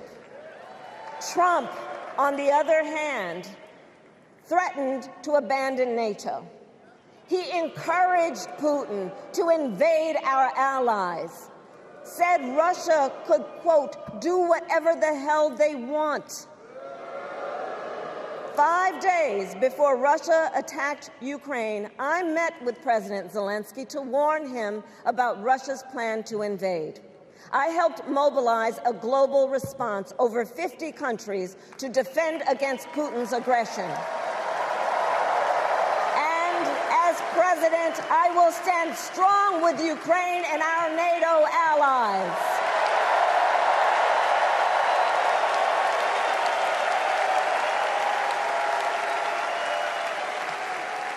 With respect to the war in Gaza, President Biden and I are working around the clock, because now is the time to get a hostage deal and a ceasefire deal done.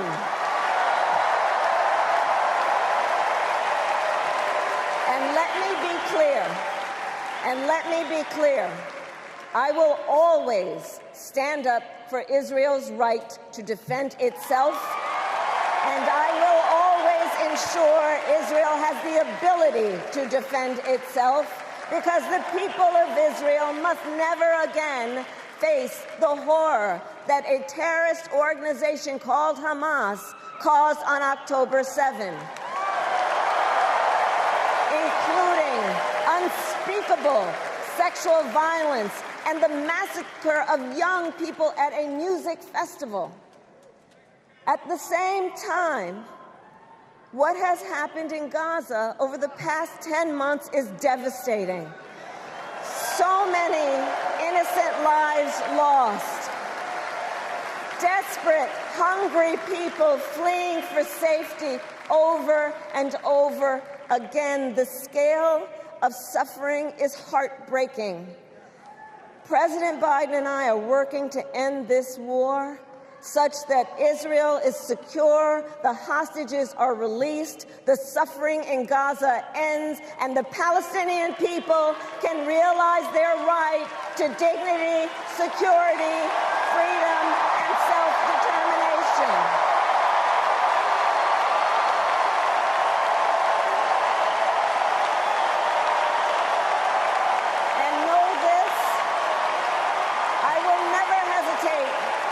Whatever action is necessary to defend our forces and our interests against Iran and Iran-backed terrorists. I will not cozy up to tyrants and dictators like Kim Jong-un who are rooting for Trump.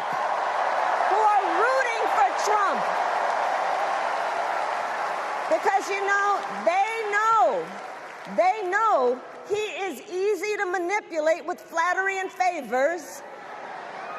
They know Trump won't hold autocrats accountable because he wants to be an autocrat himself. And as president, I will never waver in defense of America's security and ideals, because in the enduring struggle between democracy and tyranny, I know where I stand and I know where the United States belongs.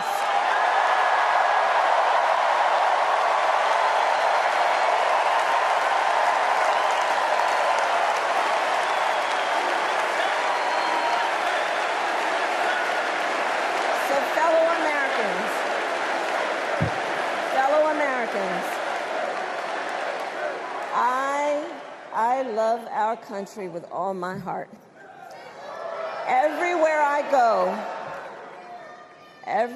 go, in everyone I meet, I see a nation that is ready to move forward, ready for the next step in the incredible journey that is America.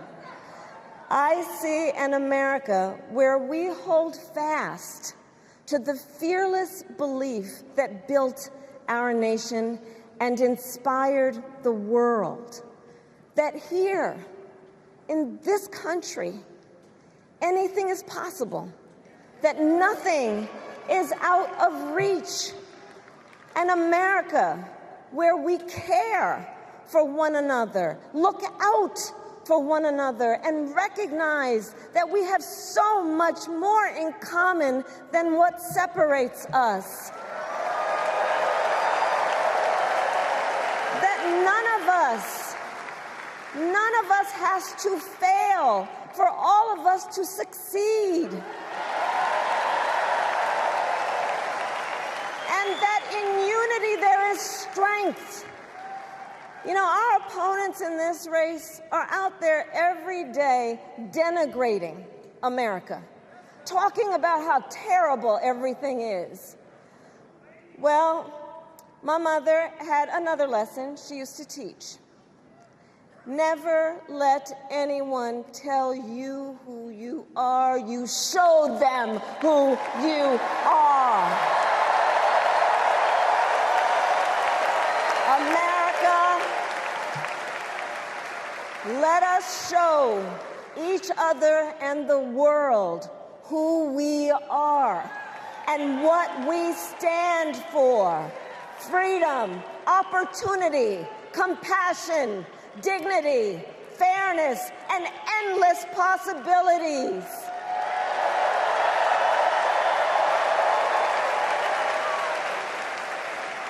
We are the heirs to the greatest democracy in the history of the world. And on behalf of our children and our grandchildren and all those who sacrificed so dearly for our freedom and liberty, we must be worthy of this moment. It is now our turn to do what generations before us have done, guided by optimism and faith, to fight for this country we love, to fight for the ideals we cherish, and to uphold the awesome responsibility that comes with the greatest privilege on earth, the privilege and pride of being an American.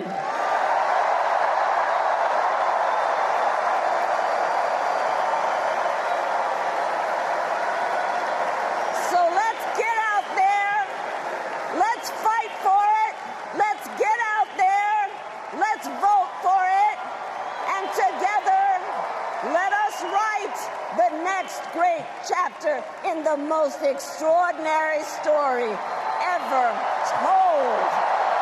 Thank you. God bless you, and may God bless the United States of America. Thank you all.